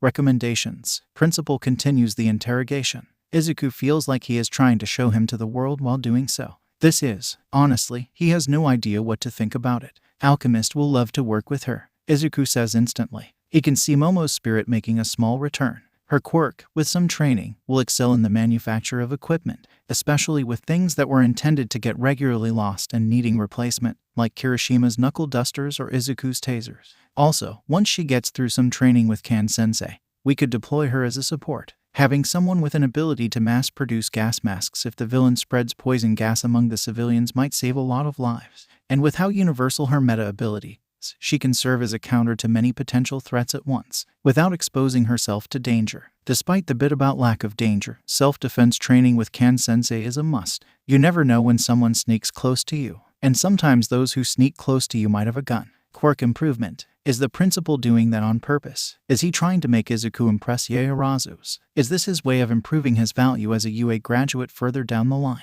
More technical knowledge, Izuku replies. And, I honestly don't think that the mechanism of this quirk is fat to object transmutation. It needs some further probing to figure out what it actually is. Really, this time it's Momo that speaks. She is clearly surprised by this. Look, unless your body weight is counted in hundreds of kilograms, but your meta ability is letting you compress it to a much greater degree, it simply doesn't add up. Izuku replies as honestly as he can. Sure, I know of at least a single quirk that seems to generate mass from nowhere, but yours doesn't look like something like it. To begin with, it's clearly an emitter quirk. Kirishima has a transformation quirk. Fat is much less dense than muscles, too. So considering how much weight and fat the demonstration required, you should have lost a significant amount of weight. But you clearly don't. Yes, but if I use much more of it, I eventually... Momo tries to interject, but suddenly she freezes mid-sentence. Calories. Oh, she figured it out quickly. My working theory, yes. Izuku agrees with her. It starts with sugar, then goes through fat and then eats everything else. Except, losing sugar is less noticeable than when it goes through the fat, especially as it clearly stops doing so before the sugar level drops to the point where it impairs the body's functionality. This means, though, that this quirk is less matter transmutation and more matter synthesis. Summoning? No clue here. As I said, further investigation is needed. Where did you find him, Murai? Masashi Yaoyorozu takes advantage of the person in question being too busy talking about something quirk-related with his daughter and leans toward his old acquaintance. Not a friend, as otherwise Murai would know about Momo much earlier. Acquaintance and occasional business partner was a much better word. Yaoyorozus were famed for having some of the country's best lawyers on their payroll. Murai Sasaki occasionally exchanged his information network for some top-quality legal representation, either for himself and his school, and some choice cases among his graduates, for as long as they convinced him they were actually innocent. It wasn't easy, but sometimes it happened. Information wasn't the only thing that Murai Sasaki traded around when needed. As surprising as it may be, Mirai replies, I didn't find him. If anything, he found me. But it's nice to know that I'm not the only one who recognizes his value. I only wish that he was capable of that as well. Mirai Sasaki was especially surprised when Midoriya thanked him for the atmosphere comment. It was, indeed, a small test, one that the principal didn't expect him to pass. Yet he proved him wrong. Midoriya was smart, very much so. He wasn't a once-in-a-million genius like Mei Hatsune, yes, but she was a genius in engineering, while being clueless about everything else. Midoriya, in the meantime, was smart in general, digesting knowledge easily and finding it very easy to connect supposedly disconnected facts to figure out the truth behind them. That was a gift. What an irony that it was a gift that he mostly used to navigate his vast knowledge about superheroes, something that would be completely useless during most of human history. Yet it was incredibly useful today. In Principal Sasaki's opinion, Midoriya had a serious chance of getting into the UAS Wall of Fame, even without his superpower, if only certain school didn't do their utmost to nip him in the bud. In fact, it was the place that he truly deserved to be in, superpower or not. Intelligence and desire to help others should be rewarded appropriately, after all, especially in times like this. Of course, that was going to happen only if Overhaul or some other villain won't finish Bakugou Katsuki's job. Unreasonably low self-esteem despite having a lot of positive traits about them, more than most of the people out there. Masashi asks. Mirai nods. Well, looks like birds of the feather and all that. Considering how deep in a discussion Momo and Izuku were, it was a very correct assessment. The principal didn't miss how easily Momo lost her confidence when Izuku mentioned the not superhero capable thing, and how easily she recovered it once he explained that no, her quirk is still awesome and usable in many things. It was painfully familiar. How did that happen? Mirai asks. Momo Yaoyorozu will soon be one of his students. Understanding her problems is, thus, crucial. I'm afraid, Masashi says after a few seconds of silence, that being smarter than your peers is sometimes a curse, and that the difference between the moral level of what passes for our societal elite and random high school bullies is sometimes smaller than I'd like it to be. I should have had her attend the UA right from the start of senior high school. We would have avoided all that mess. Better late than never, Mirai says. They are a bit too far to hear what it is about. But whatever Izuku Midoriya just said made Momo's absolutely beam at him. Hey, do you think that? Masashi tries to say, but Mirai knows what it is about, and he cuts it short. I'm afraid that the Hatsumes beat you to this. The principal replies. The Hatsume finally found someone who can tolerate her unique personality. Oh, well, Masashi Yaoyorozu sighs. At least she'll finally have some friends. Momo seems surprisingly positive about the whole superhero idea. Then again, she is yet to see people like Dabai or Overhaul up close. That explains a lot, at least in Izuku's eyes. He was incredibly optimistic about everything before he met Chisaki, too. Her parents seemed supportive about the whole superhero idea, although it was probably explainable by Izuku mentioning their daughter being kept away from direct danger. Of course, they were yet to realize how much of a platitude that was with people like Dabai out there. Then again, the safe distance could as well be her eating items through Eclipse's warp gate. That would make her pretty safe, for as long as Miko was thinking fast enough to close the warp gate when there is a prominence burn incoming. The talk about potential hero name was left for another occasion. Yaoyorozu was also going to go to the UA the official way, by being a transfer student to the appropriate branch of UA University. Her being also a member of the special course will bring her some additional attention, especially as Izuku was acutely aware how much gossip about the course was circulating among the UA students. That no student has tried to sneak into the exclusion zone surrounding the special course buildings was a sign of how intimidating Principal Sasaki was, and how lawful his students tended to be. He was really picky with admissions and strict with his teaching. She understood it was a secret, with lives being on the line. She promised to not mention that to anyone. Izuku bid his goodbyes to her. Then he and Principal Sasaki began their return journey. It was time for Uraraka to leave the hospital. Defiant. So can you please tell me openly and officially to not collect more girlfriends? Defiant. I'm super weak to girls needing help, it seems. Alchemist. I needed help. Defiant. In achieving your dreams? Alchemist. Oh, fair. Defiant. It's mostly about Suyu TBH. Kappa. Defiant. You needed help. I needed help. Defiant. It kind of fit together. Defiant. I don't want it to fit together with anyone except for you too. Defiant. So tell me to not do that, or it'll hurt you. Defiant. That will 100% stop me. Kappa. Weird. Alchemist. Oh, it makes perfect sense to me. Alchemist. I sometimes ask Shino to tell me something when needed too. Alchemist. So alright. Alchemist. No more girlfriends. Alchemist. I'll be super angry. Defiant. Awesome. Alchemist. Unless it's Ochako. Defiant. Kappa. Yes. Defiant. No. Defiant. You had one job. Defiant. The answer is no. And that's my final word. Alchemist, HMPH. Alchemist, you're being overly complicated. Alchemist, stop being complicated. Defiant, I am not complicated. Defiant, it's you who lack common sense. Kappa, are superheroes part of common sense? Defiant, defiant. How, despite your lack of experience with other people, you always stick your words right where it hurts. Kappa, ribbit. Defiant, I can't interpret your ribbiting when I don't see your face or hear you while doing so. Kappa, ribbit. Defiant, Sue, stop. Kappa, ribbit. Defiant, ugh. Defiant, this is bullying. Alchemist, ribbit. Defiant, oh god no. Eclipse opened the warp gate to the hospital soon after the classes ended and everyone returned home. Uraraka stepped through it, her arms still in the cast. She opened her mouth to say something, only to be suddenly embraced by Tsuyu, who appeared seemingly out of nowhere and accepted nothing but maximum physical contact for maximum emotional help. Ochako did her absolute best to suppress the laughter when she saw Tsuyu's new outfit. It actually worked, but only because she was suddenly hit by a rolled newspaper by Izuku, who sneaked on her as well. This broke her focus on Tsuyu's onesie.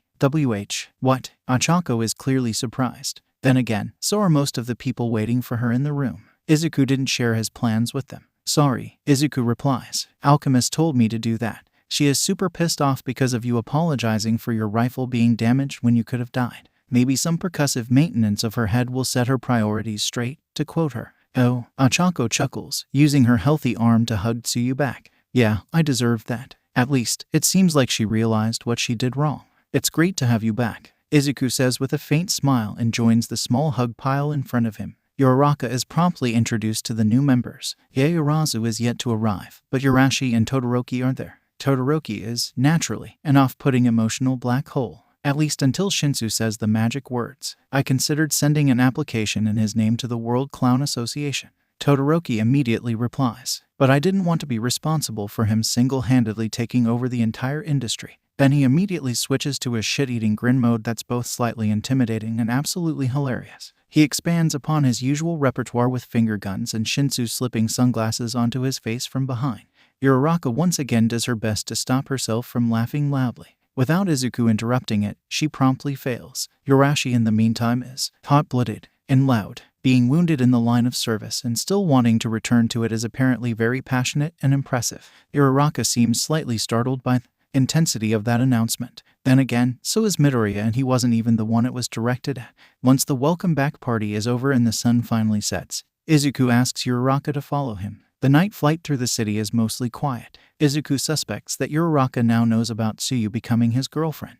It makes things awkward. It's not a very long flight, but just in case, he asks Uraraka if she is okay with flying with her face up. It's a bit of an extreme security measure, suggested in order to make her not know where he lives. But she agrees. He already sent a message to Bakugou, asking them not to mention their surname next to the guest. Once again, for security reasons. They agreed to that. Izuku feels bad about it. He knows they are risking their lives out of guilt. Guilt that he exploited to get them to help him. In fact, he considers suggesting a change to that. If he could move Eri to the UA, that would keep her out of everyone's sight. But he'll have to talk about that with Bakugou. Gee, good evening. Uraraka stumbles a bit as she enters the house. Mitsuki does that to people, even when she is clearly trying to appear welcoming. Good evening. Izuku can feel Mitsuki's eyes darting between him and Uraraka, and he immediately understands what is about to happen. Are you? She's not my girlfriend. Izuku says that sharper than he intended. From his position, he doesn't see the blush erupting on Uraraka's face. Shit. How is he supposed to explain it? Somehow it didn't occur to him to prepare some explanation for it beforehand. He is still trying to figure something out when Mitsuki makes a move. Of course she isn't, she says, her voice clearly stating that she didn't buy that at all and was only pretending otherwise. Ugh, Iri's upstairs. Before that, I actually wanted to ask you about something.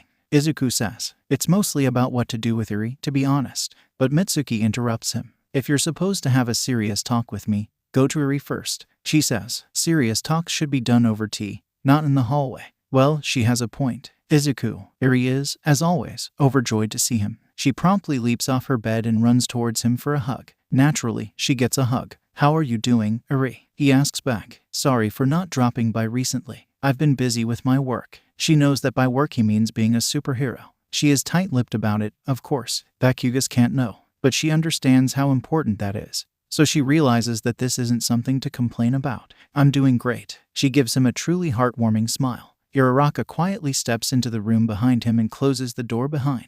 But I really missed you. The talk about her mother most likely being dead is already behind them. It was. Izuku doesn't want to go back to it. Eri suspected that already. She saw Overhaul killing people. He never told her what happened to her mother, probably as some messed up way of ensuring obedience. After all, she could be simply held elsewhere and be harmed by him if Eri disobeyed him. But on a deeper level, Eri knew, even before Izuku saved her from Overhaul, being kidnapped by a maniac makes you mature faster than you should have. I know. He pats her head. Look, I came to introduce someone to you. That's Uraraka Ochako. She's my friend from work. Hiding your surname is less important for a superhero when you have no living relatives. Eri's eyes suddenly gleamed. She realizes instantly what friend from work means. You're a superhero too. She asks Uraraka, who nods. That's awesome. What's your power? Use it on her, Izuku says, while winking at her. She won't stop asking until that happens. Eri giggles. She is growing into a great fan of superheroes, something that probably shouldn't be a surprise. Of course, Defiant is the absolute best superhero of them all, something that she told him openly a few visits ago.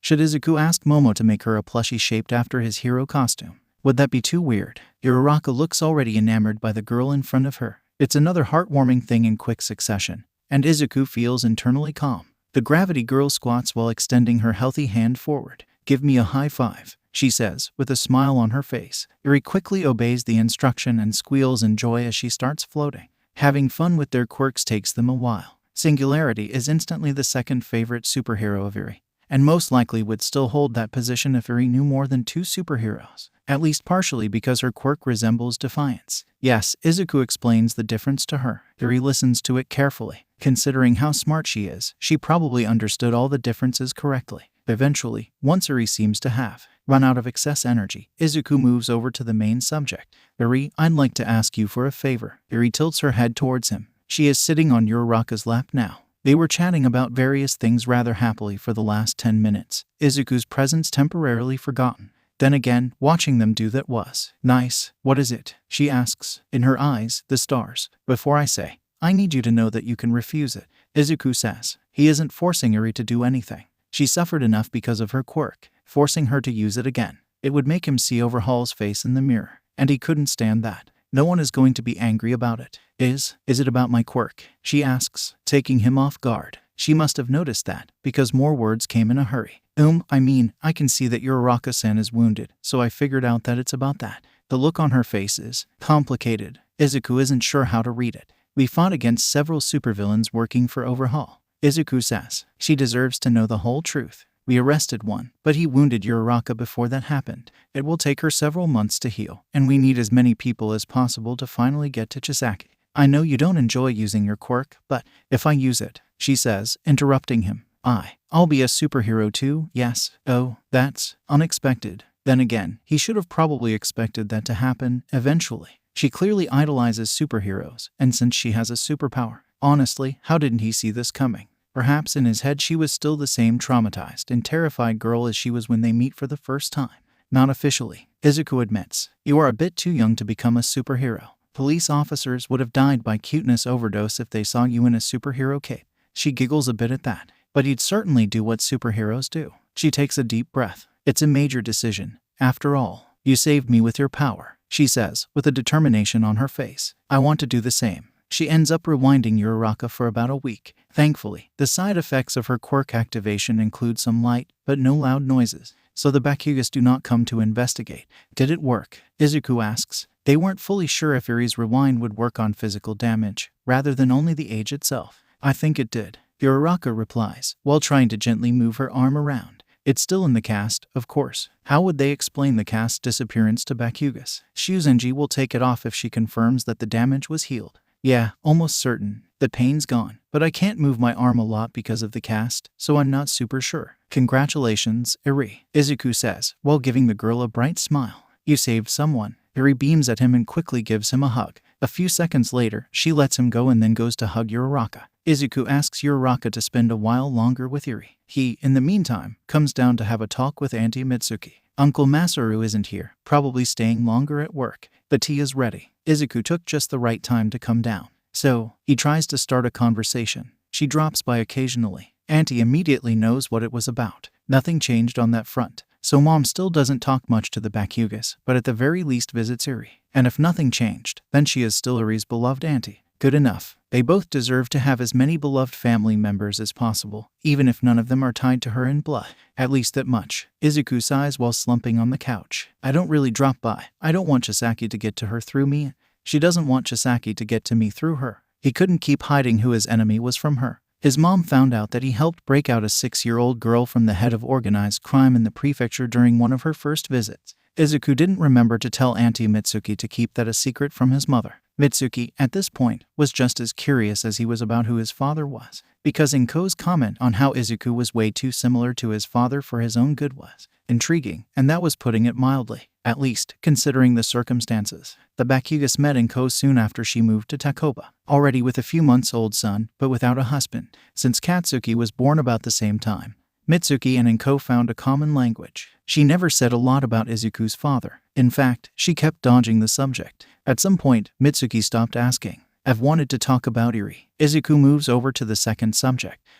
He wants to say that he is thinking about moving Eri away from their care, but she doesn't let him finish. We're thinking about adopting her once Chisaki is out of the picture, Mitsuki says, startling Izuku. Her voice is surprisingly subdued. Then again, it's been like that ever since she removed Katsuki from her family tree.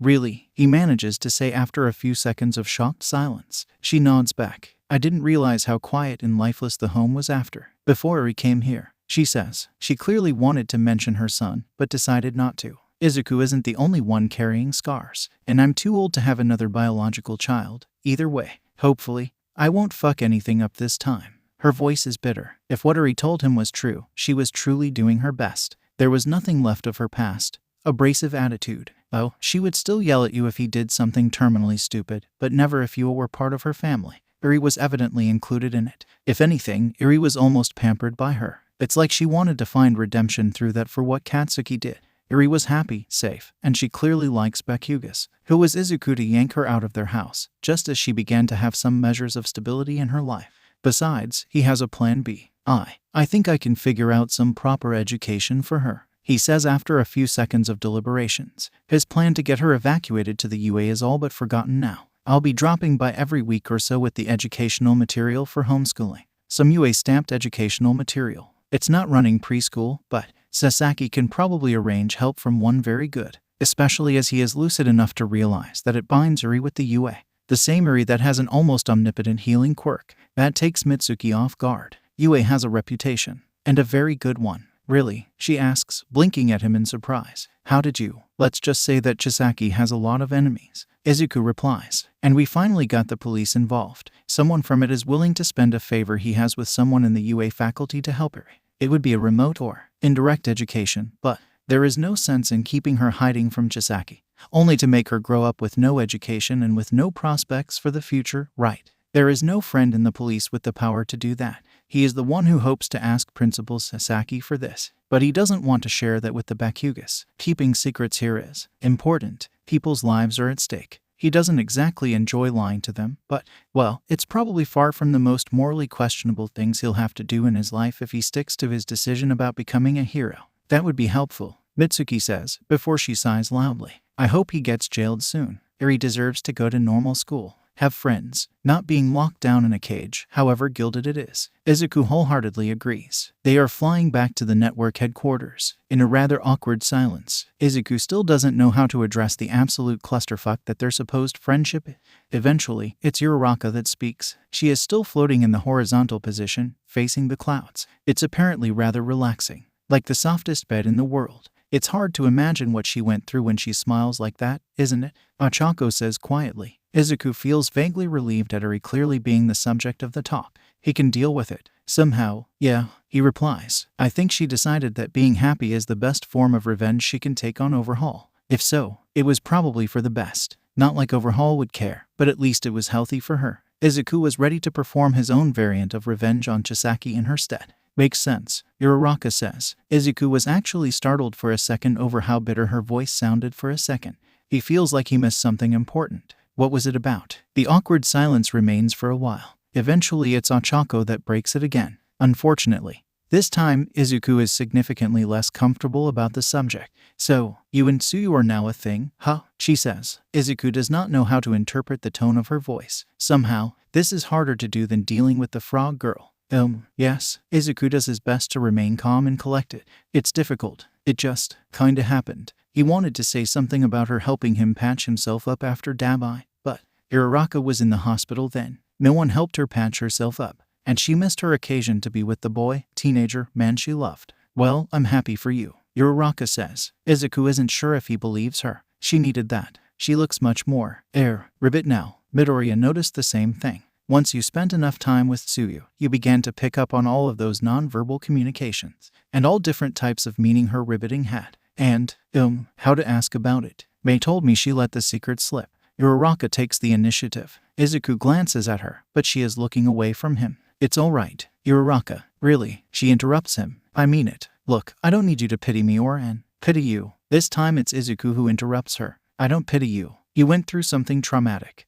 And while you were in hospital alone, your best friend and the guy you had to see, the guy you lie, they got hooked up. He, of course, fumbles while trying to say it. I'm worried about you. You are my friend, and I just don't want to see you hurt. There are a few seconds of awkward silence above the rooftops of Takoba. Eventually, she speaks. You really have the heart of a hero, don't you? She says. Her eyes are still locked into something way away from him. You just can't stay quiet when someone suffers next to you. Apparently, I got it from my dad. Izuku replies. That's what made my mom fall for him. Although considering the fact that he died soon after I was born and she spent close to 18 years hiding from his killers, I'm not sure if it's a good thing. Yet you're still doing it. Uraraka replies after a few seconds of awkward silence. You are kind of an inspiration to me, you know. Despite everything that happens, you just keep moving forward. Oh, what a mistake. Unfortunately, Izuku is honest in front of his friends. Perhaps too much. I didn't, he says, his voice almost bitter. If Tsuyu wasn't there after Dabai, I think I would break. First, I thought I wouldn't make it in time and you would die. Then he fired his attack and I thought Tsuyu died.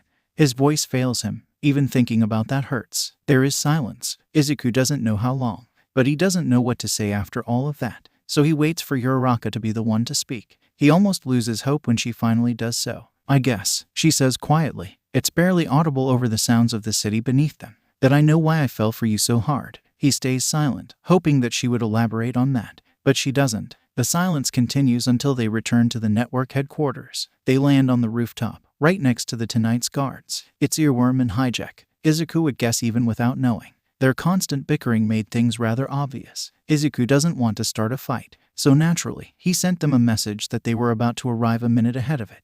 Then he made himself known before landing. After mandatory greetings, they both go downstairs. Izuku, Uraraka says right before they split. The corridor is quiet and dark, but their eyes adapted to dark a while earlier. Just enough to see each other's shapes, not enough to tell anything more. Why? Yes. Izuku is slightly startled by this. He was lost in his own thoughts for quite a while now. He was barely aware of Uraraka still being there. Then again, a lot of his thoughts were about her. Thank you for getting me out of that forest, she whispers. Before Izuku has time to reply to that, she takes a step closer. He can feel her healthy hand on the side of his head. And a second later, her lips touching his. He is still stunned silent when she takes a step back. He uttered something resembling a hushed before she ran away. Izuku somehow managed to regain his bearings after the sudden and unexpected attack. Then he marched towards his own room, deciding that tomorrow will be a good time to unpack what had happened.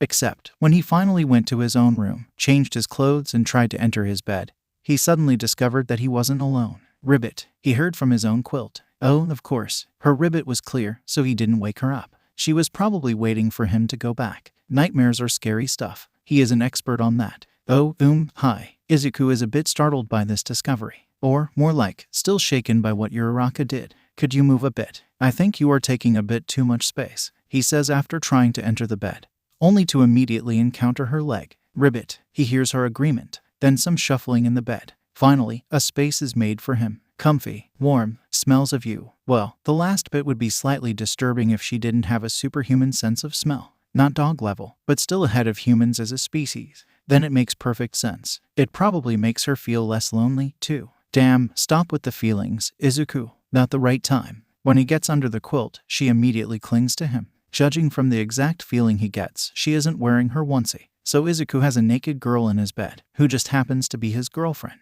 Ugh, slightly awkward, especially with his emotions being this messed up. At least he really isn't in a mood for doing anything. Well, Kayama told her that sleeping with a boy that isn't her boyfriend naked is bad. He is now her boyfriend. So, naturally, clothes are out. If anything, her wearing something outside of bed is rather surprising. Is it because he said that she looks cute in it? He needs someone normal in his life, someone to actually help him navigate the complicated meanders of the river that is his love life. Unfortunately, no one's there to help him. And even if someone was there, Izuku would be way too shy to share details. He can barely say certain words in his mind. How was it, Ribbit? Tsuyu asks. Of course, she is worried about Uraraka, especially as she is now going to sleep in her room, alone. Tsuyu's fear of solitude is probably worse than the fears of all other members of the network combined. I don't know, really, he replies honestly. She was a bit confusing. Tell me, Ribbit. Tsuyu is relentless in her pursuit of the general happiness of people that she considers her friends. She could write a doctorate on pain and rejection based on her own life story, and she would rather die than have someone else go through something similar. He is lying on his back. She is right next to him, her right hand and right leg practically on him. Her head is resting beneath his chin. Occasionally, he can feel Tsuyu rub her head into him, as if all the physical contact between them wasn't enough. He absent-mindedly pets her head with his right hand. She listens. She says nothing, just lets him talk. He unloads everything on her. The entire story of their brief excursion to visit Eri. He freely speaks of what he felt. All the confusion, all the worry. He has no secrets before her, especially not when emotions are involved. Eventually, the tale ends. I think she is in pain, Ribbit, Tsuyu says. Well, it's rather obvious. Even Izuku realized that much. I know, Izuku replies. Rejection like that is hurtful. Not like he ever got to feel that firsthand. He has never confessed to anyone. He knew the answer beforehand, so there was no need to burden himself with ridicule and pain. His relationships just sorta happened. Ribbit, Tsuyu announces her clear disagreement with him. It's not that. Izuku asks back in confusion. I mean, she was in pain ever since she moved in, Ribbit, Tsuyu says. Earlier too, I think. She says nothing, but she feels more hurt than Mina. Oh, that was an unexpected assessment, and something that Izuku has certainly overlooked. If, of course, Tsuyu was right. Then again, her empathy was probably among her strongest points. You think so? He asks. She confirms it with a ribbit. Then, suddenly, a realization strikes him. Why did she end up in that forest? She talked a lot about her past, about her parents, their company, and so on. But there is a hole, a fragment of the chronology that she never addressed. Her parents' death and the entire period lasting until Izuku found her in that forest were absent. What happened? Why wasn't she saying anything? Do you think? Izuku decides to ask the only person close to him he trusted enough when feelings were involved. That I should ask the principal and counselor Inui to take a look at that. Ribbit, she replies. Well, if you have an advisor that you trust, following their suggestion is the only logical thing to do. Uraraka seems content to ignore what happened last evening. She is back to her cheerful self once morning comes, but she seems to keep a distance from Izuku, one that wasn't there before. He also isn't sure if the smile is reaching her eyes. Once again, Izuku has to go elsewhere. Unfortunately, being a part of the war does that to people. This time, however, Hijack will follow him, in his new hero uniform. In all honesty, it's pretty much a badass long coat except made from materials that make it knife-proof and to a reasonable degree fire-proof. Plus, naturally, it'll probably stop a pistol bullet unless it's fired point blank. It makes him look like some noir film private detective, in Izuku's opinion. The only exception is the full helmet with all the communication equipment. The front plate is actually smooth, with well-concealed cameras whose feed is displayed to the wearer in real time. It's actually a bit intimidating. He was also going to eventually receive a gun. For self-defense. Sure, he was a sidekick, but you never knew when you ran into some nasties. For now, Kan-sensei still didn't clear him for that. The last thing the network wanted was a hero who couldn't be trusted with a gun carrying one around. Sidekicks' outfits are, apparently, easier and less time-consuming to construct, so the assembly of this didn't delay the construction of the next superhero outfit, namely the one of Pinky. Izuku bids goodbye to his friends and goes somewhere else with Principal and Hijack. This time, their target is in the Musutafu Prefecture. When Hijack isn't there to listen, he speaks about his worries concerning Uraraka. The principal promises to inform Counselor Inui and do some investigation of his own. He also admits that the counselor has already mentioned a few worrying things about her behavior. Nothing particularly bad, but if what Tsuyu said was right, she might have been hiding a lot more. Izuku feels bad about doing this behind Uraraka's back, but it's for her own good. If Tsuyu's hunch is correct, she's been constantly lying to Inui for several sessions in a row. That's worrying Izuku a lot. Today's excursion might as well be the most troublesome one. They are almost to their destination when they receive the message from Singularity. Shuzenji confirmed her full recovery. She was now cleared to return to combat service, and her arm was no longer in a cast. As one can expect, Dr. Shuzenji immediately inquired about the possibility of Rewind being gently steered towards a career in healthcare. In all honesty, this was no surprise to anyone involved. I don't think that there is a medical school that accepts 6 years old, Izuku commented. For once, they were driving somewhere instead of flying. Hijack is busy playing with his phone in the background. I don't think there are many 6 years old that can heal old age with a touch, Principal replied. Well, he had a point. Although she was still a few years too early for such a school. They have all the documents prepared. Aizawa visited the parents of their new potential recruit and had a long talk about their son. It had to be an odd talk. Aizawa ended up having to explain to them that there are cases of people developing strange abilities, and that their son might be a case, which would make him entirely sane, and that some additional tests are required, ones that only the UA can provide. The talk would be extremely awkward if not for the fact that the soon-to-be student thought that he was insane as well, enough to actually want to be locked up, so they didn't lock their sane child in a mental hospital. Aizawa obtained their written permission to move him elsewhere beforehand, which should make things much easier. If Izuku was to describe his first meeting with professional mental care in Musutafu with a single word, it would be fishy. It was rather obvious that the head of the hospital didn't want to let go of the person they came for. The director was acting as if he was trying to buy time, made several rushed phone calls they weren't in a position to overhear, and tried to use every legal gimmick to prolong the process. Unfortunately, he was facing Principal Sasaki. Even more unfortunately, Murai Sasaki at some point decided that he has enough of this game and has phoned Masashi Yaoyorozu for some quick legal advice. The fight was over at this point. The director practically shrunk in his seat as he received a phone call from one of the most valued law firms in Japan, with a lawyer that was very interested in why exactly he is refusing to let out someone who was admitted to his hospital on their own will and wanted to be transferred elsewhere, with one of the best psychologists in the country wanting to personally take care of him. There was no good answer to that question. Director finally surrendered. As he left the office to make preparations, Hijack spoke. Look, I don't want to be seen as a complaining ass or anything, Shinsu says, but am I the only who finds that kind of fucking sus? Hijack is suicidal enough to use a curse word while speaking to Principal Sasaki. Izuku himself mostly agrees with this assessment, although not exactly with the wording. Murai Sasaki is rather scary and seems to be against swearing in general. His reaction to seeing Dabai's prominence burn proved he can swear. It's just that he does that only in the most extreme of circumstances. This makes his every swear word count, makes them incredibly valuable. Principal Sasaki's approach to swearing among his students. In the meantime, language, hijack, he replies, not even looking at Shinsu. There is absolutely no need to use such words in public. The fact that he casually points this out to a superhero doesn't miss anyone's attention. However, your observation is correct. Didn't he, almost kill several orderlies? Hijack ignores the part about swearing, unless his remotely atrocious grammar was a form of retaliation. I thought they would beg us to take him away. Maybe the good director realized he has something unique in his hands. Izuku points out, something that isn't a mental disorder, and has decided to cash on that, eventually. Becoming a discoverer of something unique carried certain benefits, especially in the academic world.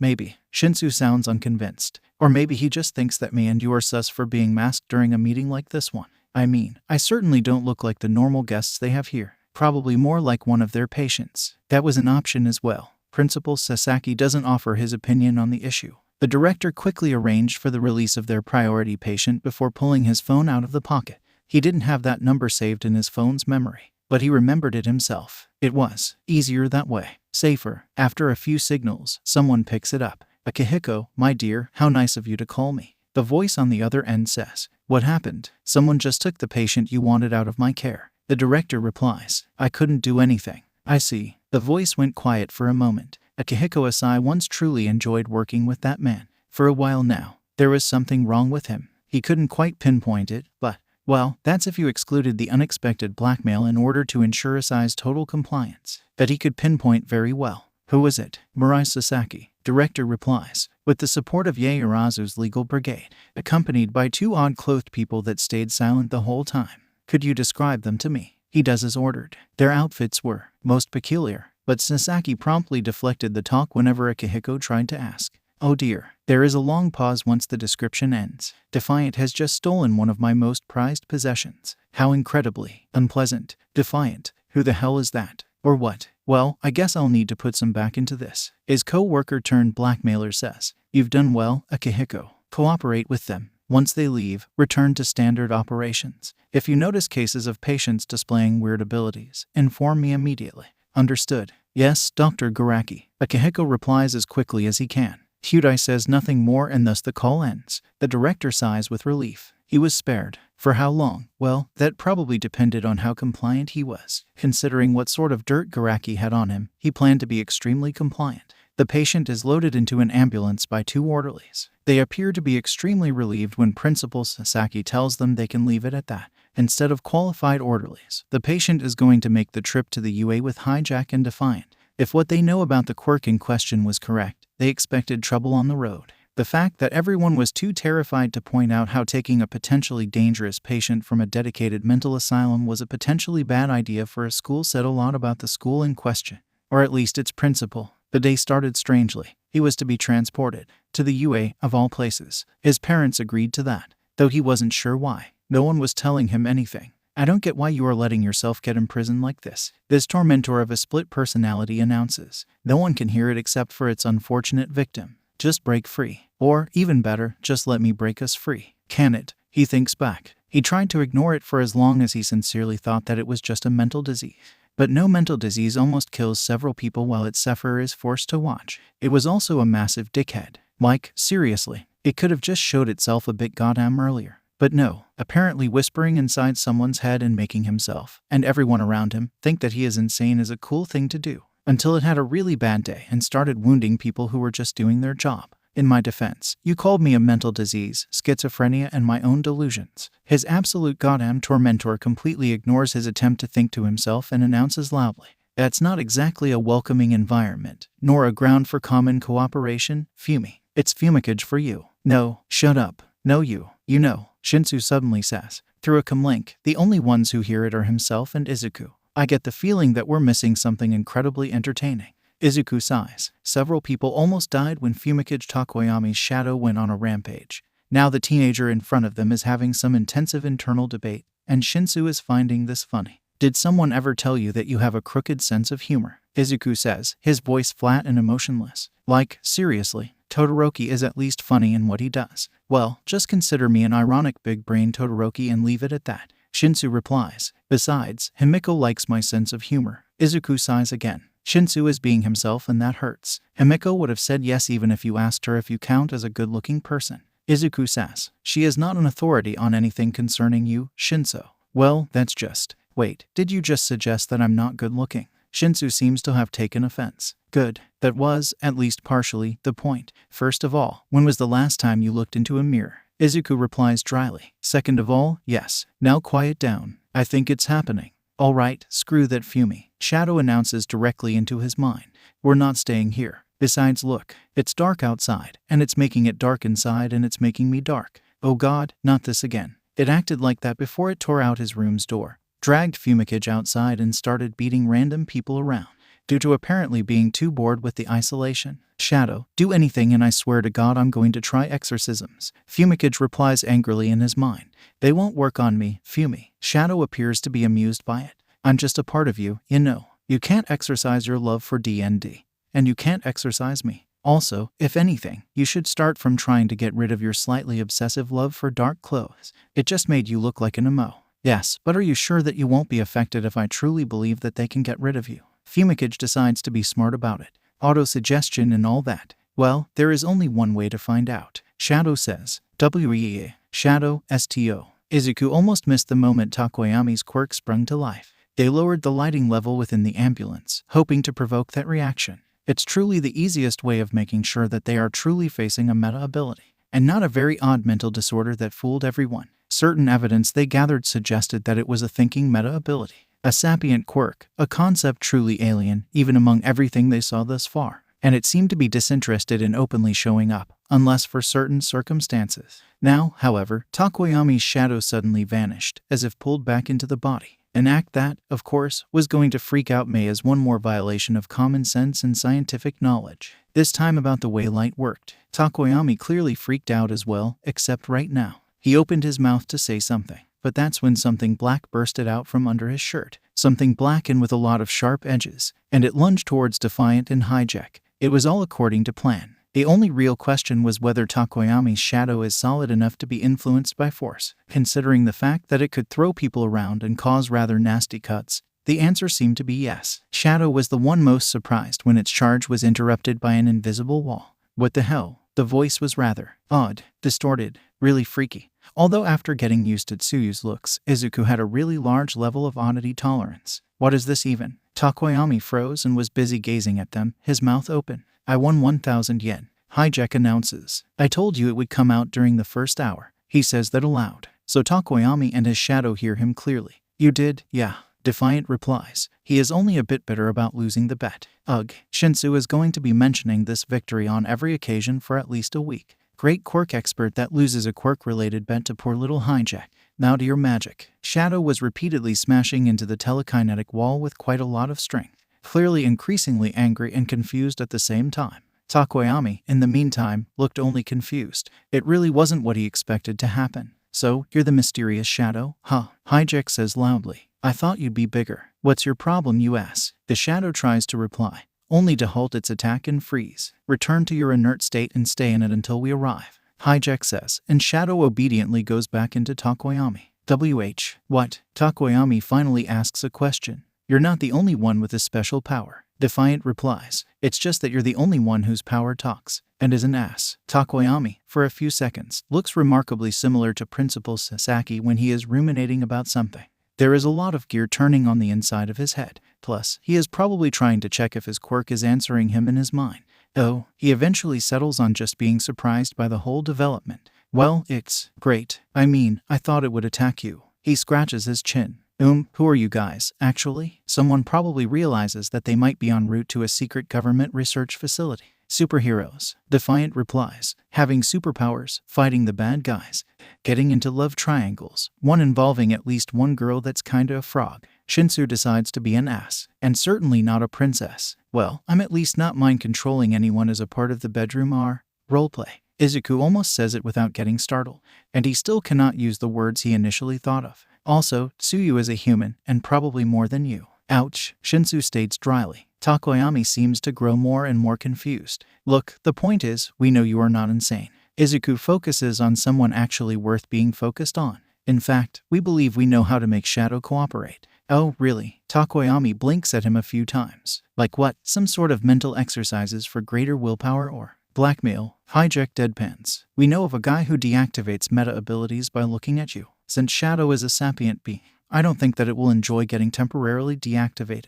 There is silence in the ambulance. Finally, Takoyami says, I think that's even better. Looks like his Shadow really is a major dick. When they arrive, Shinsu's hypnosis of Shadow ends. The living quirk realizes at this point that it is outmatched and decides to not start another fight. Izuku quickly realizes that Fumikage Takoyami's fundamental problem is that his quirk is a sociopath. Or, more like, completely lacks empathy. Shadow wants to have fun. It harmed 6 people because it was bored and wanted out. It would kill those 6 people if it didn't have enough of a grasp on human civilization to realize that if it failed its escape attempt afterward, it would mean its host being even more restrained.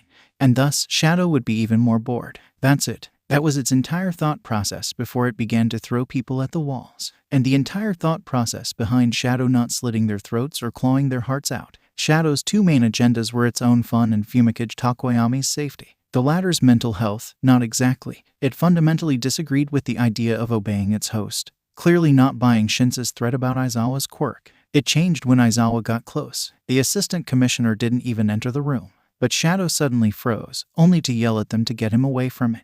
Shinsu left to make sure that Aizawa wouldn't enter the room. Shadow immediately became very compliant. For as long as Aizawa shouted, didn't get to see it, while also proving that it can, to a degree, detect quirks, while roughly realizing what they were about, which could be useful. Look, Shadow, Izuku then said, you are clearly a sapient being. I will not put you in metaphorical chains. That wouldn't be nice. I dare to disagree. Fumikage says dryly. Well, he clearly has a different approach too. His roommate. But we're going to have to establish some ground rules here. Izuku ignores the interjection. You don't harm anyone unless it's self-defense. You don't expose yourself when there are people around who don't know about you. If Takoyami decides to become a hero, you follow his orders while at work. In exchange, no anti-quirk quirks near you. And we make sure that you are not bored. The ever-shifting black mass that appears vaguely. Honestly, he does not know what it looks like, but it seems to look at him with a mixture of anger and curiosity. Define not bored. It replies, if Takoyami decides to be a hero, you'll be fighting against actually powerful enemies with a vast array of superpowers. Izuku replies, otherwise, honestly, what do you exactly like doing in your spare time? It actually looks vaguely confused at that question. Takoyami probably didn't ask, and Shadow spent months hiding in its host's shadow in order to keep itself hidden from the world. Not exactly something that made him able to indulge in a hobby. I'm not sure, Shadow admits. I think that I'll need to think about it. Well, hopefully it's not kicking puppies or anything like that. There is a limit to what Izuku is willing to permit to keep Shadow entertained. Well, as for you, Takoyami, Izuku turns towards the newest potential members. You get a high-quality education, company of people who understand the peculiarities of your situation. Help if Shadow is unruly and a safe nest away from all the chaos going through Japan. The part about assisting police is entirely optional. Takoyami wastes maybe 3 seconds thinking it over. Then Izuku gets his answer. If Shadow actually obeys me, the teenager replies, then I'm in. Though I'm not sure if my parents won't have to agree to that first. Okay, Izuku at this point starts thinking that it's suspicious. Why is absolutely everyone agreeing to that nowadays? He had to fight tooth and nail to get Uraraka and Tsuyu. It took a while to get Pinky in it. Why? Izuku asks. Takoyami looks at him like he just changed his estimations of the intelligence level of the person in front of him to a much lower level. I have an almost literal shadow demon living inside me that has zero consideration for the lives of people that aren't me. He replies, still staring at Izuku, and has already wounded some people. Why wouldn't I want to have the police on my side? This is actually a perfectly logical move. Honestly, Izuku feels kind of dumb for asking. Takoyami is a notable part of the will probably be persecuted against after reveal day group. Making some positive connections with the authorities is the most reasonable option. Fair enough, Izuku admits. We'll contact your parents to get their permission. I believe you might want to phone them about it first. Takoyami nods. Explaining to them his rationale for going along with this might be helpful. Any other questions, comments, and so on? Shadow speaks. Did someone ever tell you? Its malformed head tilts a bit. That you have very fluffy hair. Jesus Christ, not another one. Takoyami's parents dislike the idea. Izuku isn't surprised. Few parents would be alright with their children risking their lives, especially in times like these. But they fail to find counter-arguments for his reasons, especially once Assistant Commissioner Aizawa phones them as well and explains how things work exactly, mentioning things such as no deployments near active combat. Unless confirmed to be bulletproof, yes, we have access to a meta-ability holder that can heal injuries, so there is no such thing as a possibility of getting maimed and so on. Oh, and also will most likely not deploy him anywhere before he is legally an adult, but joining the program means getting training earlier. That's probably what eventually bought them. Izuku was planning to play along with this promise, not like they were in that much of a hurry to deploy new superheroes. Besides, no one was really sure what Shadow can actually do once it's made to behave. It was a bit of a unique quirk, as far as their knowledge about them went. Mei was probably going to have another meltdown, but they kind of got used to it at this point.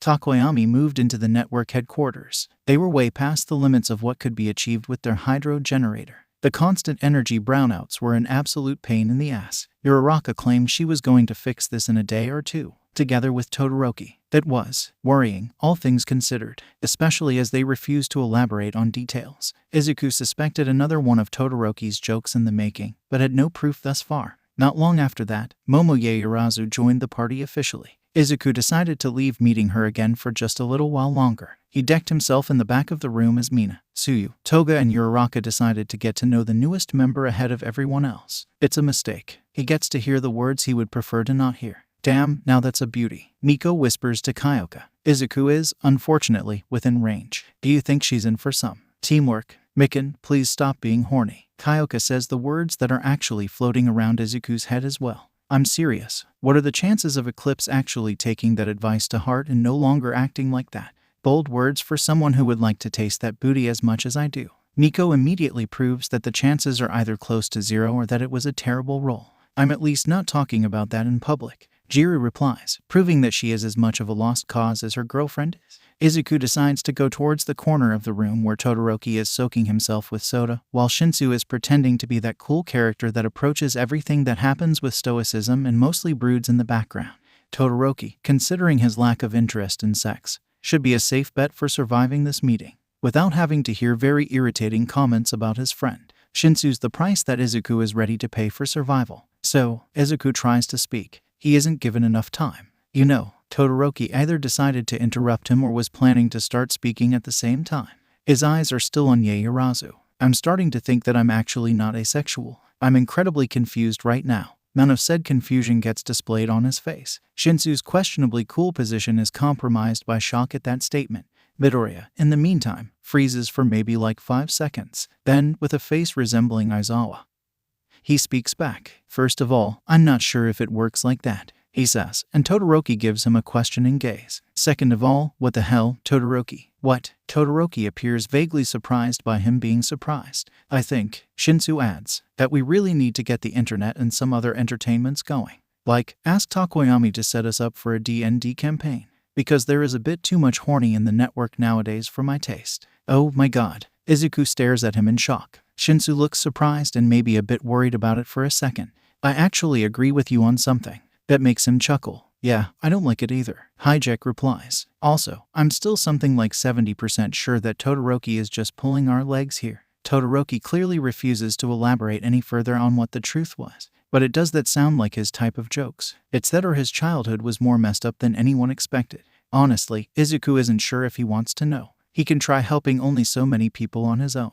Trying to help Tsuyu and Uraraka makes him reach his limits. I'm going to get angry, Izuku announces. He doesn't elaborate and leaves to welcome Yaoyorozu into the network properly. Oh, Shinsu says when the green hair vanishes from the sight. We're screwed now. Midoriya's going to get angry. He actually looks genuinely worried. Something that doesn't avoid Shoto's notice. He doesn't appear to be capable of much anger, Todoroki points out. Shinsu replies with a brief chuckle. Hence my failure to understand the reason for your worry. To do, my friend. Hijack decides to not be an ass like Izuku and Shoto were and actually elaborates on what made him react that way. He got angry at me once, when I tried to mind control him when we met for the first time. I'm fucking terrified of him ever since. And that's before I saw him slam a villain into a wall with enough strength to grind him into paste. That recording was actually rather damn intimidating, in Shinsu's opinion.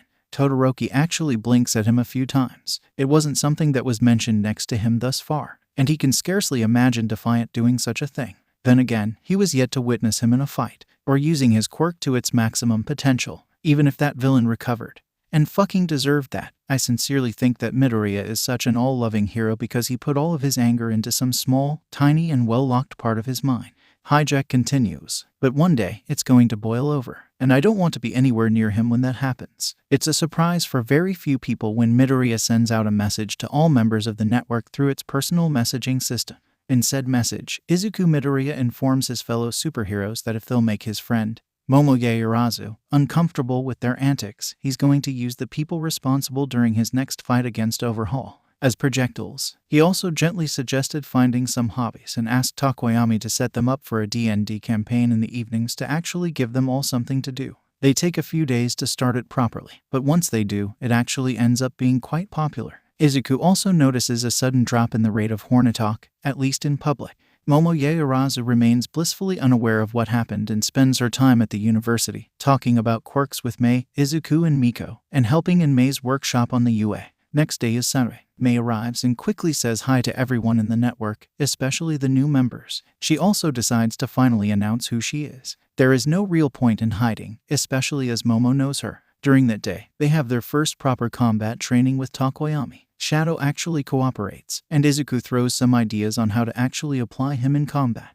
It turns out that after 2 underground psychics, they just got themselves an underground superhero. Shadow is practically bulletproof for as long as the lighting level is low enough. If it's dark, it is also strong enough to tear a solid chunk of steel to pieces in a second. In fact, Izuku believes that in a pitch-black environment he would fail to restrain Shadow for long. Of course, he would still win, aside from some very specific set of circumstances. Shadow has to stay close to Takoyami. Takoyami is also way squishier than his quirk. He really should work on that. It was still a bit early to figure out his hero name, but Takoyami looked oddly dedicated to the concept of becoming a hero. And, done, Uraraka announces as suddenly the flickering of lights dies out. They have energy now, at least enough to power up the lights, the kitchen implements and a few computers. At once, she looks extremely cheerful and satisfied. Todoroki looks extremely Todoroki. Izuku has questions. Alright, so how did you do it? He just has to know. Oh, we just found a way to connect to the city's energy grid. Uraraka explains. Then, seeing the look on his face, she quickly elaborates. Yes, it's not a very official connection, but we've paid for it. In fact, we've paid about as much money as we'd pay for a full year of using the energy. Oh, so that's their plan. The hydrogenerator in the basement will probably stay as an emergency generator in case something nasty happens. You can never be too cautious about things like that. Todoroki, Izuku says. Shoto appears so innocent that it's actually suspicious. I thought you couldn't use too much of your dad's money or he'd notice that something was wrong. I told him I was dared to organize a party. Todoroki replies, one befitting the noble house of Todorokis. So he let me use more money, in order to not be outshined by those of inferior bloodlines. Enough of it to finance energy supply for 15 people for an entire year. Izuku asks, clearly dumbfounded. And they probably paid a bit more, just in case there were further expansions and they needed more energy. It was a likely scenario. Plus, it probably also paid for the installation and whatever tools were needed to set it all up. How the hell is he ahead of one of the 4 Zaibatsu conglomerates? Bonus points for the party being supposedly hosted on UA, or at least for UA students. If some of them got wasted out in the town and did something stupid while drunk, they would be yeeted out of the school faster than they could say the words "my family." Anyone dumb enough to party this hard while on UA was in for trouble. Not like Murai Sasaki was against partying or drinking alcohol while legally adult. It's just that he greatly supported the concept of doing it responsibly. So it couldn't have been a large party, with 0 drugs and very little alcohol involved. Yet, NG Todoroki still fell for it. Inertia, mostly. Shoto replies emotionlessly. That and the CEOs of the companies that belong to him mostly doing things the way they want while pretending to follow his instruction. That's just sad. Principal Sasaki calls them for an emergency meeting that evening. Their standard council, minus Backdraft, Shuzenji and Majima, who was going to receive a summary of what happened, as they were both supposedly too busy to arrive. And not exactly needed for the issue at hand. Whatever said issue was. This time Izuku arrived last. Great, we're all here, Principal Sasaki says as Izuku quickly heads to his seat. A while ago I mentioned in a talk with Aizawa that the Commissioner General of the NPA has recently died. I've also said that certain gossip I received points towards assassination by a metahuman. 2 days ago, I obtained the security tapes from Commissioner General Toyoda's house. From the night of his death, principal of a private school just casually admitted to obtaining recordings of a potential murder of the head of Japanese police. No one bats an eye at that. Probably only Izuku finds that weird. Oh, what a time to be alive. Thunderbolt is dead. Torino, somehow, didn't get the memo. Then again, neither did Tsukachi. Izuku, in the meantime, decides that Thunderbolt is probably Toyoda's nickname or something like this, when, apparently it was kept secret. For several weeks now, Aizawa says dryly, because of the current political climate. Fuck political climate, Torino says. If Principal Sasaki was made uncomfortable by someone swearing in front of him, he didn't let them know. Then again, the person swearing wasn't one of his students. Then Torino groans and leans back in his seat. All right, show it. Let's get it over with. Sasaki nods to his secretary. The recording starts. Izuku would like to have a house like this one. Big, but not too big. Just enough to have space for yourself, but without it being ostentatious. Perfectly balanced, as all things should be. Haru Toyoda is working on his computer in his study office. He is a man approaching his 50s, mostly bald and wearing a pair of simple trousers and a shirt. The first 15 seconds of the recording are calm. Nothing is happening. Except, suddenly something small falls from a corner table in one of the rooms. There is nothing next to it that might have caused it. It just falls. Was it a draft? Toyoda immediately opens his desk's drawer and pulls out a gun. It seems to have a silencer. Then Thunderbolt seems to shout something. 2 or 3 seconds later, he suddenly opens fire. 2 shots through the open door of the study room. What the hell? Nothing happens afterwards for a few seconds. The Commissioner General appears to be on high alert. He also pulls out a phone and makes a quick call, probably calling for help. Then he moves to investigate. He walks through the building. He actually discharges his gun several times, each time for no apparent reason. There is nothing in the building with him. The directions of firing appear random. Each time he does that, he immediately freezes in place, waiting for a few seconds before resuming his routine. He enters a blind spot of cameras for maybe 3 seconds. Suddenly he is tumbling down the stairs uncontrollably, before colliding with a wall and slumping down. Clearly unresponsive. That's where the recording ends. What the fuck? Torino speaks as the first one. Why was he just shooting at random? Was he drugged? The Tokyo police seem to suspect that. Sasaki replies, ignoring the swear word, except nothing was found in his blood. The thing is, I believe I noticed something that the investigators didn't. Or, to be exact, I have a bit more open mind and I didn't disregard my findings as caused by a sudden draft or something similar. This happened 2 minutes after Toyoda fell down the stairs. Considering the distance, I believe that checking him for a pulse and getting to that place would take about 2 minutes. It's a camera feed from one of the rooms. One window suddenly slides open, like a ghost just decided to scare people with that. Izuku realizes what Sasaki implies. Invisibility quirk. He says, and the eyes focus on him. Commissioner General was assassinated by someone with an invisibility quirk. He or she must have pushed him down the stairs, then left through the window before the police and paramedics arrived, using no weapon or attacking him directly. The perfect way to assassinate someone in a way that makes everyone think it was drugs or some unfortunate accident.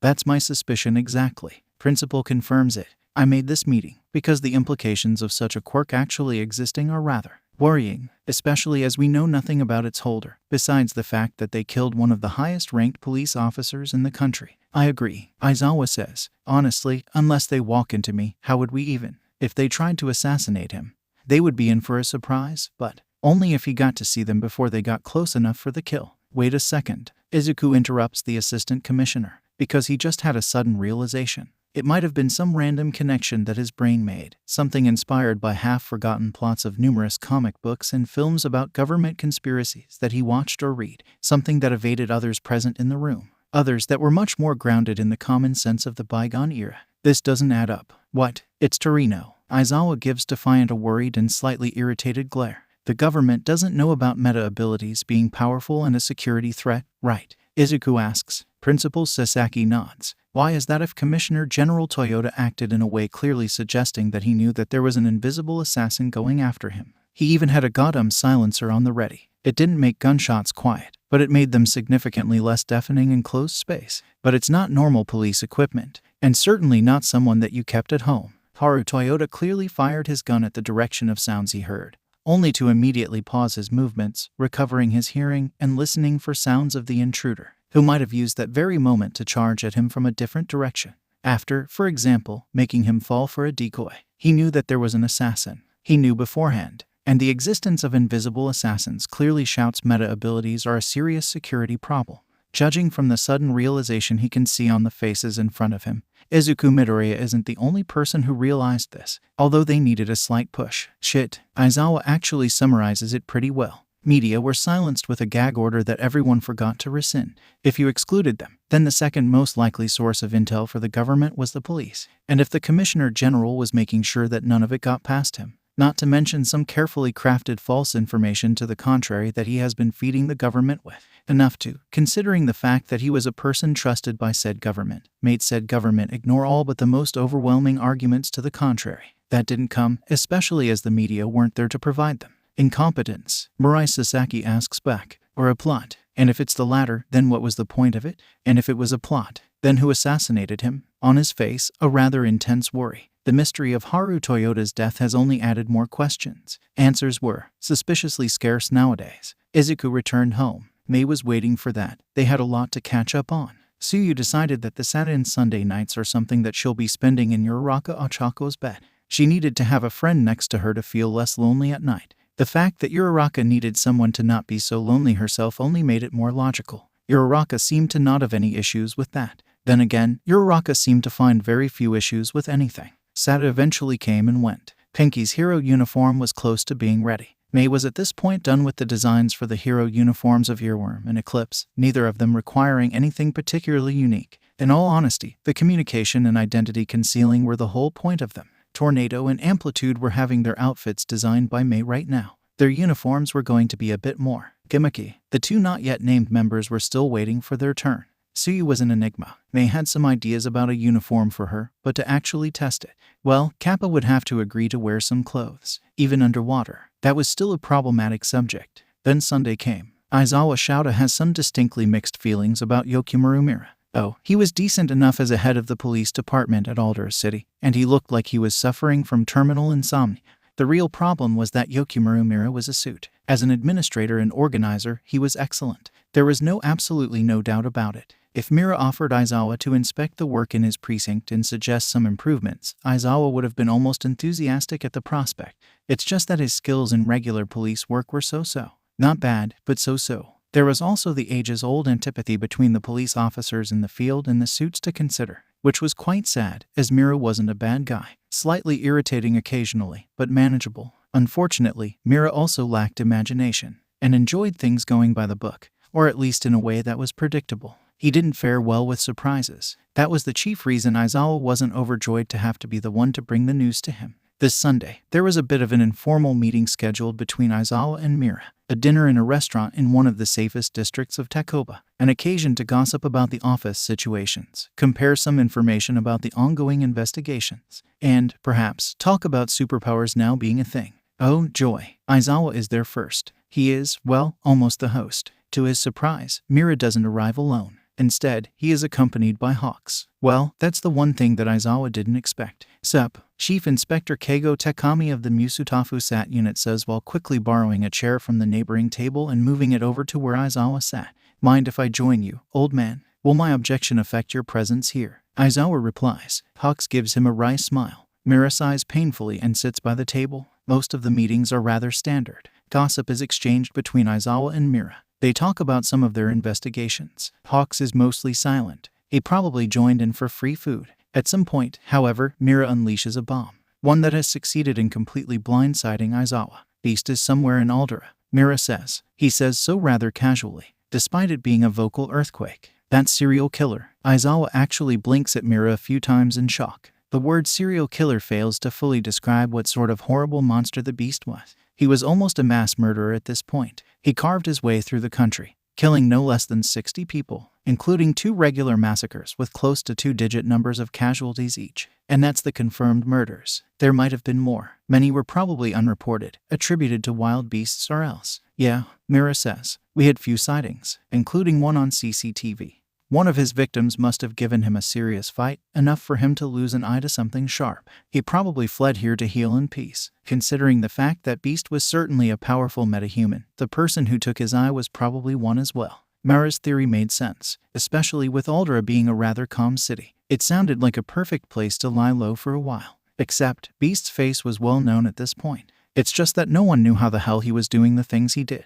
Hawks and his team are on standby in Aldera for the past few days. Mira says, almost absent-mindedly. They're going to apprehend Amasuji when only we'll locate his hidey hole. We don't know when he moves again or commits another mass murder, so we're on a tight schedule here. There is only one problem with that. Okay, 2. Both of them meant almost guaranteed massacre of the Musutafu SAT and who knows how many police officers and random passers-by. 1, as already established, Amasuji was a metahuman, probably as powerful as Dabai, and almost certainly he was bulletproof, at least against the standard ammunition, which meant anything beneath the level of dedicated anti-tank weaponry, something that Hawks was clearly unaware of. 2, there was a mole in the prefectural headquarters, mole working for overhaul. Chisaki was certainly looking for the Beast himself, or was waiting for him to massacre the SAT for him. The worst-case scenario was him locating Amasuji first, and warning him about the incoming attack, which would be the final nail to the coffin. Well, shit, time to go in raw. Because if Beast massacres the local SAT,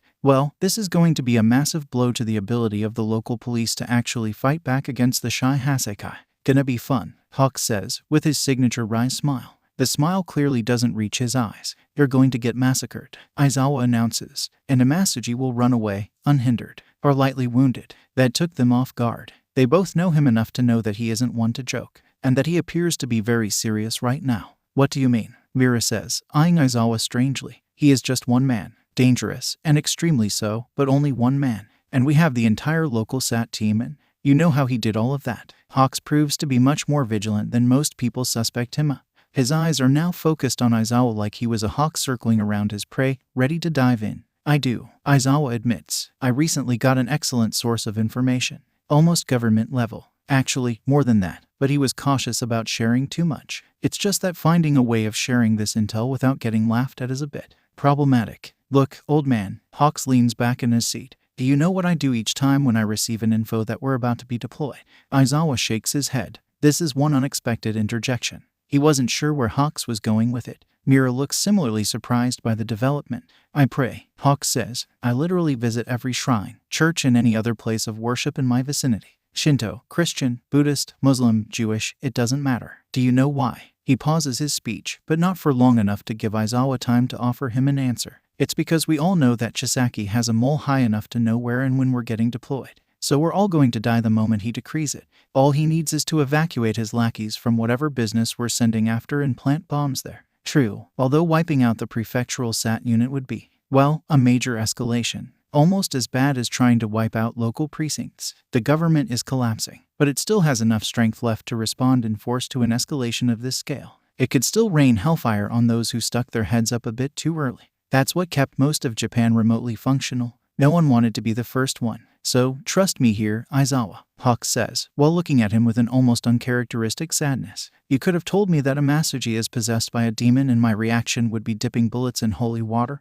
not making fun of you. I'm this fucking desperate. Mira seems to have some rather complicated opinion on that, but decides not to vocalize it. He'll totally freak out when Aizawa says the magic words. He isn't possessed, Aizawa says, although honestly, him being possessed by demon would explain his murderous spree well. And he isn't an alien, either, although I'm afraid that it's best to imagine him as a comic book supervillain, with an honest-to-God superpower. Basically, you are going against a psychopathic Superman. Everyone knows who Superman is, really. Are you drunk? Mira naturally goes deep into disbelief. Hawks, in the meantime, squint while looking at Aizawa. Care to elaborate? He sticks to his earlier words, although it's rather clear that he didn't expect to have to do that. Apparently, superpowers are now a thing. Aizawa replies, just extremely rare. Once per few 100,000 people out there rare. And with our government in its current state, everyone up there is ignoring the issues. The Masuji clearly has one. Probably some physical strength amplification, at least to the point where he can ignore gunfire and crush people to pulp with a punch. And you know that because Hawks seems to be at least considering the idea that Aizawa isn't insane.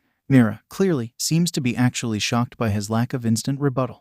Because the officers present on site during that gas attack came to me afterward with a rather fascinating tale that could be summed up with we just saw several superheroes and supervillains battling it out, and we really have no idea how to describe that in a report. Aizawa replies, while omitting most details, and since one of them was my longtime acquaintance, I've decided not to send them to psychologists, at least before investigating. I assume that the results of said investigation weren't pointing towards said acquaintances being insane. Hawks says, or we wouldn't be having that talk. Wait, you're actually buying that crap? Mira looks downright exasperated at that discovery. Look, I'm laid back, friendly, top-level boyfriend material and all that. Hawks replies in a very non-professional manner. The list of things that I'm not includes an idiot. First of all, Aizawa is way too sane to suddenly go crazy to this degree. Second of all, this might have explained a certain thing that has been bugging me for a while. Though, let me guess. Aizawa looks at Hawks questioningly. You run into something that you really can't explain during your SAT work. And someone having a genuine superpower might serve as an explanation.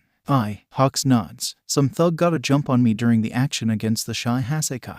Look, I get it. Drugs can make you do things that normally aren't possible. But that guy has fucking eaten my gun. Ate it, in a few bites. And he looked like he thought it was tasty. This is where I draw the line. Does that sound like an example of whatever you are describing as superpowers? I'm past the point where I believe that there is something that's too outlandish to be a meta ability. Aizawa replies honestly. So the answer is yes. What happened to that guy? The last thing he wants is overhaul freeing him from some prison. He tried to lunge at my throat, with the same fangs that I saw chew through steel. Hawks said scarcely, and I had a sidearm. Well, that's one potential villain crossed out of the picture. Great. Not like the villain in question sounded particularly dangerous. Then again, they still almost killed a SAT officer. What the hell is wrong with you? Mira is still clearly unconvinced. Aizawa isn't surprised. He more or less expected that. It's Hawk's presence and relative open-mindedness that was surprising. Level with me here, Chief, Hawks says to him. What's the point of us straight up telling him to stop being insane? Mira looks at him weirdly. I don't really buy it myself, but let's go through the options together. Option 1, Aizawa mentally collapsed under the stress. Aizawa is completely ignored. He isn't surprised. Hawks is weird at the most normal of days. This one certainly isn't normal. This doesn't explain why he seems to have a victorious streak as of recent. Hawks proves to be able to connect dots surprisingly well. Also, we don't lose absolutely anything, as I'm certainly not going to make any changes into our operations unless Aizawa provides me with an irrefutable proof of his claims. Perfectly logical, in Aizawa's opinion. Mira seems much more restrained. But if it's true, then we potentially avoid getting massacred, Hawks points out. And if we disregard his words, we not only agree that insanity clearly makes you a more successful leader of the regional police force, but we also consent to getting violently murdered if he actually wasn't insane. And just so we're clear, I'd prefer to avoid getting violently murdered. Still following me? Fine. Mira relents. The risk of him suddenly storming out of the restaurant lessens significantly. See, we're all being perfectly logical here, Hawks says, before leaning back in his chair. So, fully hypothetically, how do you take down a rogue Superman? Without a nuke or anything similar. Because I don't think that my rainy day savings are large enough to buy one on the black market. Well, typically I just phone a friendly local non-rogue Superman and send a police officer with him to make the arrest, Aizawa says. Mira looks vaguely outraged at this violation of police procedures. And, is it working? Hawks asks. He is much more interested in results. Thus far, Aizawa scratches his chin. More or less, yes. We're still working out the procedures. Unfortunately, fuck-ups are painful, as the Marikane Ward fire proved to us. He has to at least roughly describe the potential danger level of the meta abilities. However a mess it was, the Marikane Ward incident was a good example. That was the work of a supervillain? Hawks asked. Mira briefly looks like he was on the verge of a brain aneurysm. He is being mostly sidetracked by Hawks and Aizawa at this point, something that Aizawa isn't sure how well he is taking. Dabai, the self-proclaimed arch-arsonist of Musutafu, Aizawa replies, fired out some blue flame death ray. The superheroes dodged it, the city did not. It ignited a kilometer of rooftops and then melted through 2 apartment buildings before finally dissipating. Aizawa sighs painfully when he sees the shock on the faces in front of him. The local fire department links him to no less than 20 cases of arson, with the joint number of victims probably equaling Beast, just with much less public presence. And I'm almost certain that his boss is looking to recruit a Masuji as well. His boss, Hawks said, only to realize the answer almost immediately. Please tell me it's not Chisaki. He goes by his supervillain name of Overhaul nowadays, at least in Takoba. Aizawa replies dryly, and is busy gathering others like him. What a time to be fucking alive. Well, if that's true, then I can only say fuck me. Hawks replies after a few seconds of silence. Chisaki knows the SAT will be deployed against Beast. So if what Aizawa says is true, he and his men and women are walking into a trap, because he'll most likely try to obtain a Masuji for himself. I can lend a friendly local superhero or 2 to you. Aizawa gives the lieutenant a hand. To present you their powers as a proof that I'm not insane. To hold Beast at bay if he truly is a supervillain. And to intervene if Chisaki deploys his own supervillains to rescue a Masuji. But considering the fact that Overhaul doesn't know that we're having this talk, and that's our only informational advantage over him, I'd suggest not sending them to Aldera before you locate the Beast. He'd prefer to lend 4 superheroes, Defiant and Gargoyle openly, Tornado and Amplitude secretly, to intervene only if Dabai or Mustard show up. He isn't 100% sure that Overhaul's mole isn't within the SAT.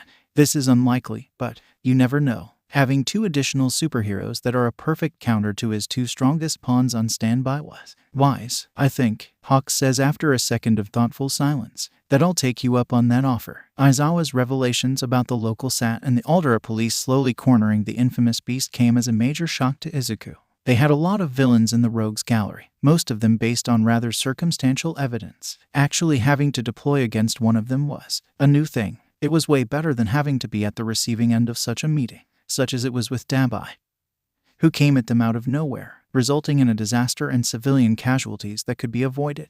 Then again, the worst-case scenario of what was coming was Aldera going down the Hasu route, and the prefectural SAT team getting wiped out was rather intimidating.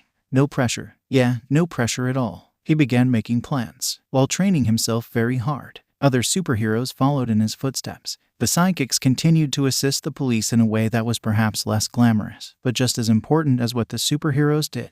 Uraraka was doing her best as well. Although Izuku's belief that there was something very wrong with her has only grown stronger. Oh, she acted more or less normally, but occasionally her smiles didn't reach her eyes, and that was very unnatural. Principal Sasaki is a diligent man with many connections, and, however he dislikes saying that openly, he is highly intelligent. There are also his contacts to be considered. Izuku Midoriya shared his worries about Uraraka Ochako with the principal, and, with the girl in question being one of his students, he made that particular investigation his priority. When he really puts his back into finding an answer to a question, he typically succeeds, except sometimes he wishes he didn't. Inui, the only person who he decided to grace with the newest chunk of knowledge that he came upon, finishes reading the file. On his face, shock mixed with horror. Please, tell me that this is a setup, he says, that it's some sort of twisted joke, or that I misunderstood something severely. I'm afraid, Sasaki says slowly. The clock on the wall of his office is slowly ticking in the background. That considering your reaction, you've come to the same assumption as I did. So no, it's not a misunderstatement, nor a joke, nor a setup. This is going to break the network, Mirai. Inui replies after a few seconds of rushed thinking. And probably Midoriya too. I'm aware, Sasaki replies dryly, which is why none of this is going to leave this room. In fact, seeing as how the accidents happen, I plan to put those documents through the shredder, and then burn the results and scatter the ashes, just in case someone out there had a paper rearranging quirk or something similar. Ryo Inui is staring at him in shock. Principal Sasaki wasn't surprised. What he just said was rather, well, Murai Sasaki always skimmed on the verge of breaking the law. At worst, what he said just now was going way beyond that. Murai, Ryo finally says, if these documents are true, Uraraka Ochako is an S-rank villain with a kill count similar to Dama. You can't be serious about hiding it from Aizawa and Midoriya. How to share this news with the latter without breaking him was a challenge, even to someone as qualified as a psychologist.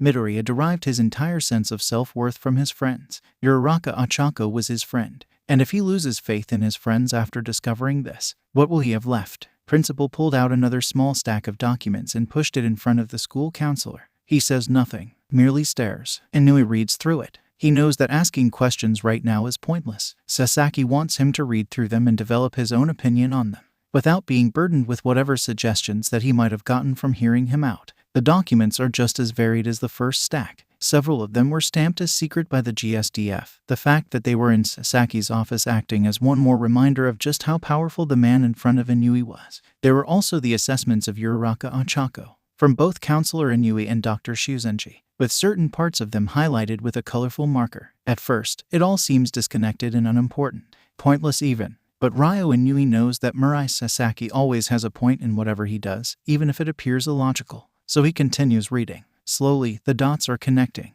One after one, they come together, each of them slowly lowering Inui's subjective body temperature. The last document was probably the worst, enough to change the freezing temperatures into a boiling rage. Jesus fucking Christ, Inui announces once he finishes reading it. This is fucked up, more than probably anything else I came upon during my career. How is she even functioning? Judging from the look on the principal's face, he wasn't the only one asking himself that question. She was functioning well enough to, with some well-crafted omissions, somehow make him not realize what he was dealing with. Then again, he didn't have access to all the additional information that the principal gathered, and he was on the right trail, considering what he wrote in her psychological assessment. It's just that the principal's findings sped up the arrival at the destination by a lot, while also providing him with a lot of context that he would be otherwise missing. I think, Principal says slowly, that a world war is a horrible time to be alive in, and that exiling Singularity to the Izu Islands will not only break Midoriya and half of the network with him, but will also not bring anyone back, while letting her operate as a superhero might at least save some innocents further down the line.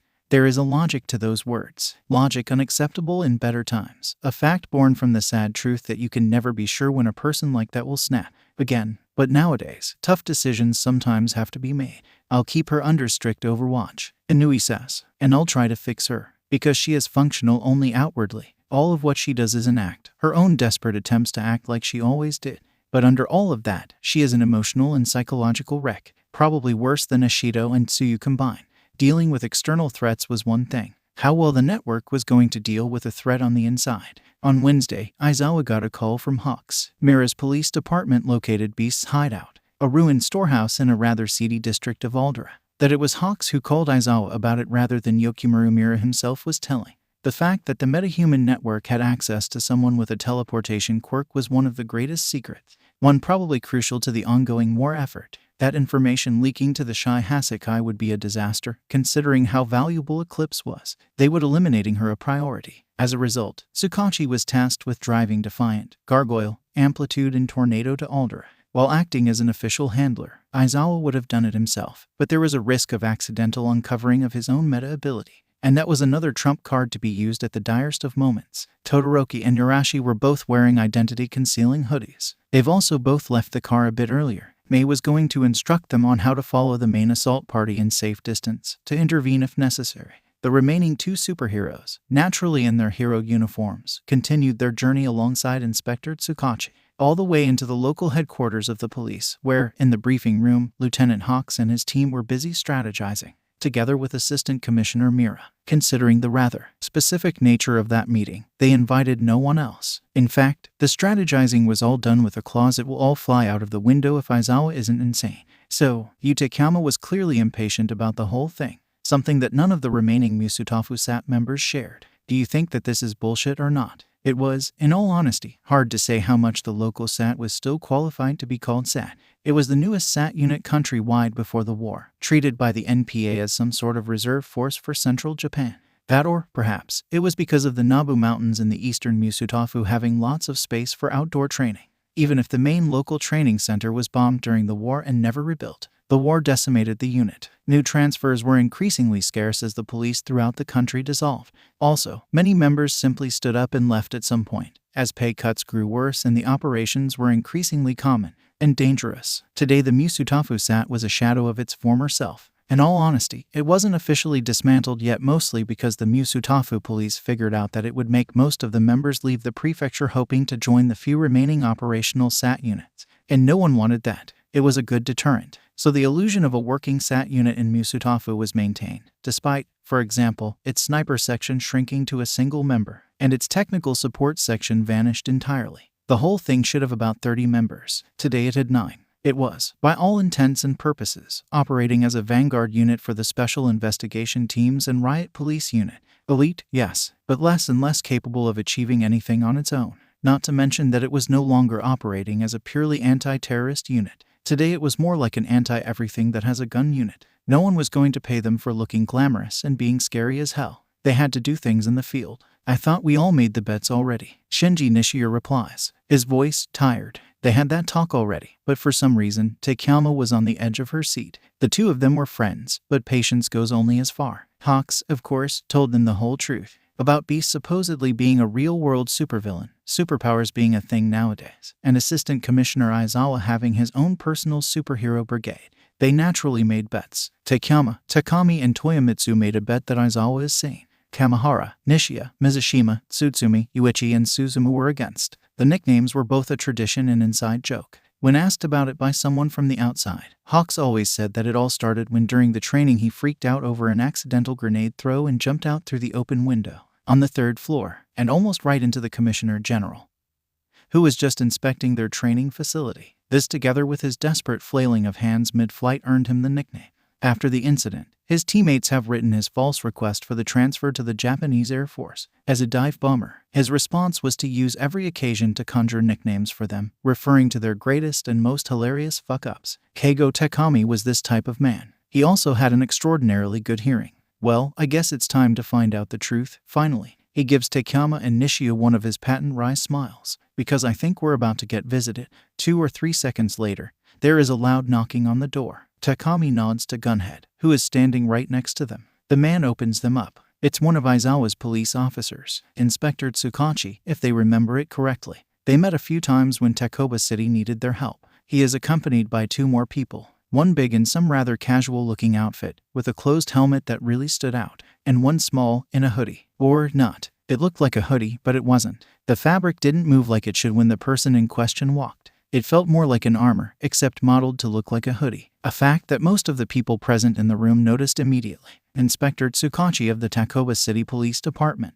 The detective introduces him just in case someone didn't recognize him. And those 2 are Gargoyle and Defiant, the superheroes we promised to deliver. Tsukachi looks tired, and probably on some deeper level sickened by using the term superheroes within a police briefing room in a completely unironic way. Old habits die hard, even if you do your best to get adapted to the changing times. As for their powers and the proof that you were also promised, Tsukachi continues, do your magic. The big kid pulls his t-shirt up. If they expected it was the beginning of a striptease, then they are sadly mistaken. Instead, the exposed part of the abdomen turns sharp, its texture changing to that of rock. Gargoyle, Tsukachi says dryly. He can harden his body to the point where he is practically made of stone, making him capable of withstanding gunfire even without a bulletproof vest. There is a sound resembling a human suddenly choking on. Oh, that's just the Assistant Commissioner Mira going through all stages of grief in a heartbeat. No one pays him any attention. Defiant, Tsukachi then says. Everywhere through the room, things float. Pens, paper stacks, unused chairs. Telekinesis, powerful enough to kill a human being instantly when they are within a 20 meters range from him. Hypothetically speaking, at least thus far. The superhero in question says, while the items return to their prior locations. The villain in question walked it off. Takayama looks actually overjoyed at the prospect of winning the bet. Mira looks like he was questioning his own sanity. Hawks merely glances towards the 2 superheroes before sighing loudly. Good news, everyone. We've just finished our 3-hour-long strategic meeting, only for the new intel forcing us to throw everything we've talked about into the trash. We're starting the whole thing again, he says. The groans that result from this are probably audible in Takoba. Edshot, stop trying to sneak out of the room. I can see you from here. Shinya Kamihara curses quietly and returns to his seat. I assume, Hawk says, this time clearly towards Tsukachi, that part of your presence here will be giving us all a brief rundown of the general field.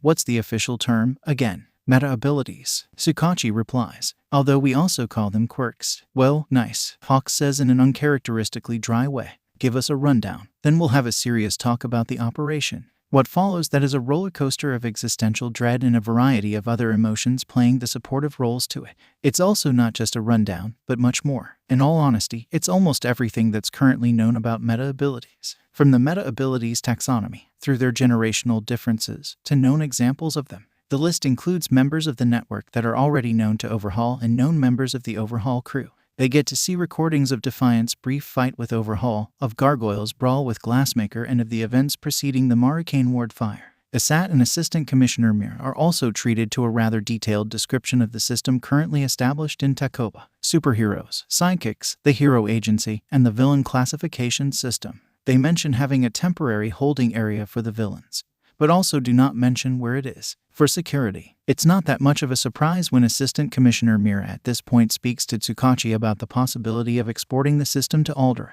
seeing Dabai really as a good way of introducing figures of authority to the importance of the meta abilities. It's easy to imagine your house being on fire. Tsukachi is kind enough to point out that this is something to ask Defiant, the current leader of the metahuman network, about. When asked, Defiant replies that this is something to talk about after Beast is subdued, but Network is generally speaking glad to work with the local police department, for as long as, well, it's within the established system. So without mandatory unmasking but with being paid and being allowed to recruit members in Aldera. If, naturally, they find some hidden metahumans in the city. In short, the answer was yes. Izuku Midoriya was absolutely horrified by the idea of branching out. It was scary to have so many people living in one building with him and, for some reason, looking up to him. Having multiple buildings like that, they had to do that. Taking down Overhaul required matching up to the scale of his operations. They needed Aldera, at the very least. Perhaps Hasu as well. Although that was a city where Izuku really didn't want to send anyone. There was also Sokoto, although that city was, well, not much happened there, even more than in Aldera. Takoba had over 1 million inhabitants. Aldera and Hasu had half of that each, while Sokoto had about 150,000. It was small enough to not really matter, although eventually they'd have to branch out there as well. Of course, they had to deal with the beast first. When the talk gravitated to that field, Defiant unleashed a bomb. We believe we know how his quirk works, he says, mostly by the virtue of one of our members being very good with computers and spending days sifting through the internet. That was May. When exactly was she sleeping was anyone's guess at this point. Izuku half expected her to only sleep on the weekdays, really. She also has a small budget for her work expenses from her parents now. Hatsum's apparently decided that financing their daughter's endeavors is both a reasonable long-term investment into support item development but also has a chance of prolonging the life of their daughter's boyfriend, which also had a chance of prolonging the period of relative mental stability of their daughter. It wasn't much, but at least they didn't have to decide whether they want to buy toilet paper this week or whether the money is better spent on some information gathering. Jiru, who at this point was the network's unofficial treasurer, was absolutely overjoyed at that development, especially as together with Todoroki's income, they could finally stop rationing pretty much everything, thus graduating from poverty to general austerity. Joy. It's not a video recording. Instead, it's a rather shaky photo, probably made from a phone. It was posted on some spooky urban legends forum by someone claiming to have seen a monster skulking around his home, around the time when some brutal murder was committed in his area.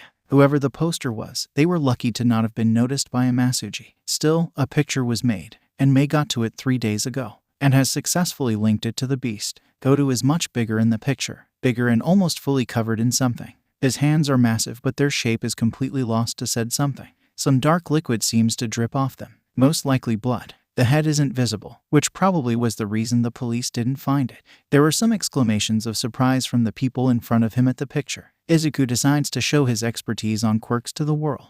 Besides, he had 3 days to think this through. We believe that those are muscles, he says. By we, he means himself, Momo, Mei and Miko. Imasuji's quirk seems to allow him to rapidly expand and control his own musculature, to the point where his muscles are no longer contained under his skin.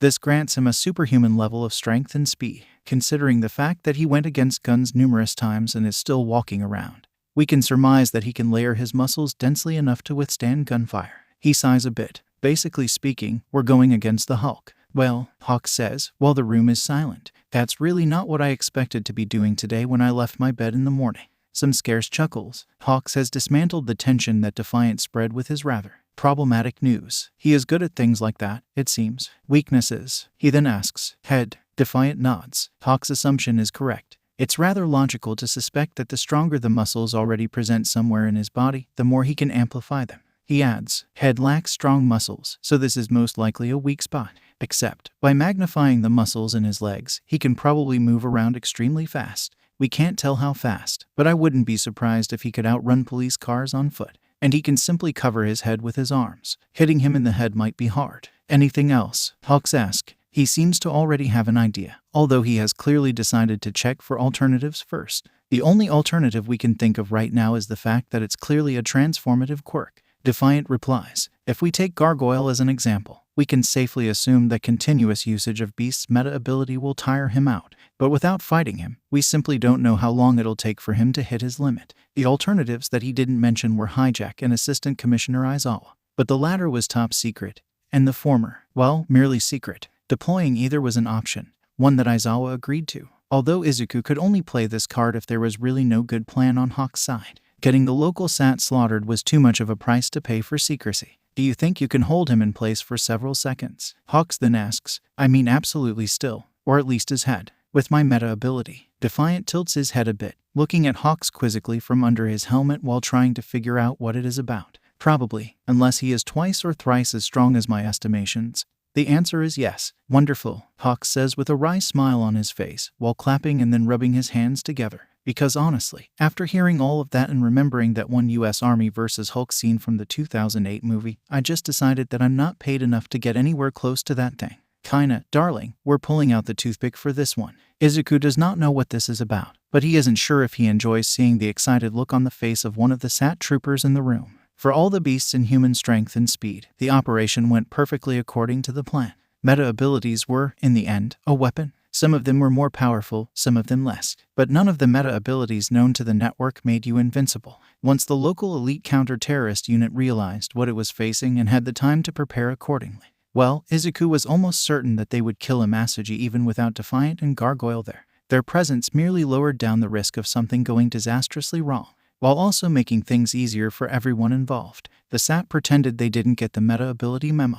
They marched out of their heavily armored SWAT vehicle in front of the warehouse where Imasuji was holed up in. Hawks actually called him to surrender through a megaphone. Imasuji naturally ignored it and rushed out of the warehouse into the small square in front of it, yelling expletives, looking pumped up and, well, fully armored in his muscles, thus confirming Midoriya's theory about his quirk. What he didn't expect was that instead of getting showered with bullets, he would get engaged by two superheroes. That alone, together with the suspicious lack of activity from the SAT unit in front of him, should have clued him that something was amiss. But he was too busy enjoying himself. He sent Gargoyle flying back at the SWAT car with a single punch strong enough for Kirishima to actually dent the armored wall with his body. Imasuji's eyes flared with murderous madness when he saw his opponent actually standing up after his punch. His attempt to leap after Kirishima again was interrupted when Defiant grabbed his leg with his telekinesis and almost made him trip. Kirishima charged at him again. This time, he was a bit more prepared and had Midoriya to dampen Beast's blows with his barriers, which still didn't stop Goto from turning this fight into a one-sided slugfest.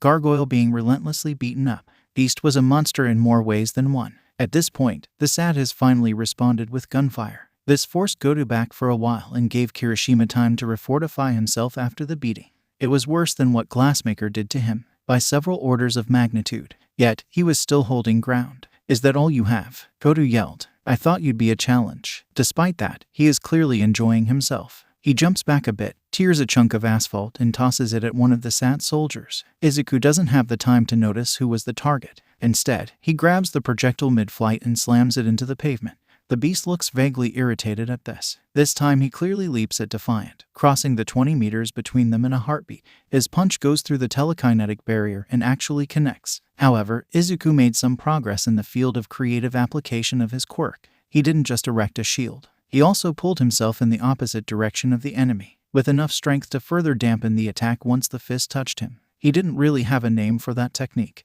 but technically it was one. Impact compensation. Maybe. Something to think about later. It was practically this. A touch. It didn't even hurt. But Goto sure as hell got even angrier at that. so he followed Defiant, wanting to squash him like a bug. This time, Izuku dodged, and then dodged again. It was at this point where he heard a message that Goto was finally in the correct position, so he ignited and focused his entire power on holding him restrained. The criminals, terrorists, and villains weren't the only groups out there that used abandoned wartime equipment to arm themselves. Some police units did the same. Musutafusat was among them, although thus far they had no occasion to use the toothpick. Toothpick was known officially as QBU-342. It was a Chinese anti-material rifle developed during the war, when the improvement on the field of anti-tank missile interdiction forced some changes to the combat doctrine. QBU-342 looked like an oversized sniper rifle. It was almost 2 meters long, requiring a bipod to not accidentally damage the user while firing. In the field, it normally required a 2 to 3 man team to operate. Here, Kainet Tsutsumi had time to deploy it on her own. When Midoriya halted Goto for several seconds, she aimed the toothpick and pulled the trigger. 1 second later, 20mm depleted uranium bullet designed to pierce front armor of a PC's entered Goto's skull right above his right ear. Beast's head practically evaporates, and his lifeless corpse fails to the ground. The bullet continues its journey before carving a 2 meters long crack in the pavement on the other side of the square. Holy fucking shit. Defiant can hear the slightly winded voice of Kirishima through his compies. I'm super relieved that those guys are on our side. Izuku expected him to say that the toothpick and its handler were manly, but, well, he agreed with that opinion even more. Hawks comes out from his cover and approaches them on foot. In his arm, an assault rifle. Everything's alright, he asks. Defiant nods. Gargoyle gives him a thumbs up. Awesome. He pulls his gun and fires it at the beast's corpse, right at the muscle armor covering his torso. What are you doing? Izuku asks. Low-cost ballistic tests. Hawks replies before kneeling next to the corpse. He puts the gun down and draws a knife. After maybe 3 seconds of sticking it into the wound, he actually pulls the bullet out, or what's left of it. Hot damn, it didn't go through. Don't you have armor-piercing rounds? Izuku asks. His knowledge about how SAT operates is close to none. Even firearms aren't exactly his forte. He can recognize a type of gun, but that's all. That was an armor-piercing round. Hawks replies before standing up. This is probably where his armor was the toughest, but looks like we'd all die today without your warning. Thanks. They certainly wouldn't bring the toothpick with them without it. Happy end. Even if Defiant assisted in someone's death. Then again, said someone was a mass murderer, and Izuku was merely assisting the legal authorities in dealing with said mass murderer. Well, overhaul size while taking the binoculars off. After all the hype, I expected more blood and guts. They really swatted him away like a fly. Kirono doesn't think that you normally use a sniper cannon to swat a fly, but whatever floats his boss boat. They were sitting side by side on a rooftop with a comfortable overwatch over the battlefield. They actually located the SAT sniper beforehand. The metahuman network wasn't the only group in Musutafu with access to recon drones. He couldn't see them from their position. Overhaul even brought some popcorn with him. All for naught. And for safety, they took a rooftop a bit too far away from the battlefield. If he was closer, if he knew that Defiant was going to be here, all he needed was to have one of his bodyguards snipe him. Alas, water under the bridge now. He had none of those next to him. They were needed elsewhere. Oh well, Chisaki says. Going back empty-handed would be boring. And we have a new recruit to show them. He turns his head to Kirono. $1 million for whoever kills Defiant. 100,000 per head of the SAT members and the other superhero. He needs to motivate people a bit. Death threats establish loyalty only to some degree, and don't inspire initiative. Kirono relays the news. Defiant is still talking with Hawks when something suddenly changes. Wait, what the fuck is this? He thinks it's Ed shot. Naturally, they combine their communication networks for the duration of the operation. Defiant and Hawks look around and black cloud erupted from nowhere in the middle of the square, 20 meters away from Beast's dead body. It's a quirk. No doubt about it, something that Takami and Midoriya realized instantly. Defiant actually freezes for a second in shock, only for Hawks to grab his arm and pull him back while shouting to Gargoyle to fortify himself and run for cover. That's when 2 bright stars blink at them from the fog. Then comes the voice. My name is Kurogiri. The distorted voice bellows. And I'm afraid that Overhaul refuses to let you end Beast's rampage so early. Please die. Figures step out from the cloud. Ballistic shields, full helmets, bulletproof vests, and guns. Lots of guns. Chisaki elites. And behind them, Mustard, unleashing his poison gas. Overhaul's battle plan was simple. He sent 20 of his Praetorians, a formidable force in any circumstances, especially with an element of surprise on their side. But that wasn't enough. The enemy was formidable as well. And while Chisaki expected them to get massacred by Goto Amasuji beforehand, he naturally prepared for the worst eventuality. It was only natural to prepare for the worst when you wanted to live long and prosper, after all. The worst eventuality was the Sat triumphing easily and actually having the support of Defiant and his irritating group of sidekicks, which actually happened, to his absolute dismay. He only expected Defiant, maybe the Gravity Girl if he healed her. The golem was slightly unexpected. Then again, he was a perfect punching bag to occupy Amasuji's attention. And Defiant seemed to be surprisingly smart when meta abilities were involved. Still, he crafted the plan with superheroes in mind. Hence, Mustard. The gas user immediately unleashed his poison cloud. Chisaki's Praetorians had helmets with thermovision, capable of seeing within the cloud. Plus, of course, closed helmets with air filtration. Use the gas cloud to potentially subdue the enemy. If it fails, at least it will work as a nice smokescreen. Have his forces approach the enemy under it and mow them down. As peasy. Defiant prepared for that. Unfortunately, Overhaul prepared for that as well. The battle between their contingency plans occupied the first 20 seconds of the battle and has most likely decided its result. Hold on to something. Defiant yells through his comlink. He is hiding behind the car with Kirishima and Hawks, the latter busy firing his assault rifle into the cloud. Tornado, now. 3 seconds later, the wind blows with fury that startles everyone. Sayurashi unleashes his quirk from his hideout 50 meters behind the Sat lines. His control over it is detailed. He does that without sticking his head out.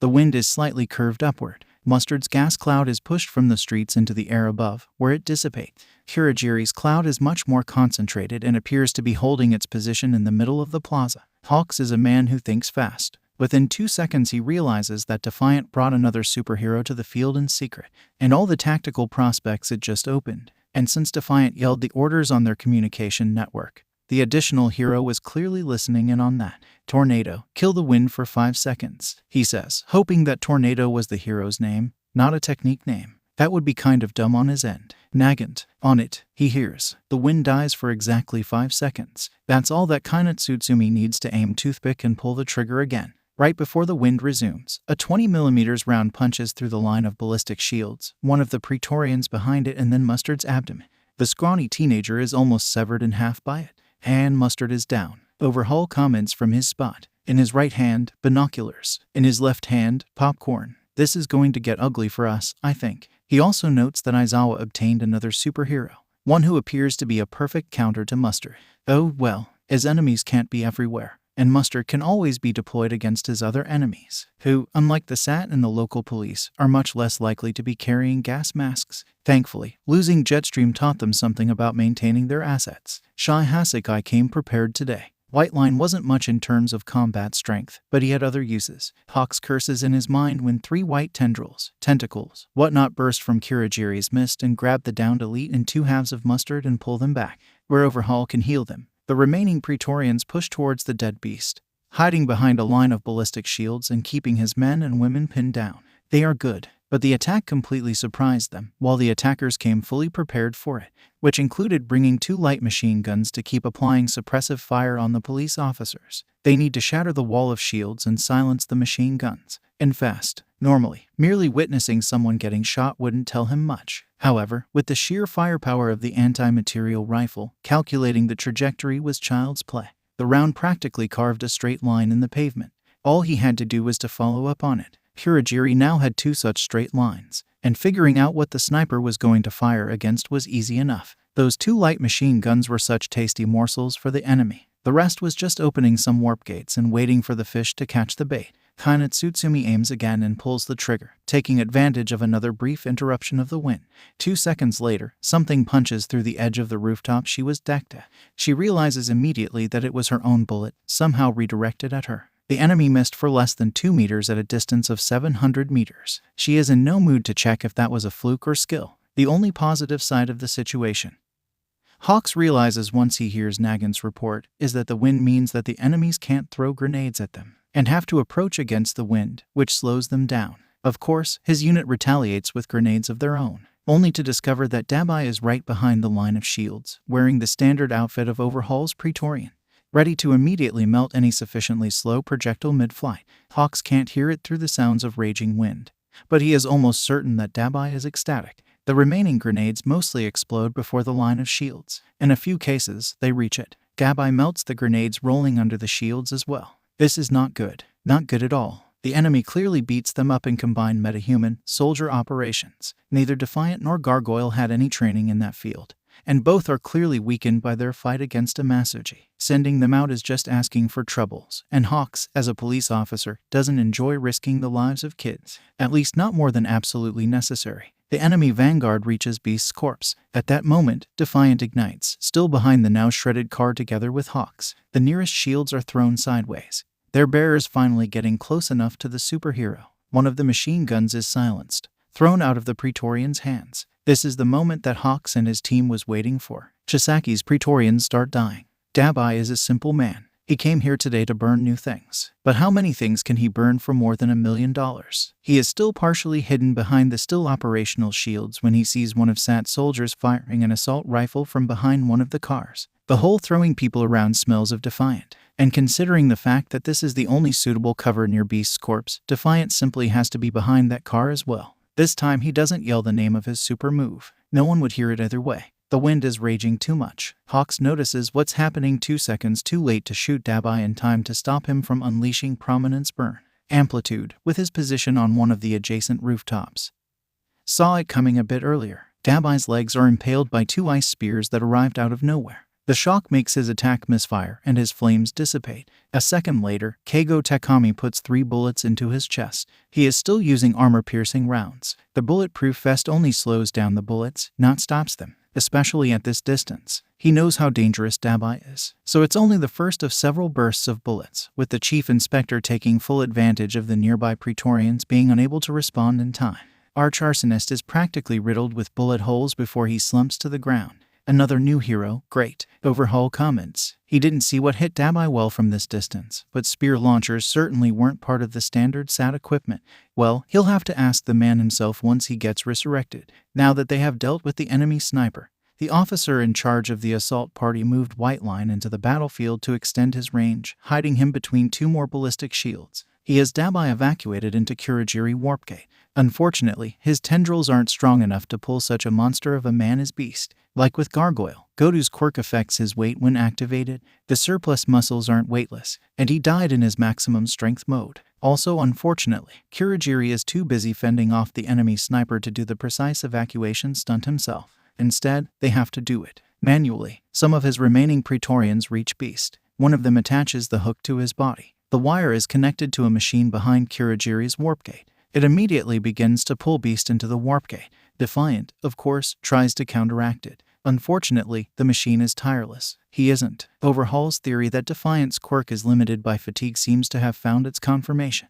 There is probably a reason he didn't return to save the victims of Mustard's gas attack, and why he fled from Dabai after Prominence Burn. He doesn't last long against the machine. How odd. Aren't transformative quirk the ones with strict limits to their usage? Is Defiant's quirk somehow unique? As Goto Amasuji's body vanishes in Kurogiri's warp gate, White Line retreats into it as well. He also pulls back the remaining downed Praetorians, while the living ones retreat orderly. Then Kurogiri closes the warp gate. They didn't kill anyone. Shame, but at least they obtained some valuable intel and Goto Amasuji. It's a victory, although smaller than he hoped. Well, time to go. Overhaul announces at this point. Going through all of that only for the Beast to run out of time for me to heal him would be pretty dumb, now wouldn't it? Kurono agrees with him with a nod. He stands up from his seat and hands the empty popcorn bucket into one of his underlings. Dispose of it, Chisaki says. Just properly. I hate loitering. The underling nods quickly and leaves. It was an eventful day. They got a lot of interesting data about Defiant,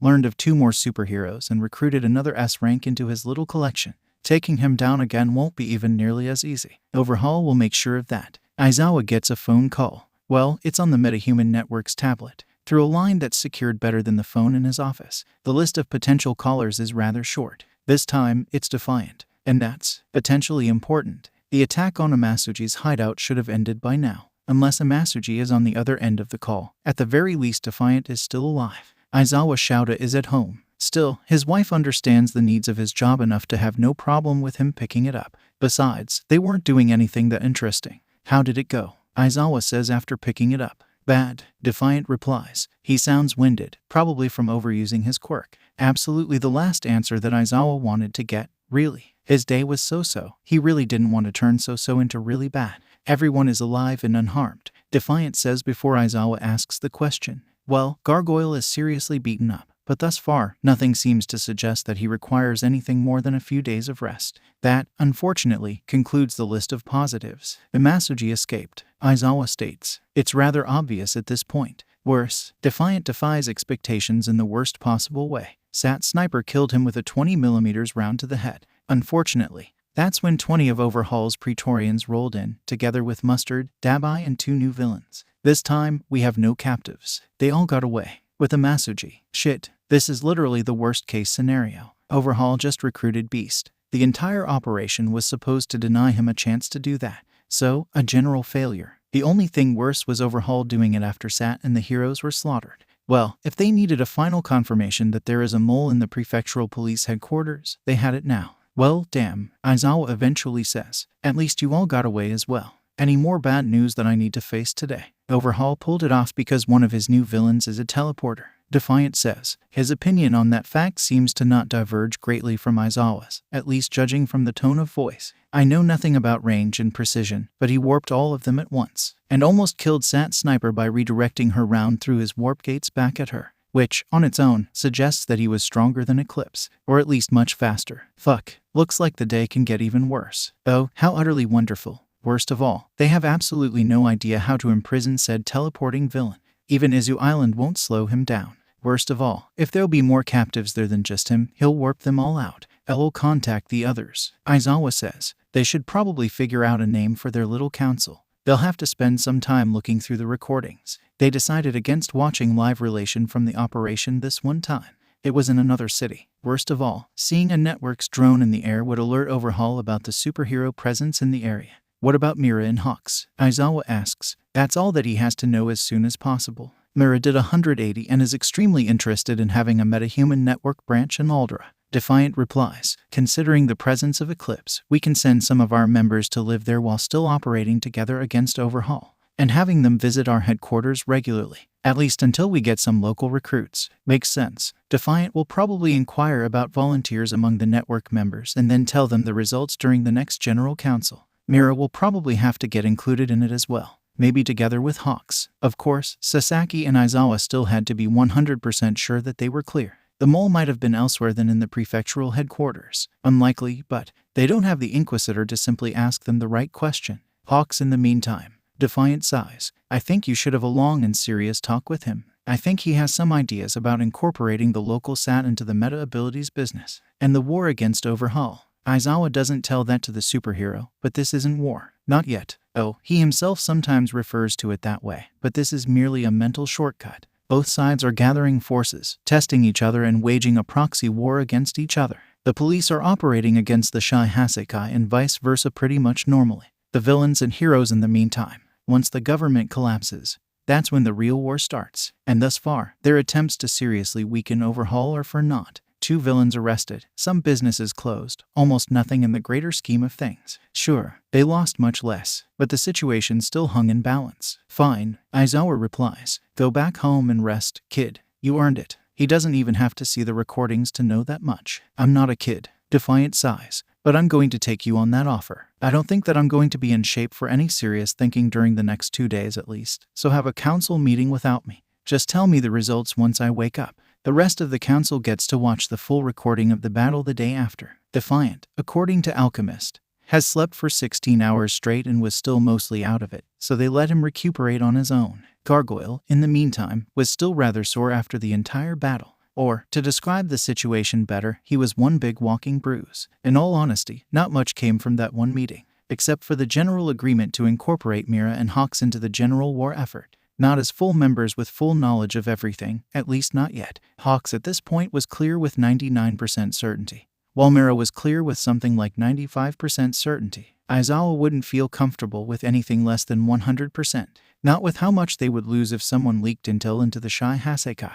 There was another informal meeting the day after. Mira and Hawks were surprised when Aizawa showed up with Mirai Sasaki. Oh damn, Hawks says when the two of them sit by the table. I should have known that you were a part of it, old man. Hawks, Mirai replies calmly. Are you still doodling yourself but with wings and either guns or swords in your notebooks instead of paying attention? Aizawa decides that if Mirai Sasaki remembers details like that, despite Takami graduating years ago, then his brain is something else. Then again, he might have simply refreshed his memories, knowing who he was going to meet with. Nah, I've grown up from that. It's just guns nowadays. Hawks replies. Mira isn't a former UA student, but he knows of Sasaki's reputation. Him being in Aizawa's corner is a powerful argument for, well, anything. The talk is mostly about technicalities, exchanging information about meta abilities, making some long-term plans, trying to figure out what Overhaul might plot to do next. Some potential expansion plans. Aizawa also inquired Mira about some of his organizational expertise. That man had some really good ideas about how to scrounge a bit more money. He had to agree. Having this talk would be useful for that reason alone.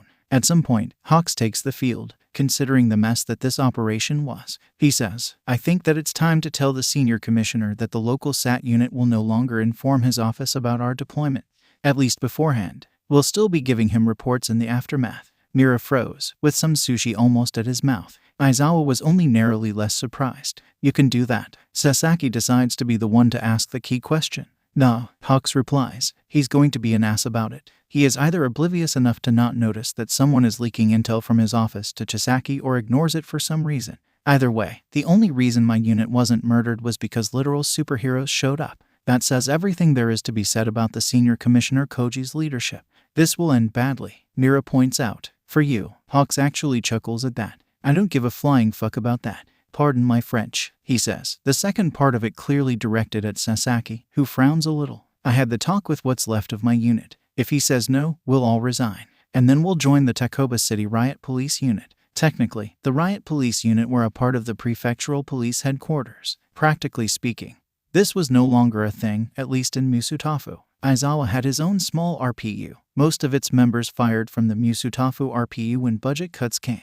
Officially, they were simply normal police officers. Even the name was unofficial. But equipment, training, and tactics were identical to the regular anti-firearms squads of the RPU. It cost a lot to maintain, even if the unit wasn't large. But with the mess in the country nowadays, having a special forces team on the ready really helped. Especially when your senior commissioner was increasingly a pain in the ass to work with and had someone in his office leak intel to the criminals. Mira had his own special forces team, albeit a smaller one. His love for legalities was going only so far. SAT, thus far, was officially operating on the prefecture level. Aizawa realizes what it is about almost immediately. Keigo Takami has some good ideas right now.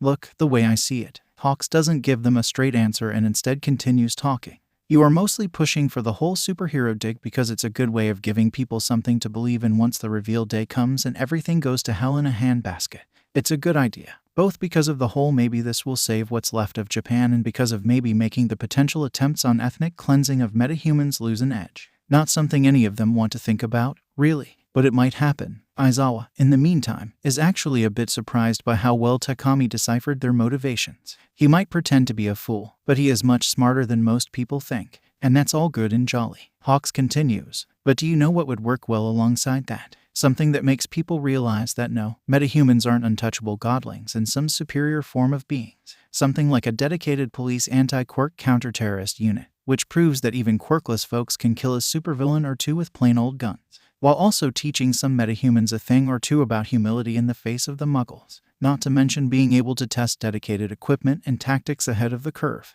Principle takes over, and with a handful of friendly metahumans to help in those tests. Hawks nods. Yeah, that too. He adds, I only heard about a few metahumans, but I already figured out that when it comes to the question of what to expect from future villains, the answer is about fucking everything. Getting some experience in engaging diverse meta abilities before running into another villain in the field sounds like a pretty good idea. I'm ready to lead that particular charge, because honestly, if we get more people like the Beast running around, things are looking pretty damn grim. Even with superheroes, this makes sense. Aizawa nods. I assume that you'd also test deploying alongside metahumans. Aye, Hawks replies. 2 birds with 1 rock and all that. I read the summaries you gave me and I'll be frank. If Hijack wasn't an adult, I'd adopt him, no questions asked. Earworm and Gargoyle can be massively useful in counter-terrorist actions as well. The former for almost ideal reconnaissance, the latter as a ballistic shield that can probably tank explosives and doesn't require one of your hands to operate. He didn't get all the descriptions. Eclipse was still a secret to them.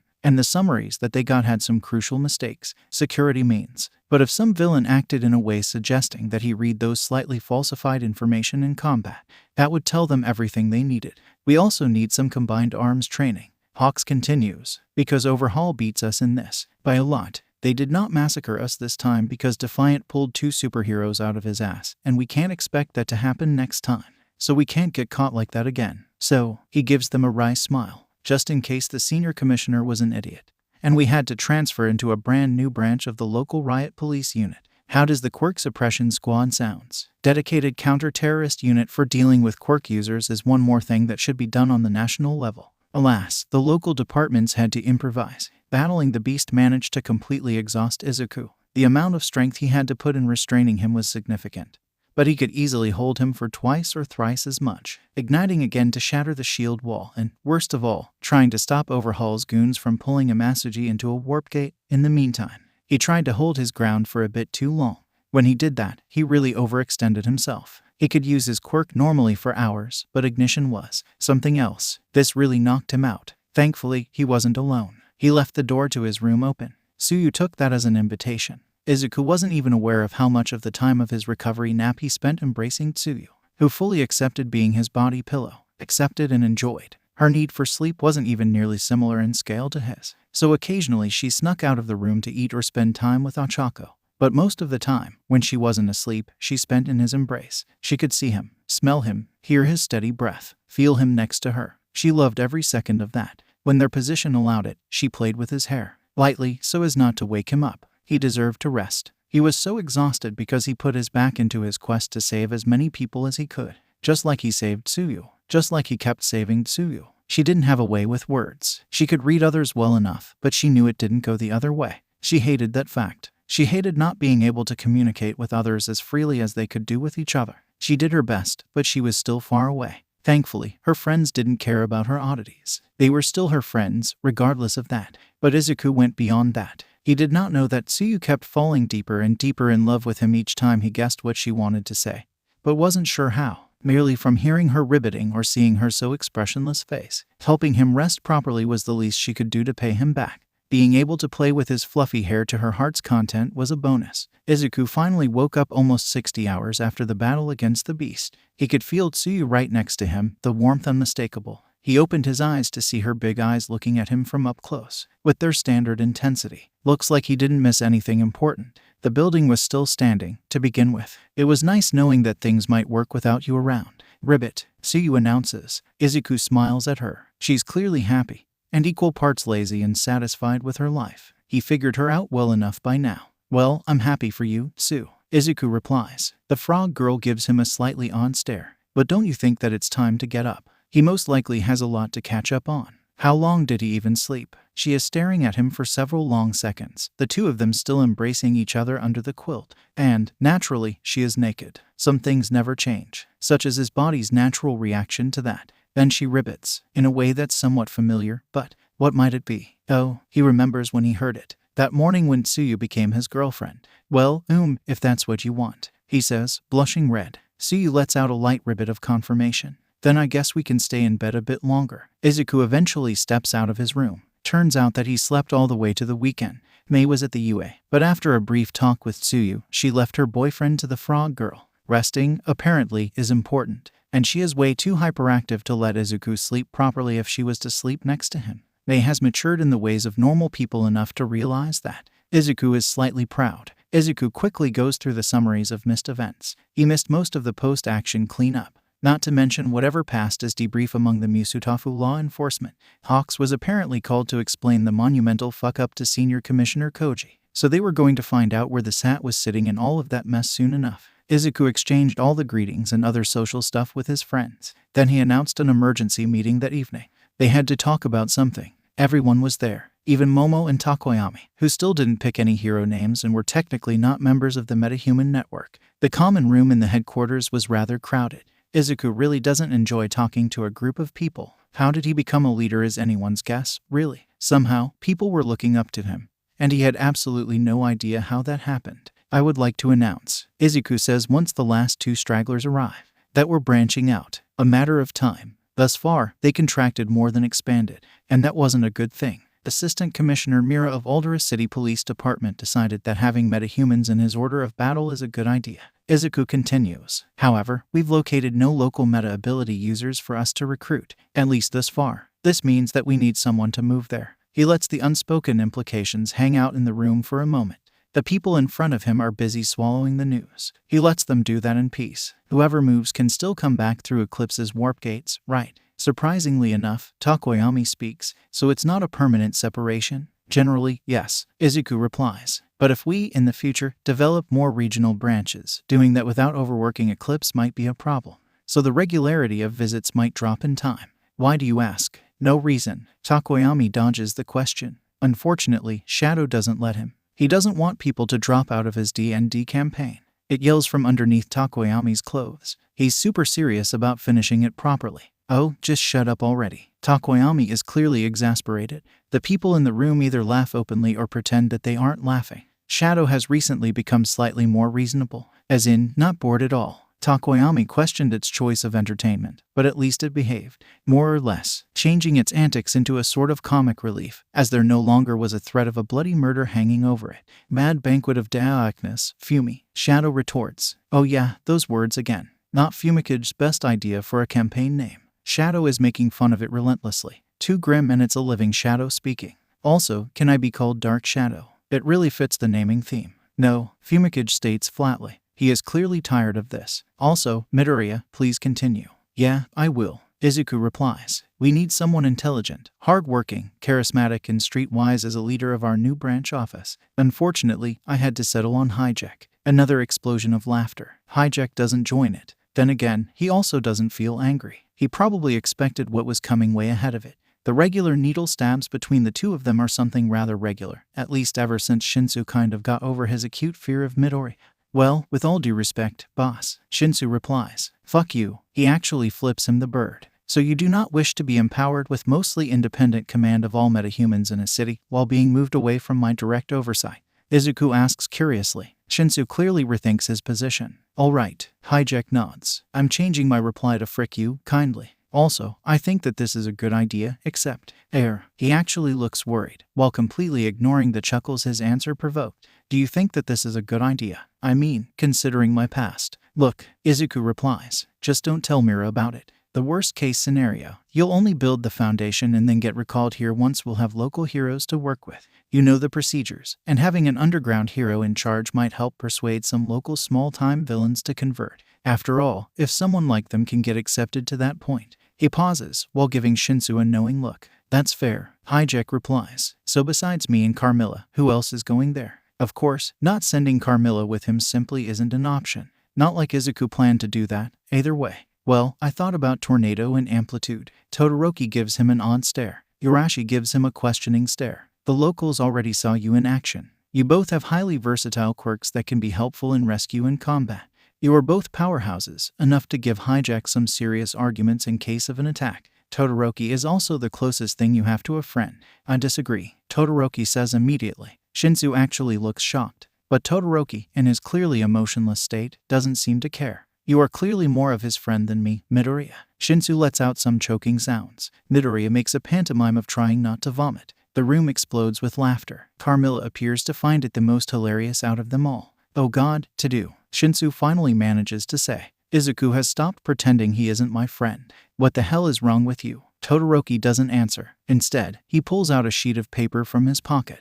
Then he spreads it out and shows it to the people in the room. It's his father's photo. Shit-eating grin accompanying this stunt is rather spectacular. Who knows how long he was carrying this photo around, waiting for someone to ask him that very question. The biggest positive side of not having Todoroki around constantly is that he won't make Izuku almost choke to death on air so regularly. Kirishima laughs as well, despite it slightly aggravating his only barely healed bruises. He also decides to speak. What about me and my friend? He says while raising his hand. Urashi looks overjoyed at that assessment. I mean, separating us is kinda. Well, mentioning the whole Shinsu-Todoroki friendship was a dangerous move on Izuku's side. You can still hang around at school, during joint deployments, and while either of you simply visits each other. Izuku says, you'll simply be living separately. If anything, so many of them living alongside with their crushes and friends was odd. This building was supposed to be the headquarters of a superhero team. Instead, it felt like some particularly neat and well-organized anarchist squad. Ugh, I wasn't here to see the network starting,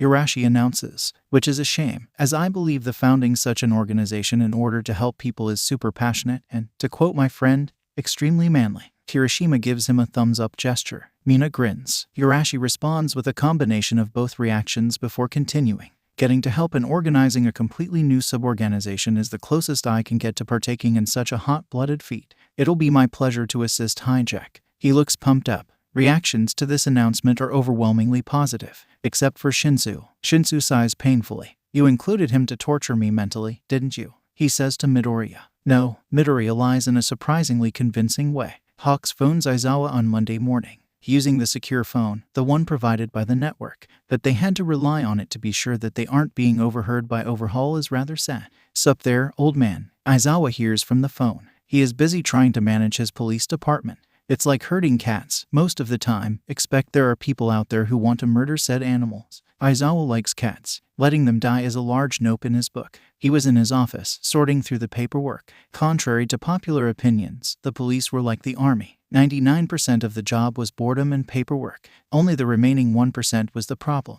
Especially nowadays, it was getting close to 3%, and still growing. Hawks. Aizawa replies as emotionlessly as possible. What do you want? Well, I'm calling to inform you that there are 9 very competent and jobless former police officers waiting to get hired. Hawks replies. Here in Musutafu, imagine that. What a coincidence. Oh, great. Senior Commissioner Koji decided to be an idiot. Then again, he already was an idiot. There was a reason Aizawa and Mira did everything behind his back. So our prefectural SAT unit all stood up and left. Aizawa summarizes it. He must have been shocked. Oh, totally. Keigo replies. Should have seen his face when he realized I wasn't bluffing. He was almost begging me on his knees to stay. He even offered to agree to my demands, but, well, you didn't agree to that. Aizawa was actually surprised by that. It sounded like a perfectly logical move. Most of all, Hawk's team would have kept their equipment, at least the official equipment. Toothpick wasn't part of that. Look, I'm sick and tired of working for the man who requires to be fucking blackmailed by his subordinates to do something with a snitch in his bureau.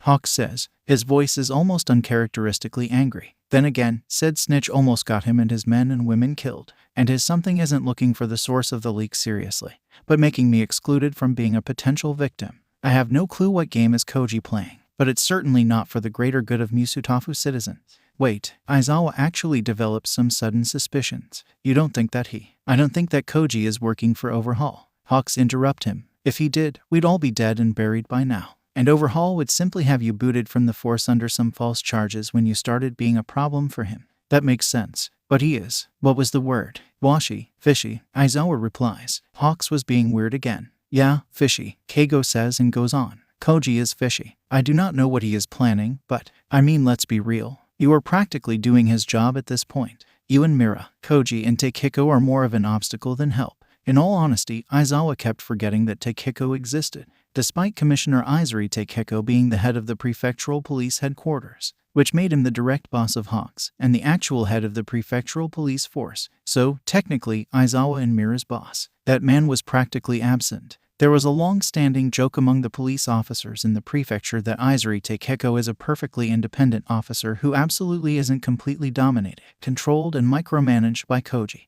And he proves that fact by choosing the color of his shoelaces every morning without consulting Senior Commissioner Koji. Aizawa was willing to bet that the joke was incorrect, and Takehiko was actually consulting Koji about that. Hawks actually simply skipped him entirely and went straight to Koji when wanting to issue his ultimatum.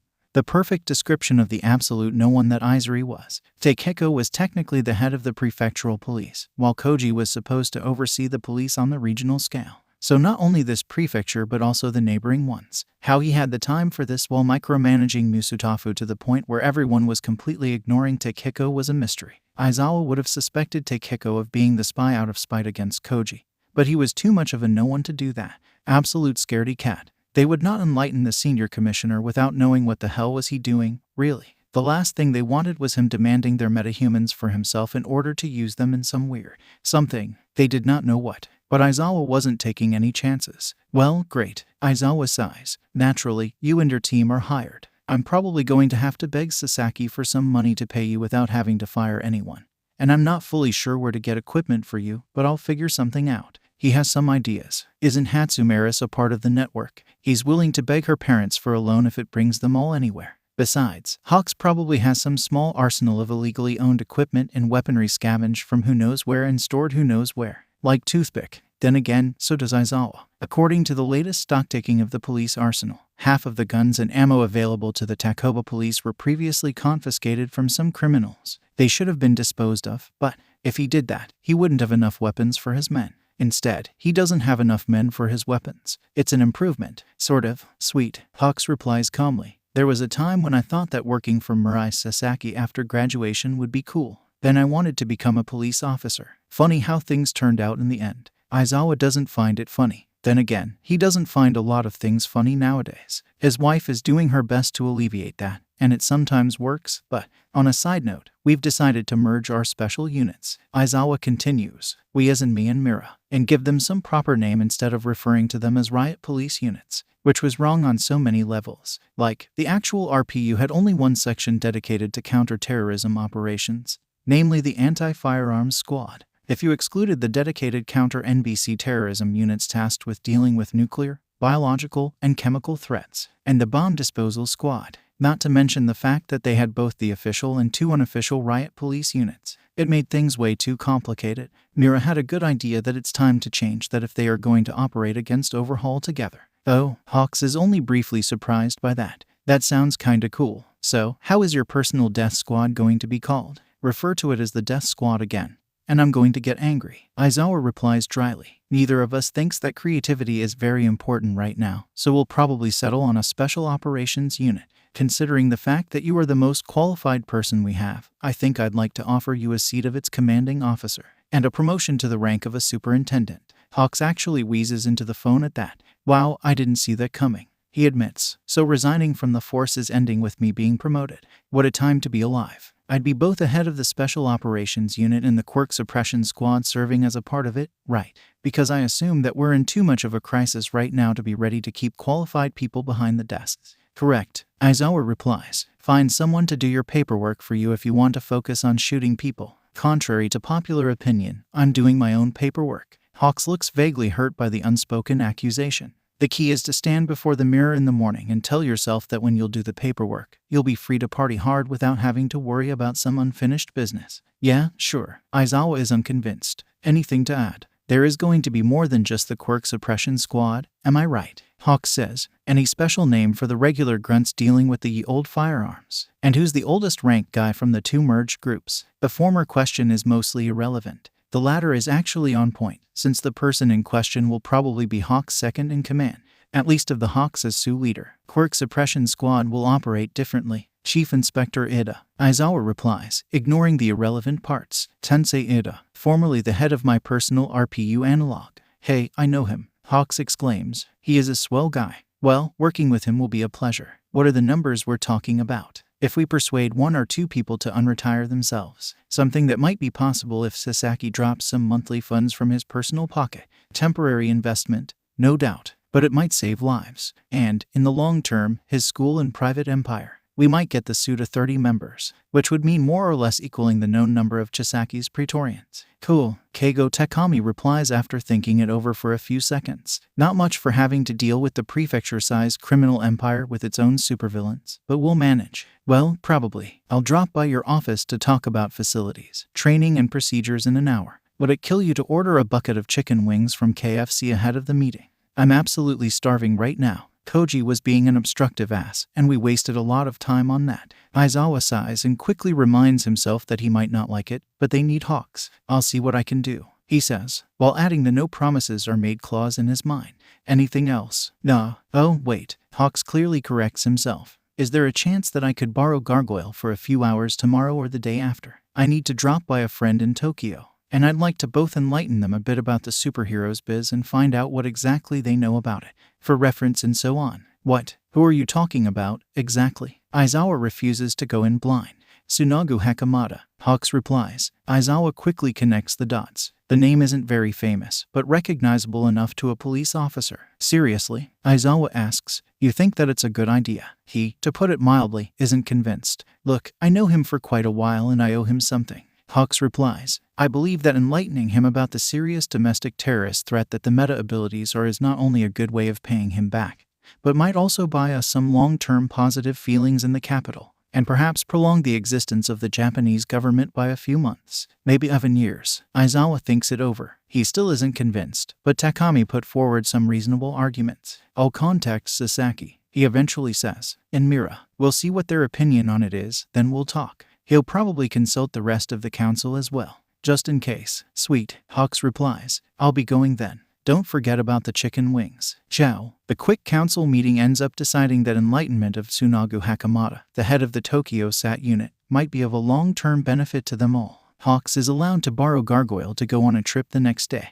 The rest of the day is mostly taken up by Defiant and Hijack going to Aldera through Eclipse Warp Gate together with Tsukachi to have a long and serious talk with Assistant Commissioner Mira about organization of the local branch of the Metahuman Network.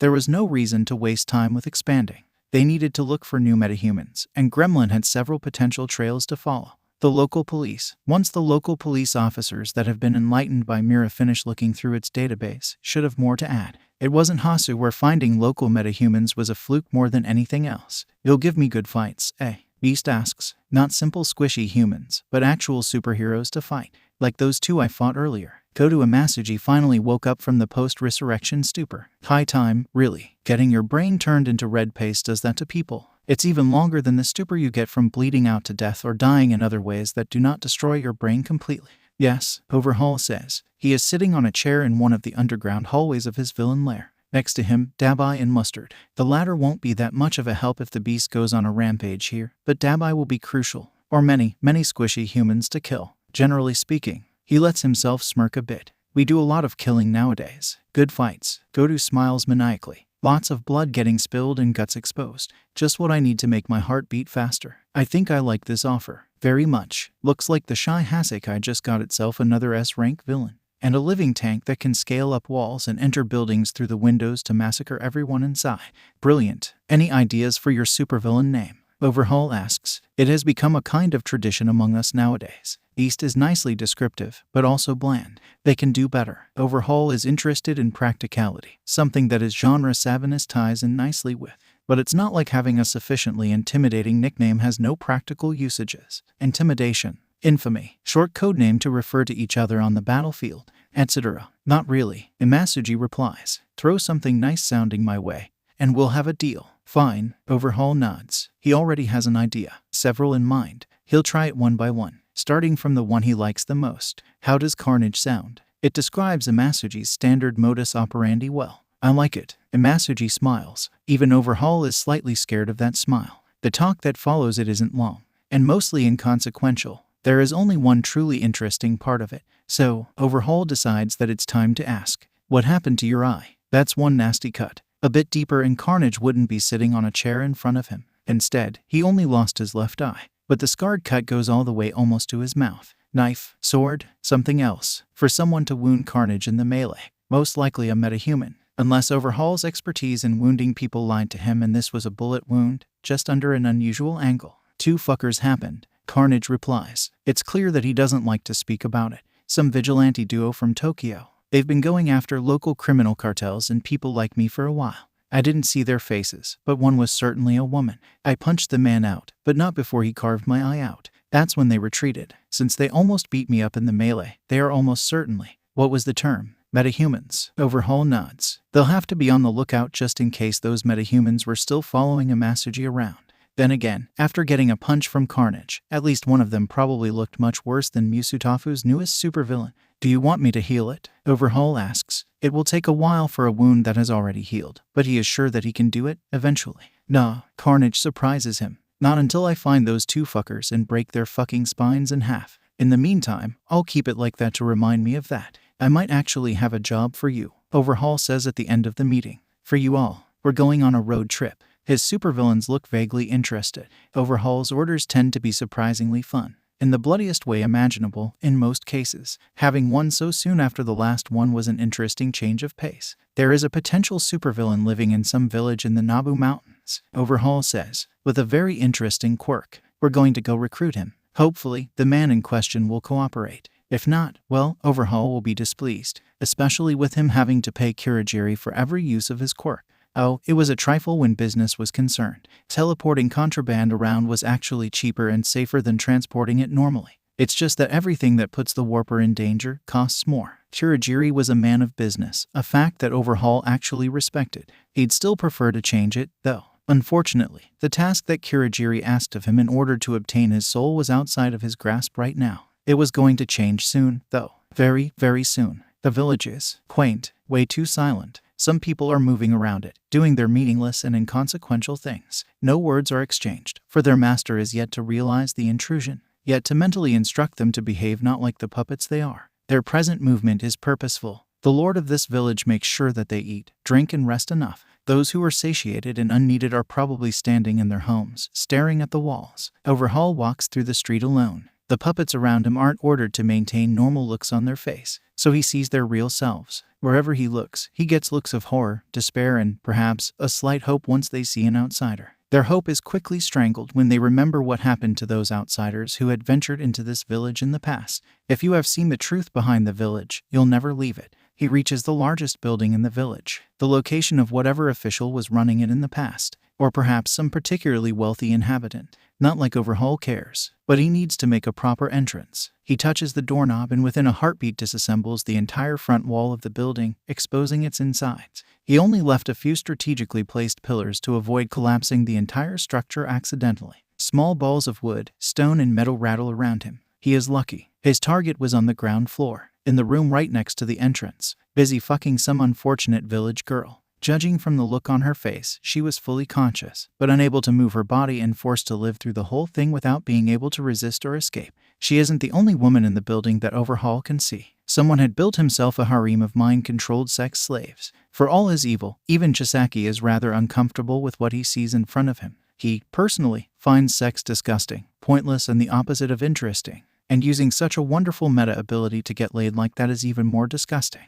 All the wasted potential. Are he and Defiant the only people in this prefecture with some actual ambitions? Oh, well, you use all the cards you can get if you truly want to win the game. That man will do. The real issue is getting to recruit him. What the? The man stops disgusting Overhaul with his present activities and stares at him in shock. He looks to be approaching 40. A bit of odd, slightly purplish hair, light hunchback, clearly overweight. You Shinsu, I believe, Overhaul says, while staring at him through what used to be a front wall of the building. I've come to offer you a job. Who do you think you are? Oh, no. That calls for Overhaul to establish a pecking order. According to the covert investigation Kurono organized beforehand, Shinsu requires physical contact to put you under his quirk, and Defiant isn't the only metahuman in Musutafu that put his back into training his meta ability. He doesn't even touch anything. Yet his quirk's grasp on all those small colorful balls on the ground is still strong. Within a second, they reform into a spear, one reaching all the way to Yu's throat. Overhaul calculated everything perfectly. The tip of the spear actually drew some blood. The sudden pain shocks the words out of the mind controller. I think, Overhaul says, that I'm the man who could kill you with a thought, but instead would like to offer you a job. A job in the criminal syndicate that, at this point, controls the entire underworld of Musutafu. A criminal syndicate that with the help of meta abilities like your mind control might one day control not just the underworld, and not just of Musutafu. The man in front of him clearly enjoys controlling people. Truly, doing that on an even greater scale sounds like a promotion, not to mention no longer having to hide his atrocious hobby from the world. Shinsu seems to be thinking about it. Was the spear so much of an argument for caution? Personally, Overhaul wishes that the man at least don some clothes. He sees things he'd prefer not to see. Where's the catch? Shinsu asks, his eyes narrow. There's no catch, Overhaul replies. All that I need of you is Overhaul and the newest supervillain in his roster, who settled on the villain name of Dictator, leave the village, heading together towards the Kurogiri's warp gate. Chisaki's crew is waiting for them in front of it. Chisaki came prepared. So, Inquisitor says loudly when they go closer. The new guy. Did you put our boss under your mind control? Yes, I did. Dictator replies involuntarily, his eyes widening in shock. Wait, what? Carnage and Dabai grin widely. This is going to be fun. Overhaul wasn't an idiot. His lone entrance into the village was a test that Yu Shinsu failed. Now he was facing several angry villains who, considering the fact that Chisaki being brainwashed meant that there was something that they didn't know about Shinsu's quirk, weren't looking directly at him, and weren't speaking, merely waiting for the Inquisitor to end his small interrogation. How can we free him from your control without threatening his life or mine? Inquisitor says. He was the one most threatened, but it's not like him getting mind-controlled would be much of a threat with Carnage standing right behind him. I need to consciously decide to free him. Dictator's eyes grow wider in horror as the words keep leaving his mouth. That or either be overwhelmed by pain enough to lose control or, presumably, dead. Dabai sets him aflame a second later, without a hint of hesitation, not giving him the time to use Overhaul to defend himself. After 2 seconds of horrified screams of pain, Chisaki suddenly jerks up. Well, that was unpleasant, he announces. I think that answering a question of his is the real trigger. I lost control right after I let him ask one in full, and then answered it. Kurono. Yes? His right-hand man asks. In the background, Mustard is busy applying a fire extinguisher to the still screaming dictator. It wasn't a lot of flames. Dabai was unexpectedly reserved. That or he was lucid enough not to risk killing dictator instantly, merely because of the part of a sentence with a word presumably involved. Or perhaps he hoped to make the man suffer for some more. If he is still alive, you might set him on fire again. It's no fun doing that to people in a post-resurrection stupor.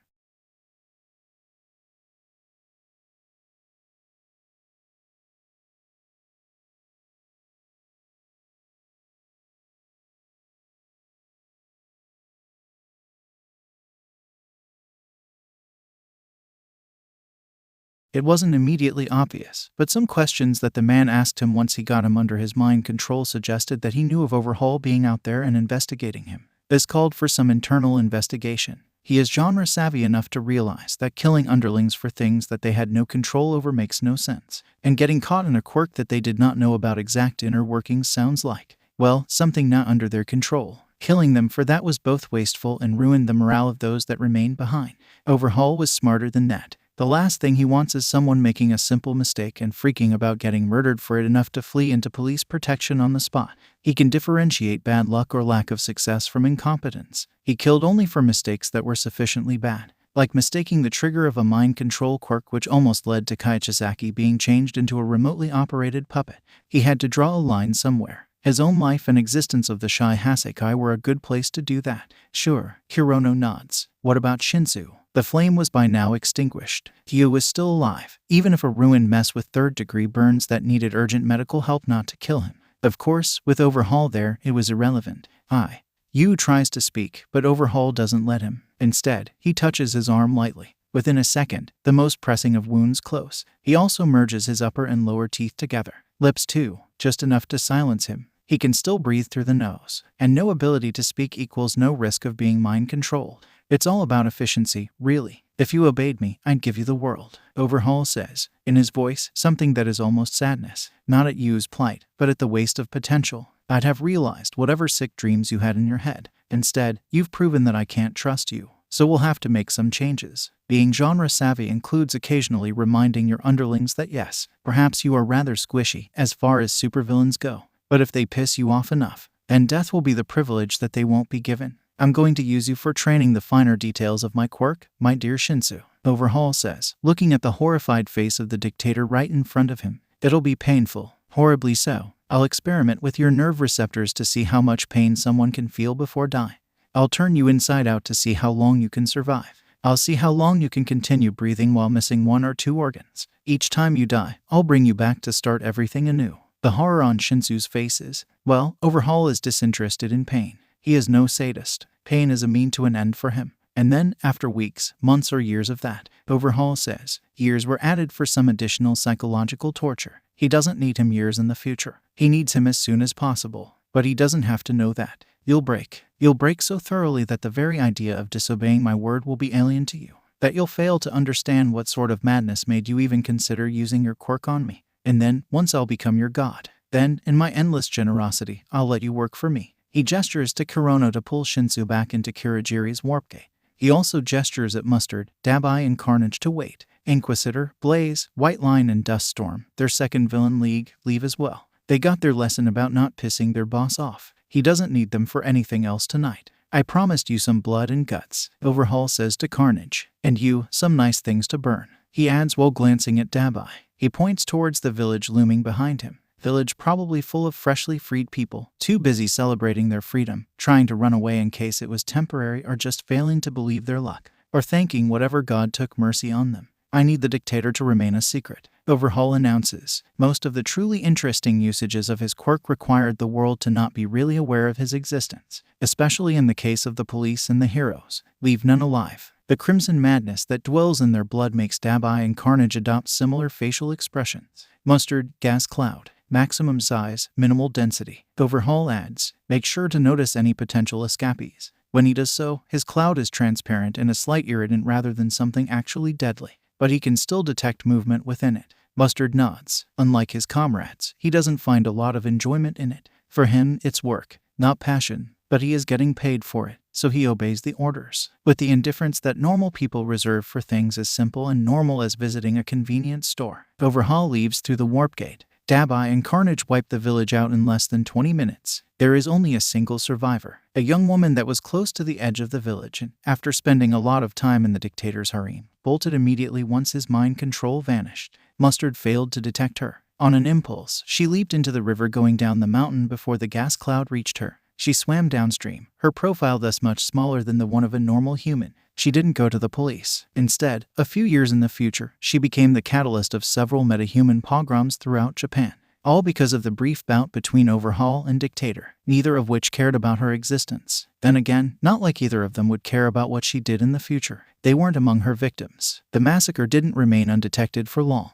Unfortunately, Dabai's little rampage caused a forest fire. The firefighters from the prefecture eventually stopped it, but it was still enough for every evidence of what happened in the village to be thoroughly destroyed. Backdraft confirmed that it was Dabai. The temperature of the flames that started it was unmistakable. Unfortunately, that was all that the council found out. 113 new victims of Overhaul, a fact that didn't improve anyone's mood. The firefighters on the scene failed to notice that they were observed the whole time by two different groups that changed the Nabu Mountains into their stronghold and felt worried by the incursion. In the end, however, nothing significant happened that night. You look like shit, she says to him, returning from the grocery run. The vigilante lying on the bed groans painfully. The bandages on his face turns his reaction into a mumble. So, pretty normal, I'd say. She puts down the groceries and takes off her hoodie. Her long ears perk up, finally free. She looks reassured by not having to keep them hidden anymore. You don't have to remind me of that each time you see me, Rumi, he says. His body is still in quite a bit of pain from that punch. If anything, he has to admit that he is tougher than he thought. Beast's punch could shatter stone. How is he even still alive? The underground doctor that she dragged him to claimed that he'd get better after some resting. Some cracked bones. Nothing actually broken, but there were a lot of cracked bones, so if Imasuji punched him again, I don't have to, she says, while giving him a shit-eating grin. But I like to. You look like shit, Akaguro. He sighs painfully. He can't even draw a sword at her because she took it. No stabbing people until he recovers. Ugh, remind me again. Why did I think it was a good idea to marry you? Akaguro Chizo, known in Tokyo as a vigilante stain, asks, while carefully raising himself into a sitting position on the bed, because you wanted to marry someone who could actually fight you to a stalemate. Rimi Chizo, known in Tokyo as a vigilante Luna, replies, and maybe because you have a fetish for rabbit women.